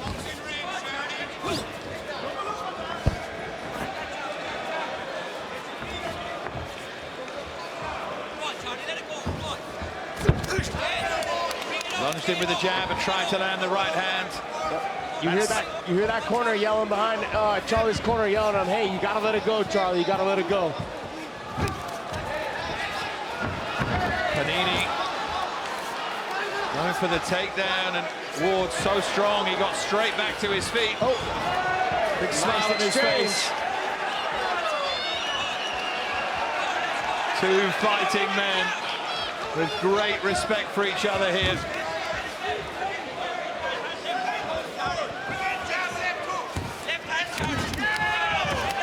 The left hook was terrific from Panini, but Ward can take anything. He Certainly just from slid Panini. behind, and you saw when he hit that jab, it just the blood squirted from Ward's nose. Yeah, the nose is busted up of Ward. 3 minutes to go. Ward's just an animal, though. He's just walking through all the shots that Panini's giving him. He's just a slight step behind. It's the speed factor that's losing him this round right now. At the moment, Panini's boxing his way to victory here. It's been a good display of footwork and movement, timing, and accuracy. That can all change in the blink of an eye. Wasn't far away there, and then glancing blow from that left hand from Ward. You hit the halfway mark at 220. Again, spears in that jab, Panini. Oh, that time, Ward looked for the right over the top. Good tactics from Panini. Underhook and turn. Oh, big knee there. Great knee from Panini. What a display this has been from him so far. Left underhook and turn, Charlie. That knee hit him right up under the nose. Those hurt. Charlie with good wrist control, though, getting out of there. Shrugs it off, blows his nose, and gets right after him again. Blood just spurting out of his nose. 90 seconds left. So far, King Kong has avoided everything Charlie Ward has thrown at him. What you're seeing with Charlie Ward now, you can't teach this. Someone who's he's just born a fighter. This is exactly who he is. Look at, he's telling him, come on, let's go. Blood dripping from his nose. He's trying to land the big knockout shot. You can't teach this. He's telling him, stop running. Panini's fighting smart, by the way. Really smart, yeah. The crowd are on his back as well. But he's boxed well here. What's he meant to do? Engage and get knocked out? 50 seconds. They're shouting at Ward now, 50 seconds to go. And Panini looks for that takedown.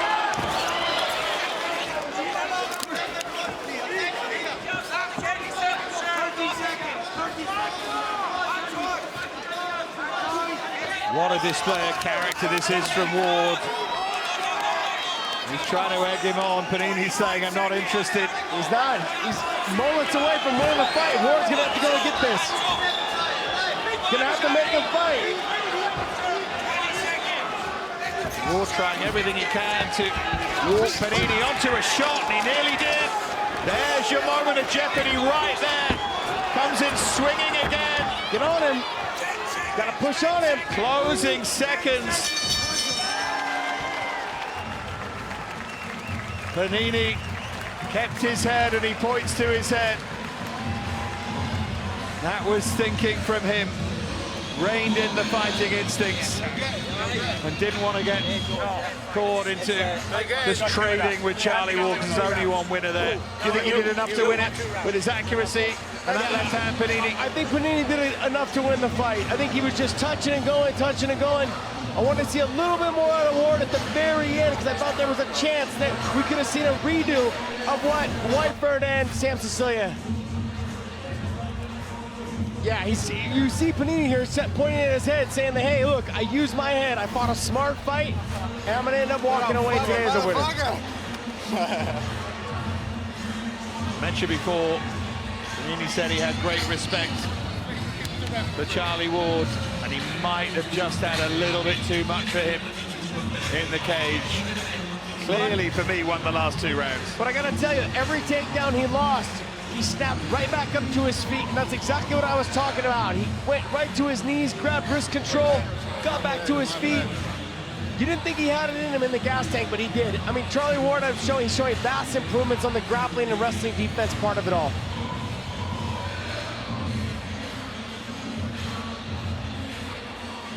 Well, we just wait now for the totals to be totted up. Is it going to be a big win for Panini on Bellator debut? And is Charlie Ward going to lose his first fight under the Bellator banner and his 4th overall? Fights like this, I wish there was a 4th round. Yeah, yeah. So does Charlie Ward. He would have been confident that at some point he'd have got to him, but just couldn't. Anyway, we're ready for the decision. Terry Kavanagh in place to give it to us. Ladies and gentlemen, after 3 rounds, we go to the judges' scorecards. Both Judge Diamata and Cartledge both scored about 30-27, and Judge Torelli scores about 29-28, all in favor of your winner by unanimous decision, Pietro Panini. Yeah, Pietro Panini gets it.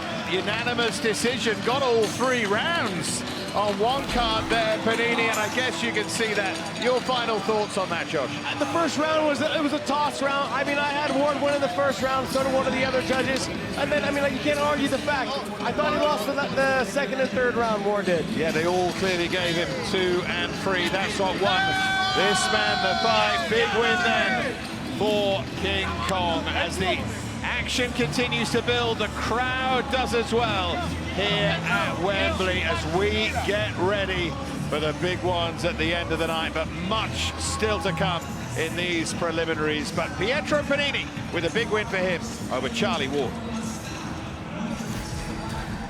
Well, still to come tonight. The main man is in the building in his hometown. He fights tonight in his backyard. He is Michael Venom Page, tied second for the most knockouts in Bellator history, and he's out for one more against Italy's Giovanni Melillo. He'll also be a keen observer of his teammate Mike Shipman, who will be in action before him. That's later on our main card, but the action keeps rolling. The lightweight contest now, Paul Daly. Charlie 917 Leary from Watford, England, returns to the Bellator cage. Unanimous decision win against Chris Bungard in June, and in that proved how good his grappling is. I thought he fought a great fight last out against Chris Bungard. You know, we've seen how good Chris Bungard is tonight with his victory, quick submission victory. You know, that shows the kind of fighter that Charlie Leary is in having a victory over him. It's an interesting fight. I think both are evenly matched. Both can stand a bit. Both have got decent ground games. It's going to be a three-round war. Who has that little extra to take the fight? And of course, Charlie, the 917 in his name is from those boxing punch machines. That's his score, and we know he can punch because he has 9 KOs should he want to keep it standing. So he's got those hands. 917 on the punching bag machine. I'm going to have to see if I can beat that, and I'll have to change my nickname. Semtex is a very fitting one for you. It's 917 for Charlie Leary. His opponent will be arriving to the cage very shortly. We've seen on his debut in Birmingham in May of this year, he is Tim the Experiment Wild, and in that fight, in his very first Bellator fight, he took on the former lightweight champion Brent Primus, coming up short. A lot to learn from that fight. Yeah, do not take fights against former champions without having been in there with someone of that caliber. You know, he was brave. It was his hometown. He wanted to see if it was made of that kind of stuff, and unfortunately for him, he wasn't. This fight more fairly matched.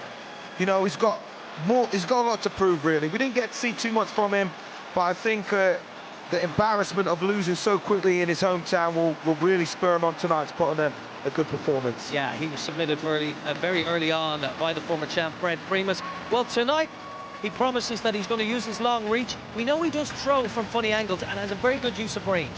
Yeah, he's a very, very awkward fighter, you know. Hard to predict what he's going to do. Who knows, maybe sometimes he don't even know what he's going to do, and that's why it's so hard to fight a guy like him. But like I say, Leary is a good test for Wild Man. All right, this is set for an intriguing contest. It's Charlie Leary against Tim Wild. And here is the tail of the tape. Leary is 4 years older. He's the taller man as well. Wild with that reach advantage. The battle maybe to be the top lightweight in the country is nearly upon us. Let's get to our MC, Terry Kavanagh. Ladies and gentlemen, this fight is 3 rounds in a lightweight contest. Introducing first and fighting out of the blue corner. He officially weighed in at 155.2 pounds with a professional record of 16 wins, 10 losses and 1 draw. From Watford, England, please welcome Charlie 917 Leary. And introducing his opponent across the cage in the red corner. He officially weighed in at 155.8 pounds with a professional record of 12 wins and 4 losses. From Wolverhampton, England, please welcome Tim the Experiment Wild. Your referee in charge of the action, Jaron Vallel.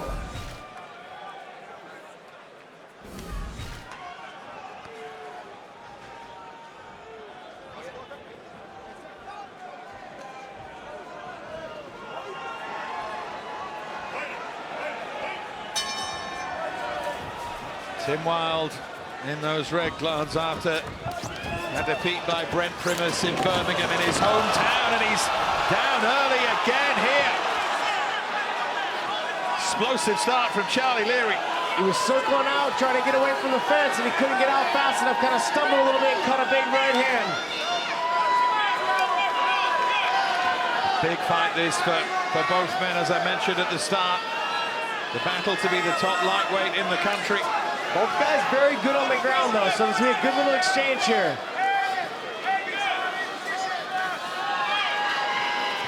Wild does some of his best work from this bottom position.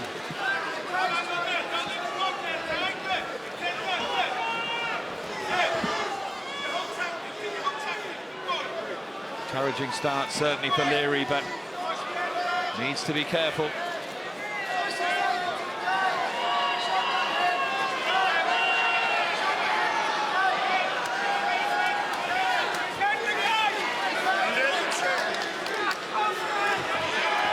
Gonna land those knees there, Leary. Nice little knees to the body there.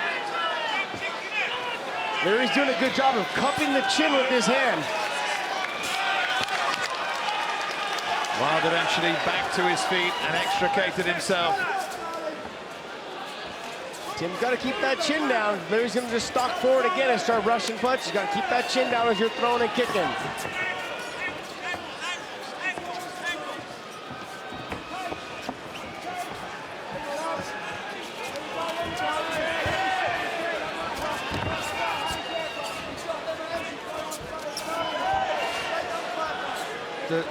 Slightly more cagey now, both trying to feel each other out after that dramatic opening. A couple of seconds, really.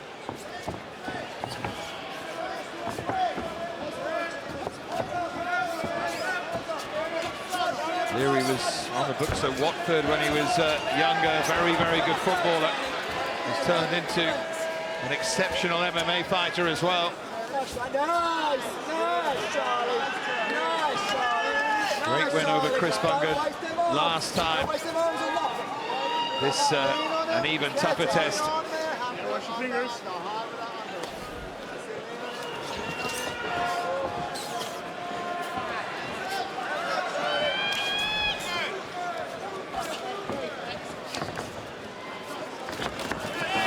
little combination from Wild. Followed it up with the uppercut, didn't he? What was nice, the way he set that up is by throwing those little leg kicks right to the knee or to the front thigh. And the outside leg kick from him, little nick above the right eye of Tim Wild. When Leary pushes Tim, it makes Tim back up too fast. He leaves his chin in the air, and that's how he's able to get caught in that beginning exchange. You just saw it again right there.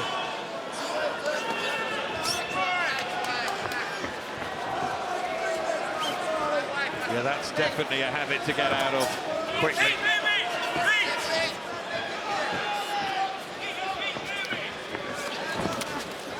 Right hand there from Leary, and again, the right cross really from Leary. More accurate in this opening round, Charlie Leary. Then the kick again from Wild.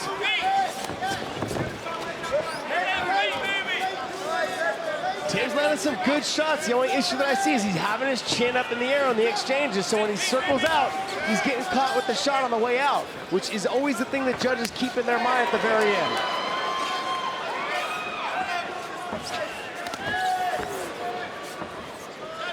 That's another thing that I'm not a big fan of. When guys kick and they miss, they circle all the way around. No one, in MMA, no one's giving you an opportunity to recover. Takedowns are there, knees, elbows, flying knees. They're throwing everything at you. They're not going to let you just spin around like a pirouette. See it all the time, though, don't you?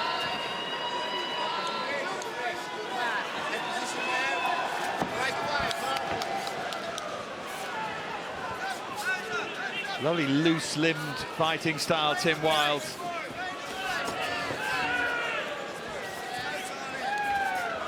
Really fluid mover in there.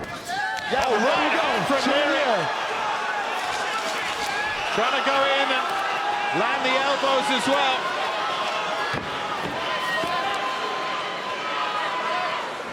Quickly. There's the end of the first round. Wild's fine as he makes his way back to a stool. Okay.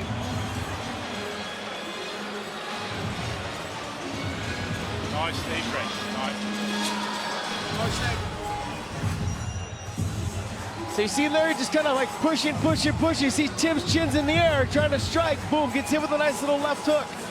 Sits into his butt. A little bit of that was the fact that the fence was in the way, caught his foot a little bit, but still got hit clean on the chin. Here you go with Tim Wilde, hitting some nice combinations, but look at his chin is extremely high for someone who's in the exchange. And then here's what I was exactly talking about. Throws a little leg kick, boom, chin in the air, hands down. Those are the type of things that lead to you getting dropped or the fight being ended. It's a good thing he's got a good grappling game. You're able to pull him into his guard, catch his breath, recover.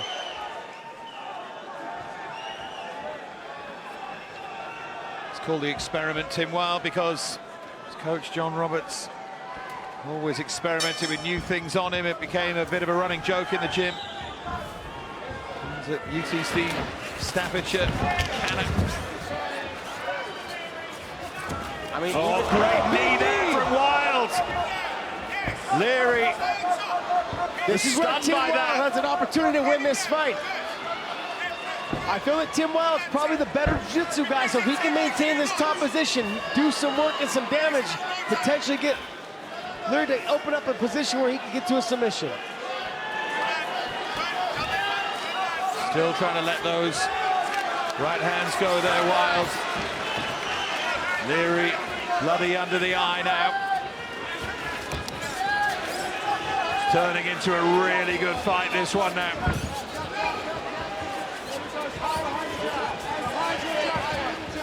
Leary did well to recover there. Tim Wilde's got to keep his hands up. Every time he throws that front thigh kick or that front knee kick, he ends up leaving his hands down and gets countered. Chin's in the air. You got to keep that chin tucked and circle out.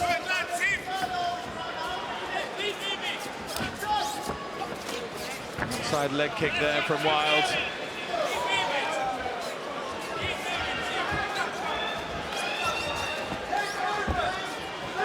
When Leary makes Tim fighting going backwards, Tim doesn't handle that very well. If I was there, I'd be in his grill, pressing him along, making him make bad choices, bad decisions the whole time. Every time he's pressured him, he's landed and been able to drop him. Well, a lot of people were really salivating over this fight. A night of really good fights, and it hasn't let us down so far.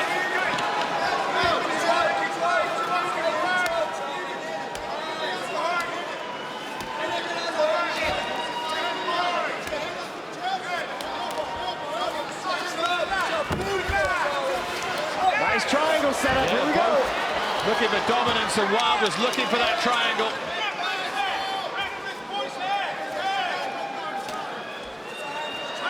I felt like if Wilde's gonna win this fight, he needs to have a very active guard, whether it's hitting submissions or shooting submissions or trying to sweep and get back to his feet or sweep to get on top.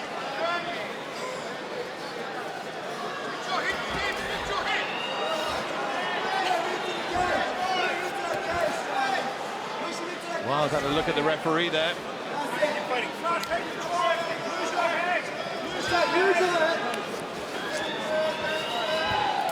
Wilde needs to, he's got to unlock that grapevine, and he needs to start getting that guard up higher, because his most success has been when he gets to that triangle armbar position where he can start to look to sweep or finish the submission from there. Still 2 minutes to go in round two.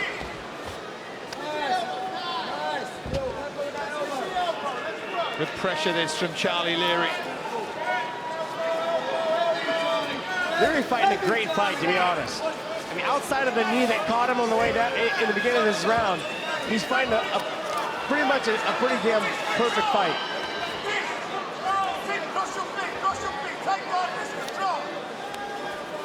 Just wonder what an opportunity was missed there by Wilde, backing up that knee.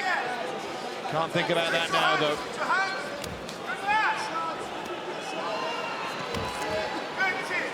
Hey guys, I need you to work. You can't just hold him down here. The ref's not going to stand you up. Well, the ref just, yeah. He's going to tell him to work, but he's got to work from the bottom. If you're not working from the bottom, the ref's not going to stand you up. Miles looking to land the elbow that time. Again, Leary, dominant position here. Heavy, Charlie. Heavy, Charlie. Elbow. Stick that little elbow through. There we go, let's go. Squeeze. About side choke position. Oh, let it slip out.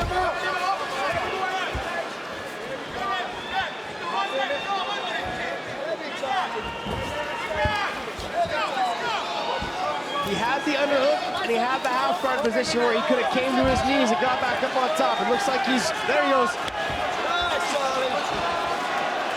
Final 10 seconds here. He likes to fight from that guard position. That guard position sometimes will cost you the fight if you're not getting anywhere near submissions. It's going to be all on round 3 here between Charlie Leary and Tim Wilde.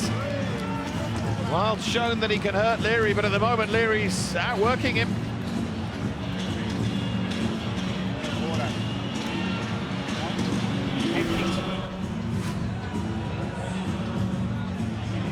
There's that knee, Josh. Right on the button, I mean, right up through the middle, very nicely done. Leary tried to catch the leg, get the takedown, and it threaded the needle right between there and landed clean on the chin. But here we go, boom, caught the leg. Wasn't the punch that knocked him down, but still, it just looks bad to the judges. You caught the leg, it looked like the punch potentially could have landed. I mean, I'm going to give the round pride to Leary because he finished on top and did some work. But it was a close round. Close fight, another one. It's been a theme of tonight, hasn't it? Final words of encouragement from John Roberts for Tim Wilde. Both men know that a really convincing, decisive final round could win in the fight. Or Tim Wilde might need a finish. He might well do. I mean, he did get dropped twice in the first round. He could have been a 10-8 round. Great noise now inside this terrific arena. Tim Wilde in those red gloves, trying to avoid another defeat. After Brent Primus finished him with Gogo Platter in round 1 in Birmingham.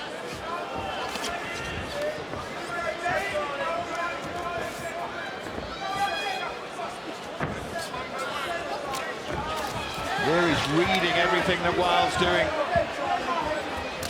Nice body kick there. Of course, fitness comes into play as well now. Can one outlast the other? Heading for the final 4 minutes.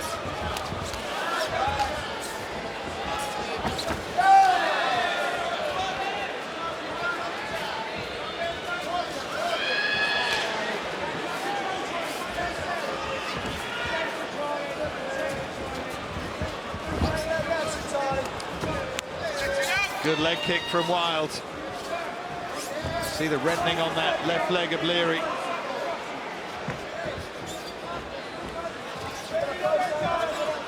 Dominant start to the round from Wilde, certainly, and a good combination as well from him. Yeah, Leary looks like he's slowing down a little bit. He's not having the output that he had. He's not having the aggressiveness that he had. Long way still to go.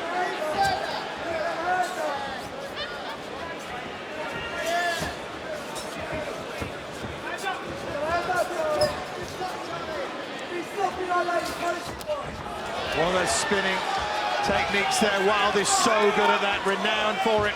Spinning back fist that time. He's got 2 wins via those spinning techniques. Love to produce a third here.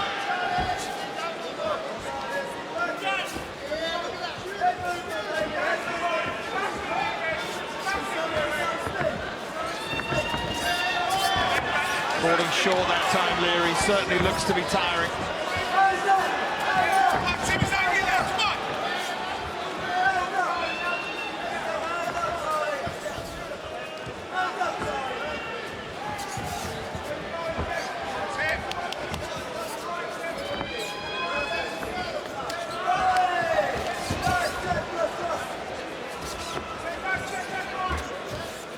Still both got time to change the destiny of this fight. There's another good leg kick. It'll slow Leary down even more from Wild. 2 minutes left. Leary just needs to put the pressure, cut the cage off, put the pressure on Tim Wild. He's had success the whole fight when he's done that. Another good kick to the body from Wild, and now left hook.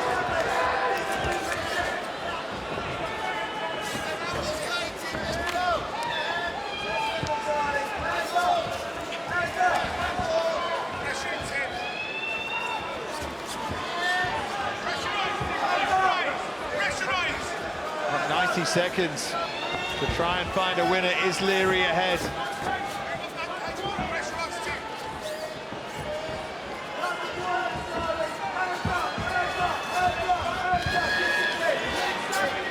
Could be 1-1 in the first round, could be 10-8, so we could have a draw. Yeah, all three still possible. Great uppercut there from Wild. He took that well. Leary.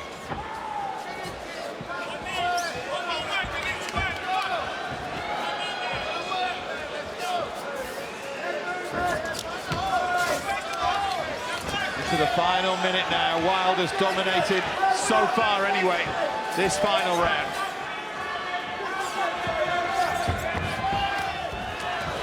Big shots right there at the very end though by Leary. There's a spinning back fist from Wild.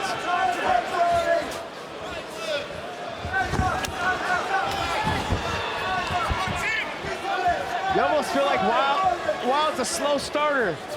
You know, he had a slow start against Primus, and look what happened. And now he had a slow start in this fight. It potentially could have cost him the fight. He's picking it up in the second and third round. He looks really dominant. He has done all the way through this third round. Good use of the kicks again. And another good uppercut, then the right hand. They both claim victory. Another fight goes to the judges. Excellent fight. One that you wouldn't mind seeing again, in all honesty.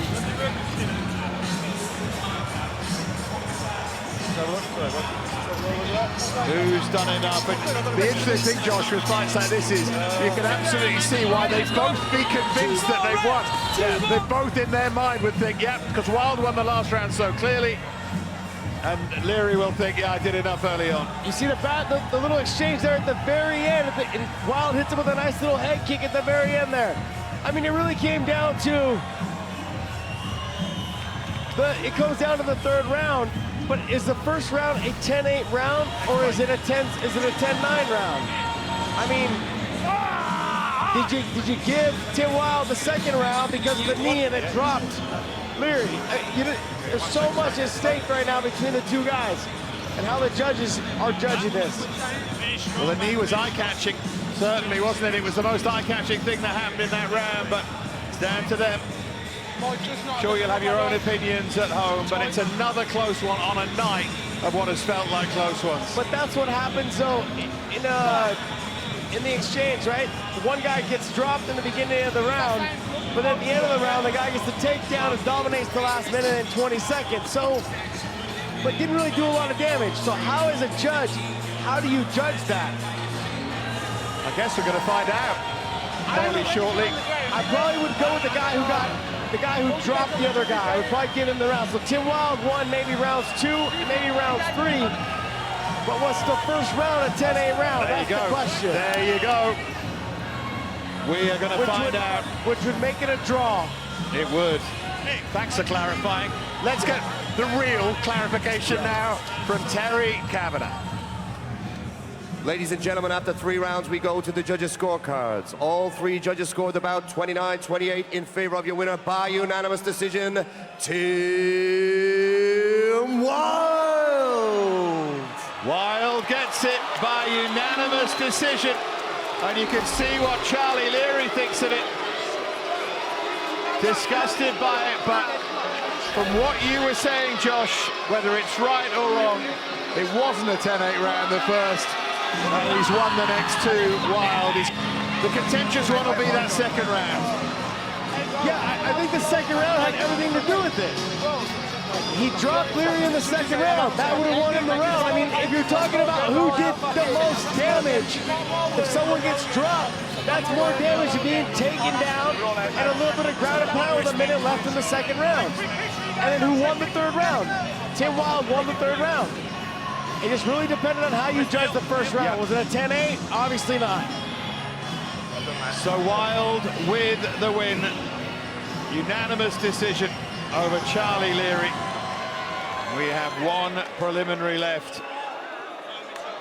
And this, another that a lot of people have been looking forward to. Frier Sangle makes her Bellator debut, her actual debut as well.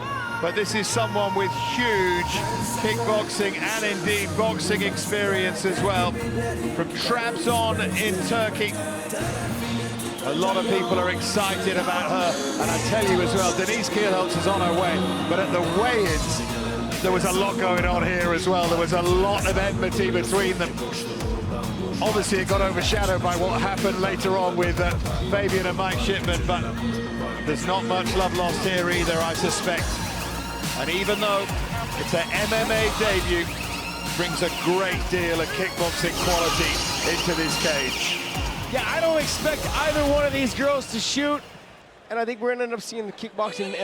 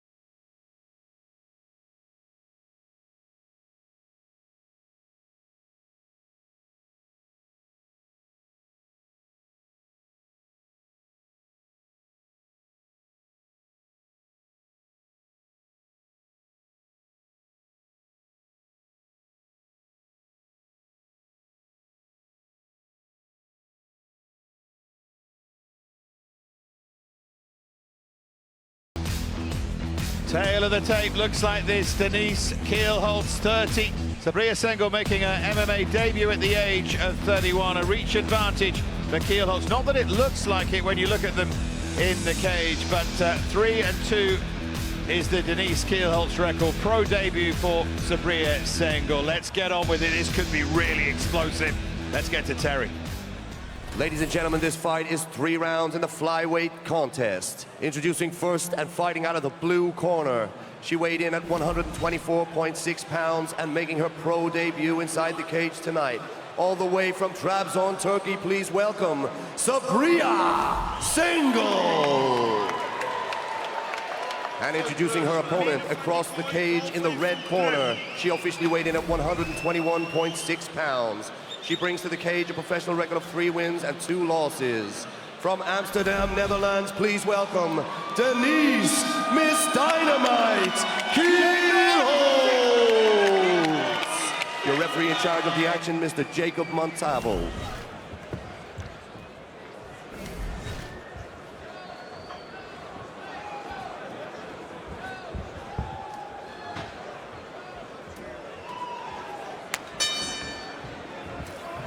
So Frier Sangle in those blue gloves, Denise Kielholtz in the red. Sangle has one pace, she just walks forward. Oh, she's down! Sangle down! She landed and then Kielholtz countered. And now Kielholtz does have it on the ground.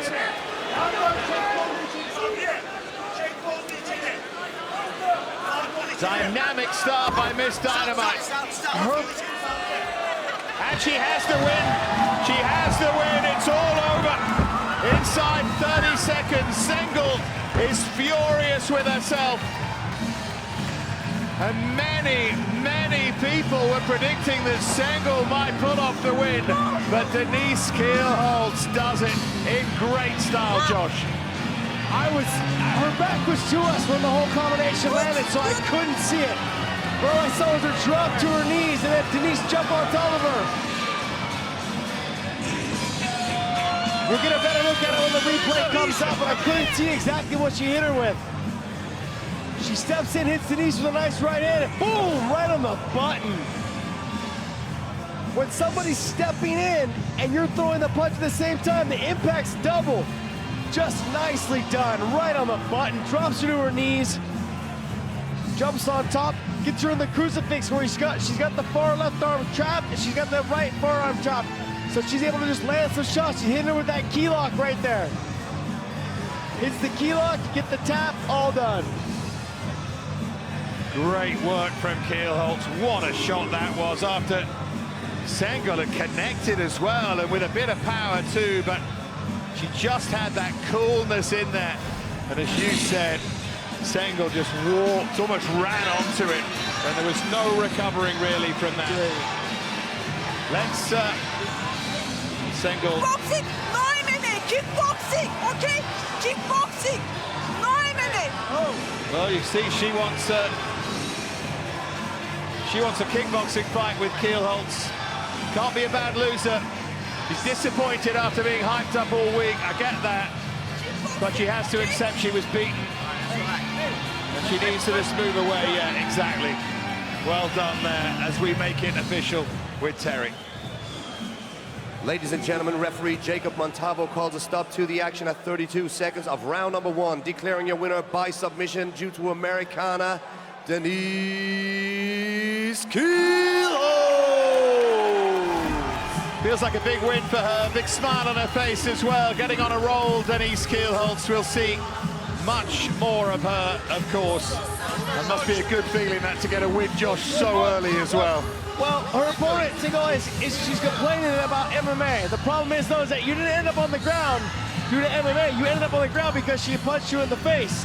So it was kickboxing that started it all. Sure, maybe it was just boxing, but you ended up on your hands and knees because you got dropped. So the rest of it doesn't really matter all that much. Sure, she finished you with a submission, but you weren't in a very good position for 4 minutes. Yeah, absolutely. There was still a lot of time left on that fight. Yeah, and you can't have that reaction. I mean, you get it. We're all human, right? And